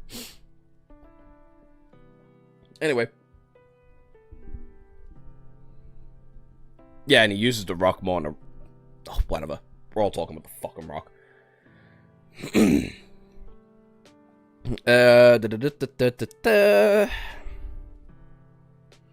Luckily, Sonny was incredibly strong, even for a master. The ghostly shade appeared on the strings, on the string of the bow, and it turned a black arrow with dark fletching, and a narrow arrowhead that seemed to be created from a long, sharp piece of obsidian. The shadow's arrow were swift, flew without producing any sound, with an unnatural ability to find cracks in the enemy's armor. Sonny closed his eyes and moved the bow higher, aiming at the abomination that was more than a kilometer away. I was only seen by his shadows. That was not an easy task. But he had not trained with Kai for nothing. He held his breath, and then corrected his aim for a couple millimeters, and then the wind suddenly picked up. Lastly, Sonny poured his essence into the bow, instantly emptying one of his 4 cores. The Death Dealer enchantment was a gluttonous one, as far as essence was concerned. But it was worth it. A moment later, Sonny relaxed his fingers, allowing the string to slide off on its own. The black arrow noiselessly disappeared into the sky, so fast it was hard to see it at all.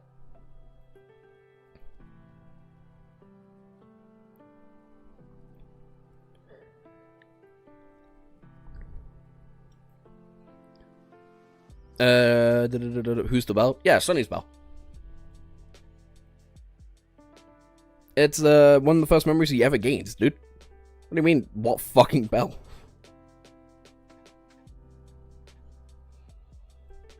Schedule release.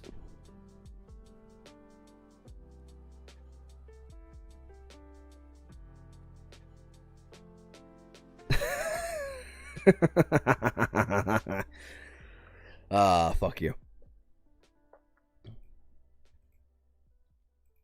Where am I?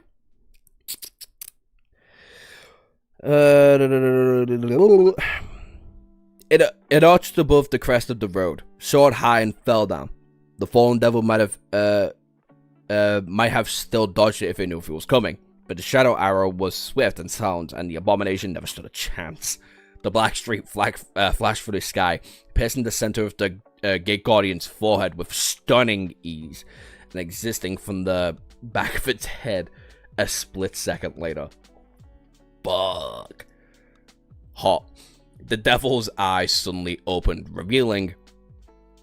Sonny never learned that what was hidden behind the creature's eyelids, because for a moment after his shadow arrow disappeared and hit the ground, the creature's entire skull suddenly deformed and violently exploded. Every bone in its upper body was shattered by the residual force of its impact. Fuck! The misshapen headless corpse was thrown back with so much momentum that it killed several nightmare creatures that just happened to stand by near it. And just like that, the fallen devil who guarded the nightmare gate was gone. All members of the cohort froze for a moment, astonished by the ghastly sight. The nightmare creature seemed to be stunned by the sudden gruesome death of its leader as well. Standing on top of the rhino, Sonny lowered his bow and smiled with a vicious glee. Not a bad start. A second later, the small valley exploded into movements of hundreds of abominations lunging into the direction of which the black arrow had arrived. God damn, Sonny! Oh, it's so good to hear the spell again. Oh, it's so good to hear the spell again. You have slain a fallen devil, defiled witness. Your shadow grows stronger. And you have received a memory. Fucking hell, when was the last time we saw this? Shit.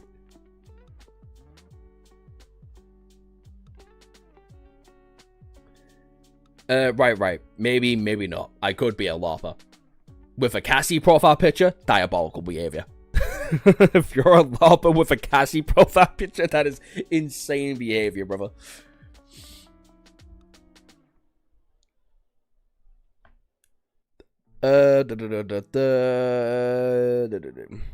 If you know the bell so well, then name 5 bell songs. Our Lord was stolen. Fuck off. Anyway, chapter 845. Ranged Specialist. Just keep a note, the NMC, they'll still be useful later on. Okay. I'll keep that in mind. Not for long, but I'll keep it in mind. My god, I'm losing my voice here. Thank fuck I'm taking a couple days off. You have slain a fallen devil, defiled witness. Your shadow grows stronger. You have received the memory. The swarm of fearsome nightmare creatures flooded up the slope of the small mountain valley, rushing towards the crest of the road where a handful of awakened warriors were preparing to make their stand. The eyeless abominations were moving with ferocious determination, covering many meters with each stride as vicious saliva steamed from their terrifying maws. To the right was a slope of a mountain, while to the left was a canyon that grew deeper and deeper as the road climbed up. Standing on top of the hill, Quentin, Bell, Dorm, and Luster studied the approaching avalanche of the monsters with grim apprehension. Lowering the enchanting sledgehammer off his shoulders, the strike of the melee vanguard glanced at his comrades and spoke in reserved tone. What do you think? Bell readied his sword and smiled. This is going to be fun if we survive. I think we have to embrace about sleeping through the last one anymore. Quentin silently shook his head, while Luster, who stood behind the three, closed his eyes for a moment. Crazy bastard! The swordsman simply laughed. At that moment, they heard a subtle electric whine and there was a loud crack with a highly compressed sonic boom. A moment later, the head of a hulking abomination towering above the rest of the swarm exploded into bloody chunks. A massive carcass toppled over like a marionette that had its strings cut, instantly turning into a lifeless heap of twitching meat. Standing on the roof of the rhino, Sonny drew his bow and let the arrow fly.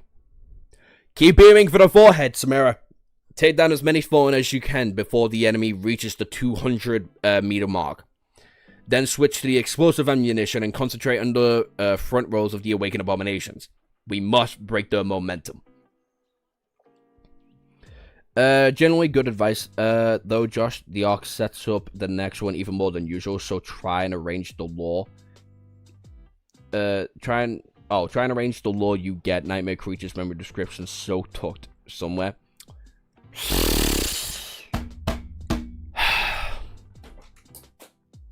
Fuck, I just dropped my pen.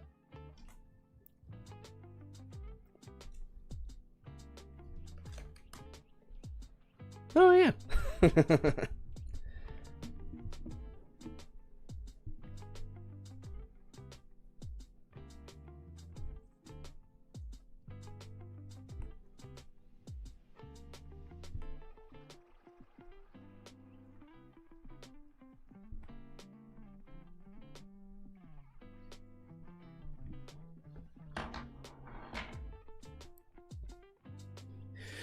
Hidden between the large rocks higher up the slope, Deadly Sharpshooter recharged her coil gun as she poured a steady flow of essence into the armored-piercing tungsten slug. "Understood." A heartbeat later, the rifle winced again. Another abomination fell to the ground. At the same time, a black arrow pierced the head of the exceptionally frightening creature. This time, the effort was not as drastic, but the eyeless horror was just the same. Drawing the unbending warbow once more, Sonny briefly frowned. Too slow. There was barely 24 seconds left before the swarm had reached the melee vanguard. That was not nearly enough to kill the remaining fallen abominations, and there were still 240 awakened ones left as well. Sonny and Samara would just have to do their best. Standing by his side, Kim nervously grasped the grip of her cabin and checked the magazine, which was loaded with bullets and seemed to glow slightly in the dim twilight. Each had been charged by Samara prior to the battle. Sadly, the supply of these powerful rounds was limited. The bullets slowly lost their charge as time went by, so the cohort could not hoard them.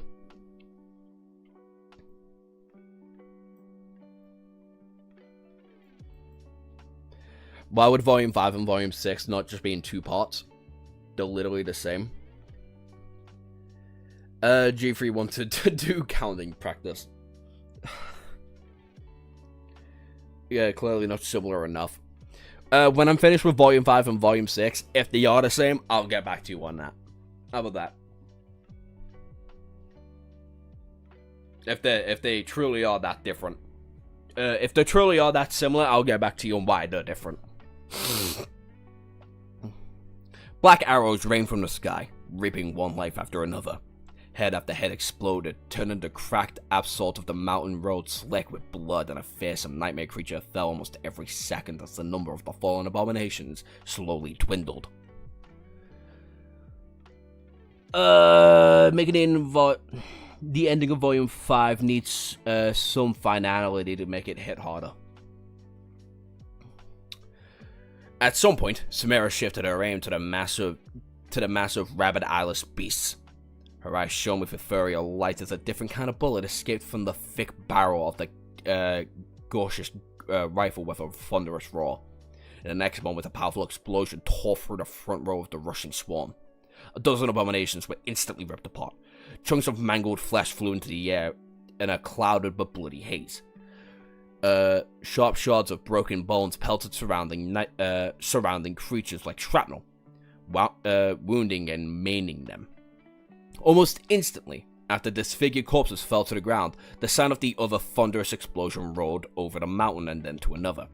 2 more bloody rifles appeared in the massive frenzy abominations.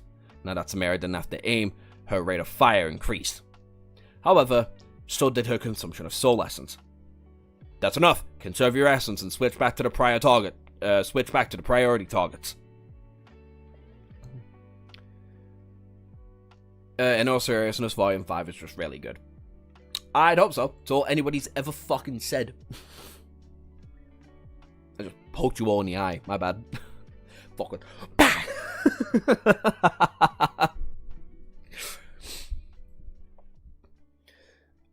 Sunny felled another falling creature and drew the black bow again. However, this time a different arrow appeared in his strings. Instead of wood and metal, it seemed to be made out of pure lightning. Just a couple of seconds before the first nightmare creature reached the crest of the hill, a furious bolt of lightning fell from above, augmented by the Death Dealer enchantment and two of Sunny's shadows. The strike of thunder instantly turned the abomination into a cloud of swiftly dissipating ash. We have 3,000 chapters. I know, I'm joking. That doubles Lord of the Mysteries. Only in chapter count, though. From what I understand, it's only just recently. And when I mean only just recently, I mean like a couple of weeks ago, it only just surpassed the word count of Lord of the Mysteries or something like that. Which is insane, by the way. What the fuck? 1,800 chapters, and only recently a 3,000 chapter webcomic, webtoon, web novel. Can you tell I'm tired? Had only recently just surpassed you? Like, fuck off. Then, powerful currents of electricity are raised from the nearest beasts, spreading through the swarm in a neat destructive chain reaction. Because the monsters were so close to each other, the lightning spread far and wide. It grew weaker and weaker with each jump, but still, the damage it dealt was devastating.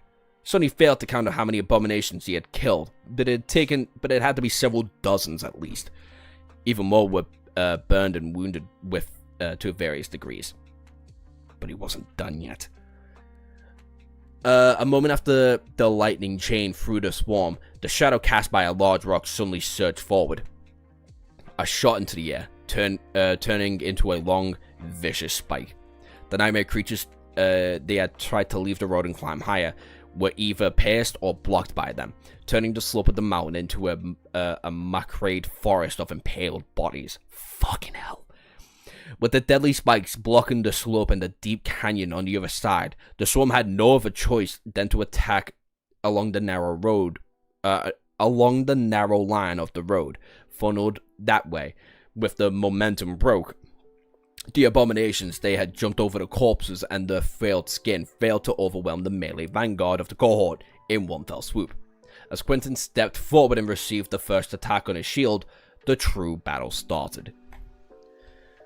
Do y'all want to start with this on Monday?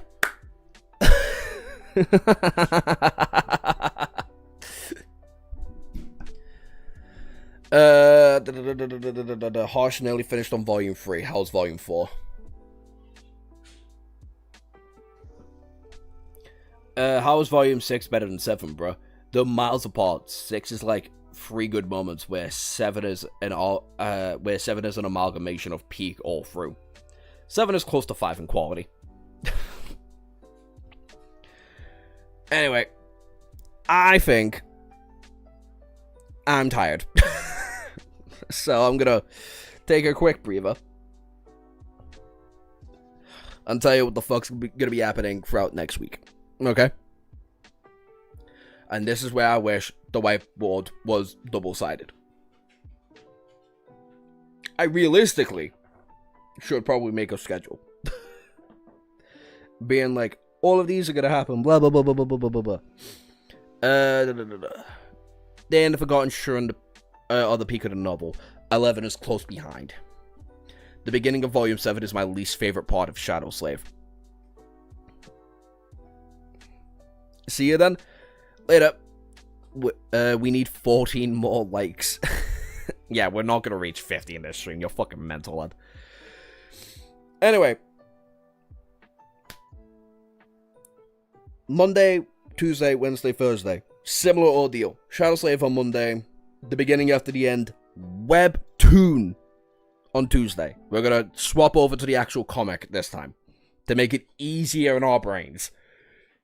Because, fuck me, that was insufferable.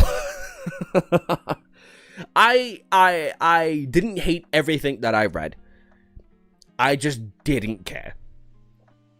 So, hopefully, changing to the webtoon will fix that.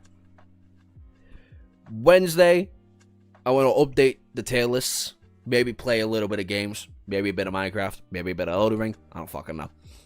We'll figure it out. We might reach 50 on this stream. Though, which is why you said so. There's hope in a future hot tub stream. Is it really that bad? Oh, it was insufferable. Brother, like, how many hours into that stream did we fuck off and just start doing a character ranking list of Shadow Slave? Like 2.5 hours in or some shit. Like, we didn't get far. Next stream will be on Monday, most likely. Or Sunday. But Sunday might be a way chiller stream. Like, fuck around with a couple mates, probably kind of stream.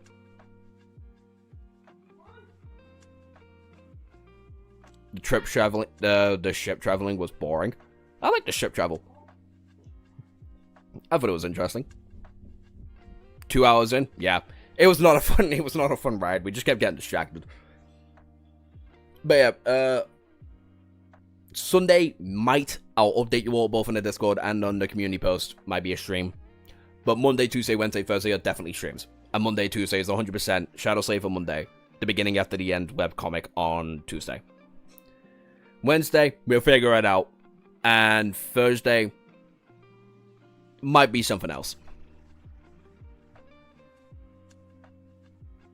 What do you mean? The tunnel was a great moment. Oh, yeah. So fucking good. It was so fun. Oh, my God. I love it when a character refers to the light at the end of the tunnel as the mother's vagina.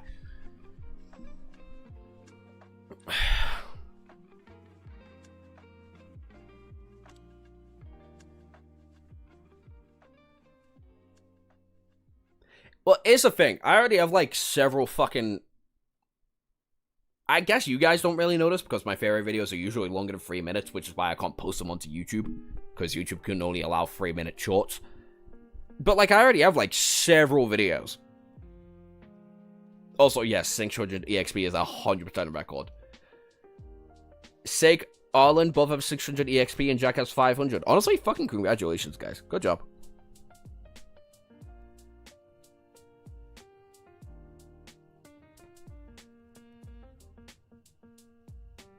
Yeah, it's one of the reasons I subbed.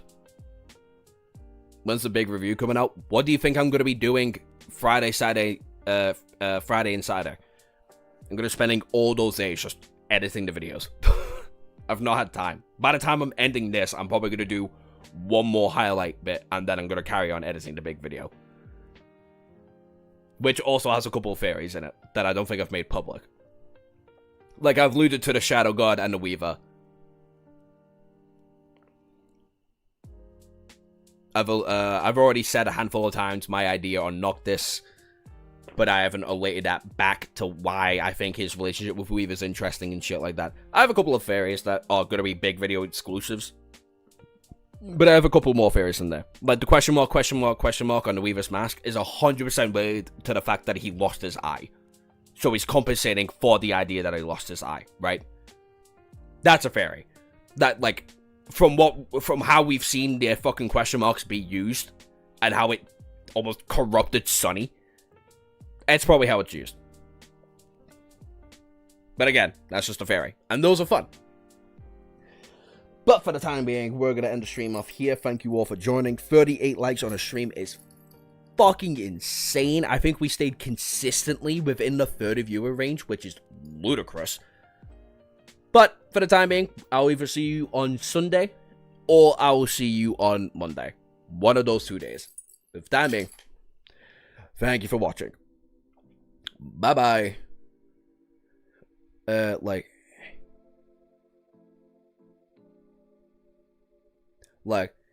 Hey guys, so we have these first couple of pieces of lore here, and I think this story that's